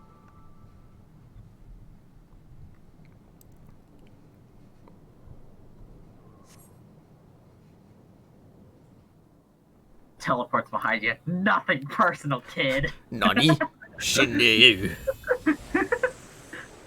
Yeah, basically.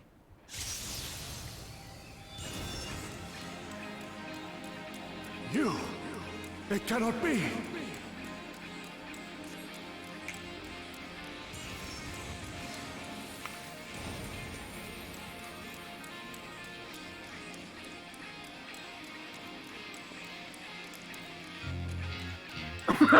Backwards hand wave.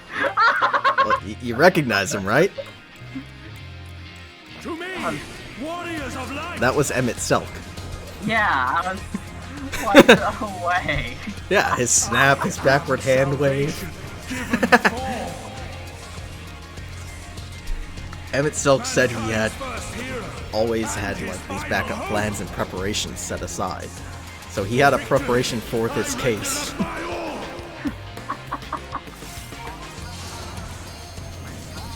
Alright, also, if the Tank Buster doesn't limit break here, we die. And they might have done that way too early, honestly.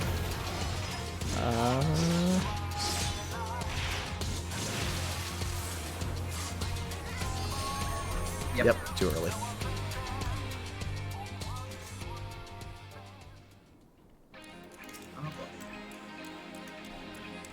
Oh, here we go again. I think this actually starts us past the other thing. Like, I think it checkpoints you at that other thing. It's supposed to, but we died immediately, so maybe it didn't. Okay, maybe it didn't, because I don't remember.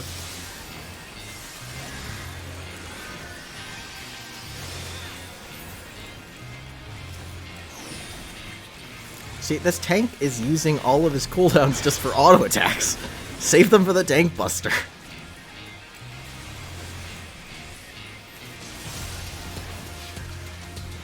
Like, I'm gonna have to use my Temperance Wings just for the Tank Buster. Keep him alive for it.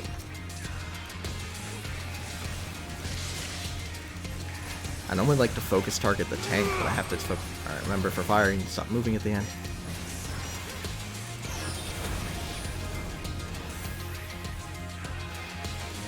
There you go. I always like to focus target tanks, but I'm gonna have to focus target the boss just so I can see when he casts his Tank Buster. So, Oh, I wasn't looking, my bad. I'm in my bubbles, it doesn't matter. I have to focus target the boss so I can see when he's casting the Tank Buster so I can try to preemptively shield and use my wings to keep him from dying. So remember, his next mechanic is imbued with fire now, so you need to stop moving during it.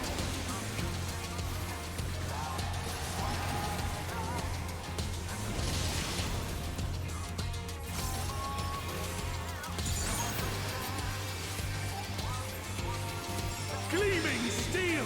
Alright, this is going to be the triangle, so remember, get out of the triangle. And then watch out for Bahamut afterwards. This first triangle is literally always in the same spot. Just heads up. Bahamut isn't always in the same spot, like it wasn't last time, so... Alright, get out of the way, Bahamut.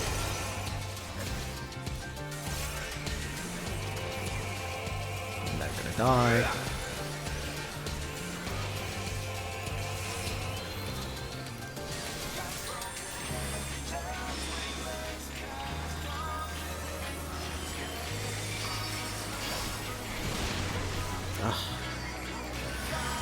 Fun fact, if anybody's watching the stream, if you get rezzed, don't move until your healers heal you. That's what that bard did. He would still be alive. Because you have a buff. They actually patched it last patch, so it'll actually show you your buff. But there's an actual buff that you can see on yourself, you can see on the bard right now, that will show you how long your raise invulnerability lasts after you get up. If you move, though, that buff goes away, and you will die if you get hit by something. So that bard raised him. Room-wide AoE is about to go off. He gets up, immediately moves. Room-wide AoE kills him. Like, if he stayed still, then I could have healed. Then you would have taken 0 damage from the room-wide AoE, and I could have healed you afterwards. So, yeah. I really wish Square Enix would actually give you tutorials on things like the fact that you have raise immunity. Fun part about this minigame too, you can actually just AFK for the first few seconds of it and do nothing. You'll still win.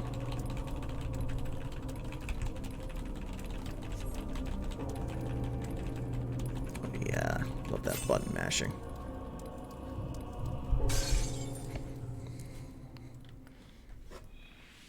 Playing healer makes me salty because all the fucking players are bad. Because if I'm playing as a tank, then it's like, I don't actually have to give a shit if other people are bad. Which I regret not coming in here as a tank, because I at least know how to pop defensive cooldowns. Yeah. Again, this other Dark Knight is literally just wasting all of his defensives on cooldown for auto attacks. And Dark Knight's biggest key ability is the Blackest Night, and he's not even using that for these tank busters. It's only on a 15-second cooldown. It cannot be. Like, as a main tank Dark Knight, you should be fucking spamming the Darkest Night, or Blackest Night. I haven't even seen him use it, like, once.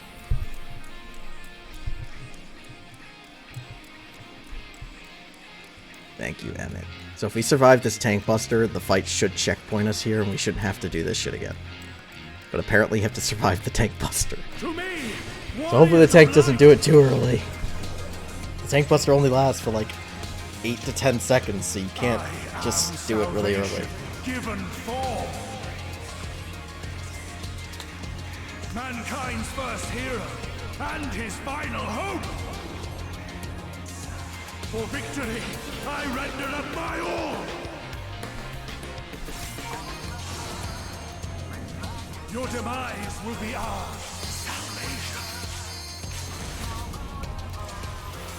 That's probably too early again.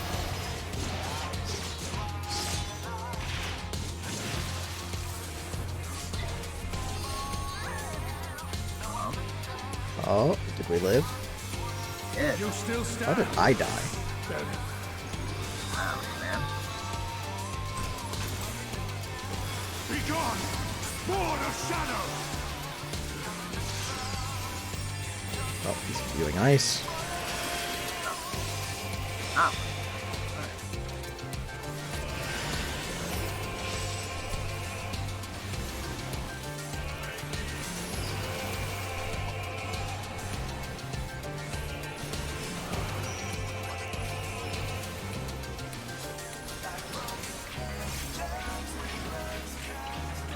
Alright, so these you have to stack the number of people in them that you see the markers in, so there's gotta be 2 people in each of these. Any more than 2 and we'll take damage. Any less than 2 and we'll take damage. Shit.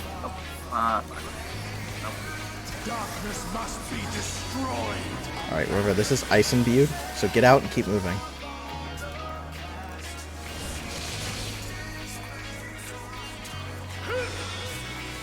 Up, drag and dive.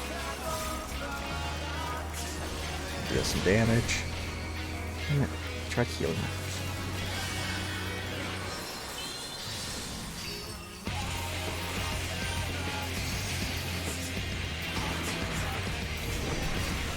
Watch out for Bahamut. Get away from the expanding circles, so come all the way to this corner with me.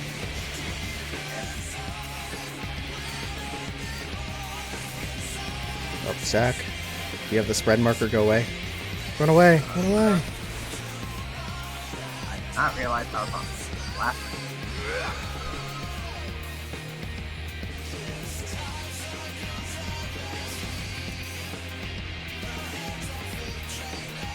Oh. That was my fault, wasn't it? I don't know, I wasn't watching. It's already a wipe at this point. Oh. Find it out to the My end. soul knows no surrender. So what that is on you right now, that's a cone, so you just need to get it away from all the other people's cones, and ideally away from the party members, but... Hope, grant me strength. Yeah, but at least we're not going to have to do the first phase again. There's another stack marker. This actually does double stack markers, so you need to divide up into 2 groups of 4. God. Dude, this Bard and this Machinist, though, God, do they love taking damage. They're dying a lot. It's like, guys, can you do at least some of the mechanics correctly? Between them and the Dark Knight, who doesn't like to mitigate tank busters, and jeez. Sword of shadow. Alright, so he's imbuing fire, so remember during his next mechanic, you need to stand still.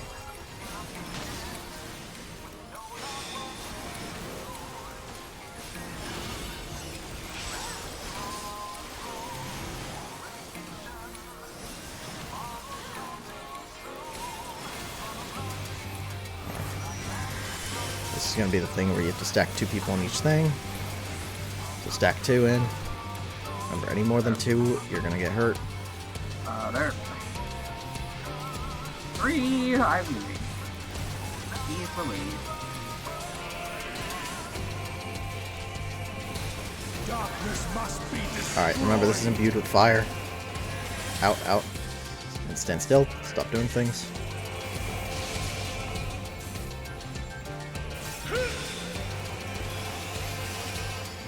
See, the Bard kept doing things, and that's why they're dead.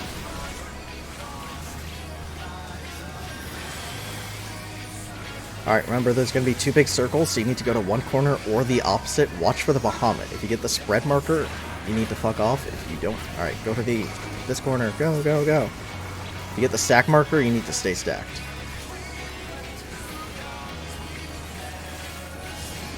Alright, if you have the spread marker, fuck off. Otherwise, stay stacked. The guy with the spread marker is not fucking off. It's okay. Me and the other healer just healed through their bad mistake. Alright, tank buster, so this tank is going to die again because he's not going to mitigate. Yeah, he hit. Alright. I kept him alive through that, but he had 0 cooldowns up. Alright.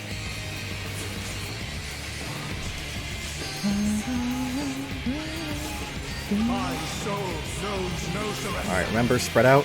These are cones. Don't stack with other people with markers. You get hit by 1, it's fine. You just can't get hit by multiple. Grant me strength. Alright, now he's going to do the triangles again, I believe. Oh, stacks. Stacks. So we stack in 4-person groups. Looks like it's 3 and 5, but whatever. It'll be fine.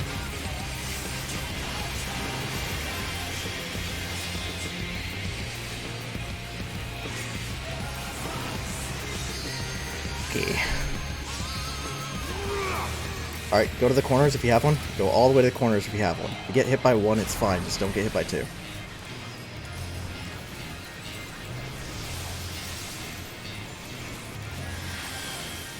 Gleaming steel, light my path. Alright, so these...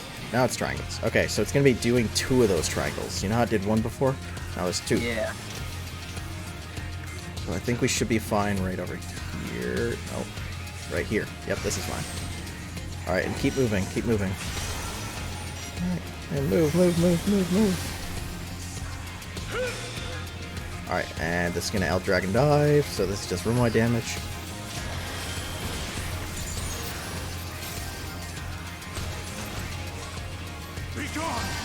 Alright, this is imbuing the Blizzard, so his next mechanic is going to have the Blizzard attached to it.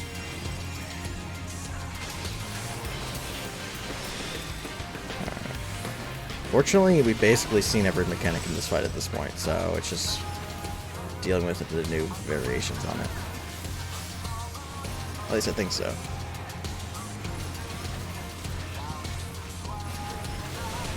Oh, slide, so go towards the arrows because it's going to push you. Don't use your knockback, just get pushed. Now everybody stack. Darkness must be destroyed. Alright, and move. This is imbued with ice. Ah, fuck it. Damn it. Alright, if you got a tether, you need to go and towards... Point it in a different direction. Don't point it at us. Oh god, fucking bard's pointing it at us. Get out.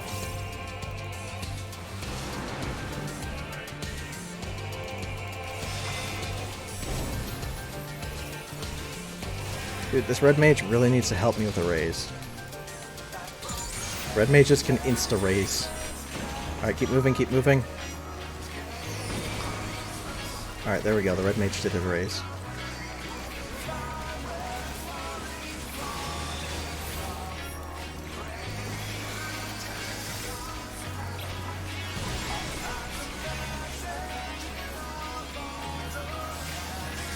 So in other words, my commendation's going to this red mage. Because he did a single raise on the other healer when I needed it. Alright, this is imbuing a blizzard, so... Next mechanic he does, it's gonna have the imbued blizzard. What is with people moving immediately after a raise? Give me a second to heal you, bud. No, not yet.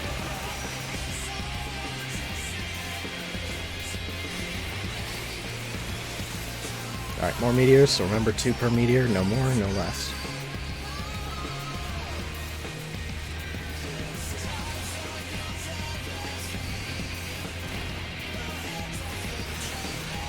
Darkness must be destroyed. Alright, this is imbued. Remember, it's imbued with ice, I believe. Yep. L-Dragon Dive, this could be your big room-wide AoE. There we go. Nice. Alright, that's a pretty cool fight, though. Alright, Red Mage, you get my calm. You should also calm the Red Mage. That guy was probably the best DPS we had. No offense. I know. I honestly, I did pretty good by my standards, but I know I wasn't top tier, so. Also, this Red Mage might be really good at this game because they also have the E8S Red Mage weapon, so they have the best Red Mage weapon in the game, so they might actually know what they're doing. Alright, and you should totally watch these cutscenes. Yeah. Oh, somebody gave me a player commendation. Nice. Nice. I got 3 of them.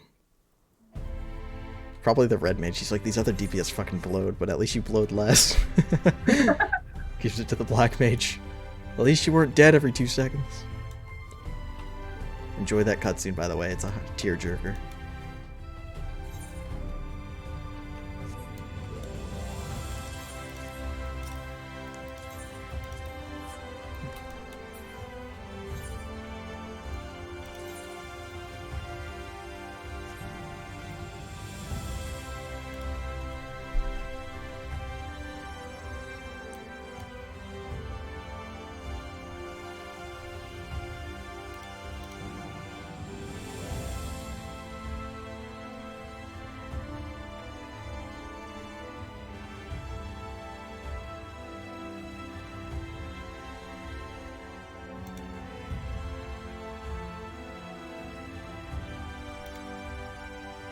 Oh, so he's binding Elidibus. Alrighty. Using the Crystal Tower.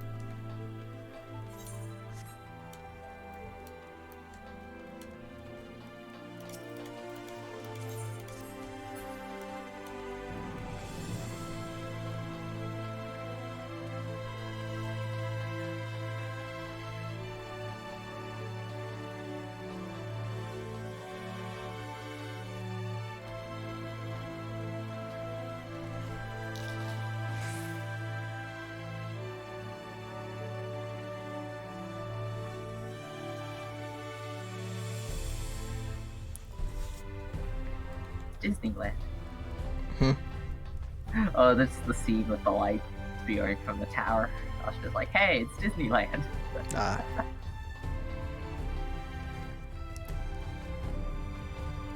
Wow, he's almost really crystal. Yeah.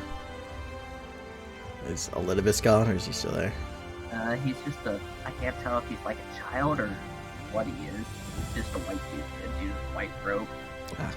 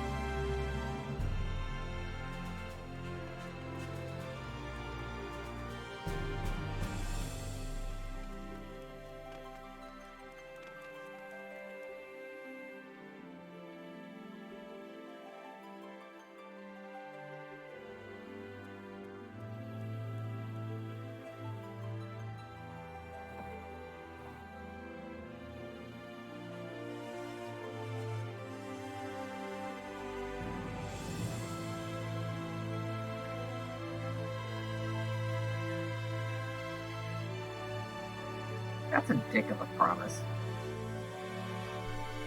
What's a dick of a promise? Saying, take me on your next adventure. We both know he's gonna die. He's not gonna go on any adventures. That's a dick of a promise. 'Cause Look. he can't keep it. He's dying. Come on. Give him. That's Come on. No, I'm saying that's a dick of a promise for him to ask, though, because we're never gonna be able to keep up our end. Well, Jeez. yeah, you're giving him a little bit of hope. Come on. Like, he knows you can't feel. He knows what's happening to him. You think he doesn't realize that he can't fulfill it? But it's just that's what he always hoped, that he could go on an adventure with you. Yeah, but he also should know that we can't make that promise, and I'm saying from our Yeah, side and of things, he knows it's that. we can't fill it, so we're always gonna feel the failure of never being able to take that in. No, take him it's on because that he wants you to adventure. take his spirit basically with him, in the sense of he wants you to remember him, take him with you on your adventures. Would have been doing that already. with the Also, fact that he final sacrificed- line from Elidibus, though, Yeah, that was. the rains have ceased and we have been graced with another beautiful day, but you are not here to see it. So good. Yeah. Poor Elidibus. Because if you think about it, the Ascians aren't really evil. They just want their world back, basically. Yeah. No, I totally get what the Ashians are trying to do. But again, Grahatia knows that he can't go on an adventure with you, but it's what he always wanted, and he wants you to basically kind of take him with you in spirit, I mean.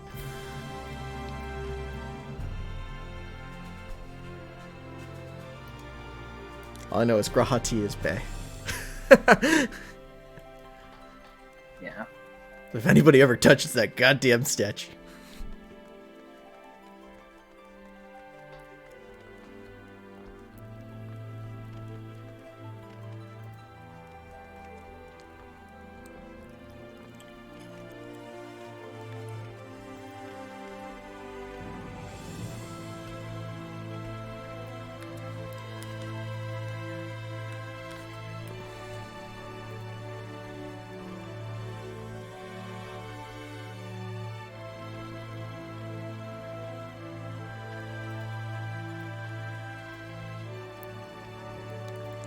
Man, Square Enix can never let us have a happy moment. It's always gotta be bittersweet. Yeah, I mean, you saved the world, right? Yeah, but then we also lost a good friend. It's like, fucking hell, just let us have our victory the one time. Alright. As much as I'd like to stay with you for the rest of the story and feel how you feel about this, it's like past midnight here, so I'm gonna drop, but Yeah. we'll definitely have to talk about how you felt about the story after this. Alright, yeah, Yeah. you have yourself. You lost Grahatia. Again, you witnessed the suffering and tragedy that is Elidibus. Yeah. Which, again, that's the death of the final unsundered Ascian. Alright, well, I'm gonna drop. I'm gonna turn off my stream and everything now. So you have a good night, man. Alright, you too. And if Devam ever sees this, thanks for stopping by, man.